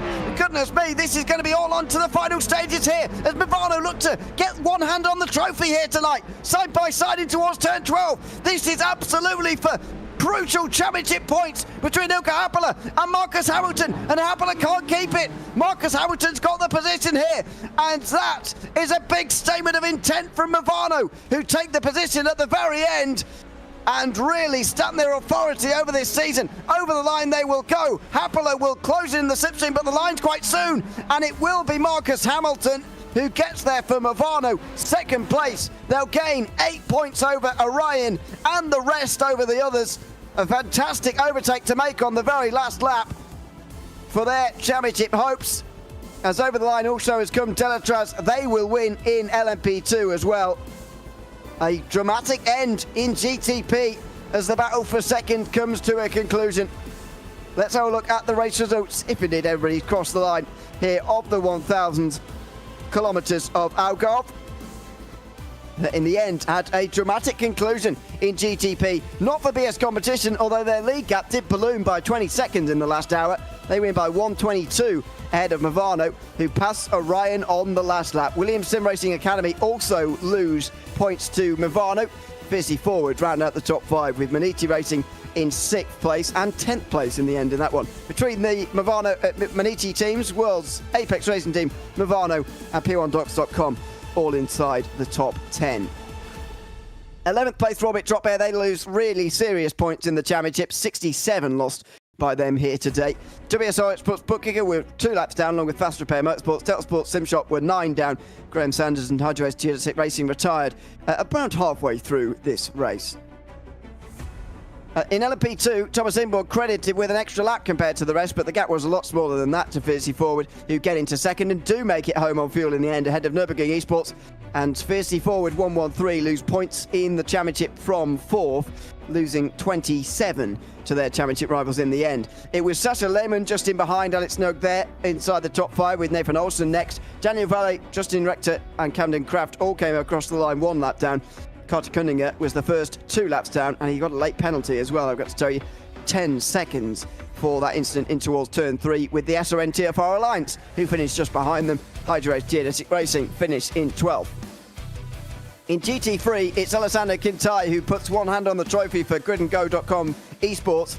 BS Competition and Aztec Sim Sports Visceral round out the podium. That's Visceral with work to do, especially considering the race today and the speed shown by Grid and Go. It's BS Turner and Drago Racing who round out the top 5 with Liam Willman just missing out on that. Casper Ulmerlund will be in 7th, ahead of Ethan Crutchley, Gareth Higgins and Lucas Camba Morero inside the top 10. Tim Matska was 11th, ahead of Lucas Prada. Vince Peters just tailed off Claudio Mack at the end there with Oskari Kakkonen, the last driver on the lead lap. Guillaume Levesque, Igor Wazowski, Jan Sinkowski, Gautier Fagnampoulis and Ilya Ratiani were all running up the top 20. Also 1 lap down was Riccardo Limogli with Itu Eskalainen finishing 2 down, and Patrick Richter 3 down. Johan Schurzy and Dominic Puch retired in the first third of today's race.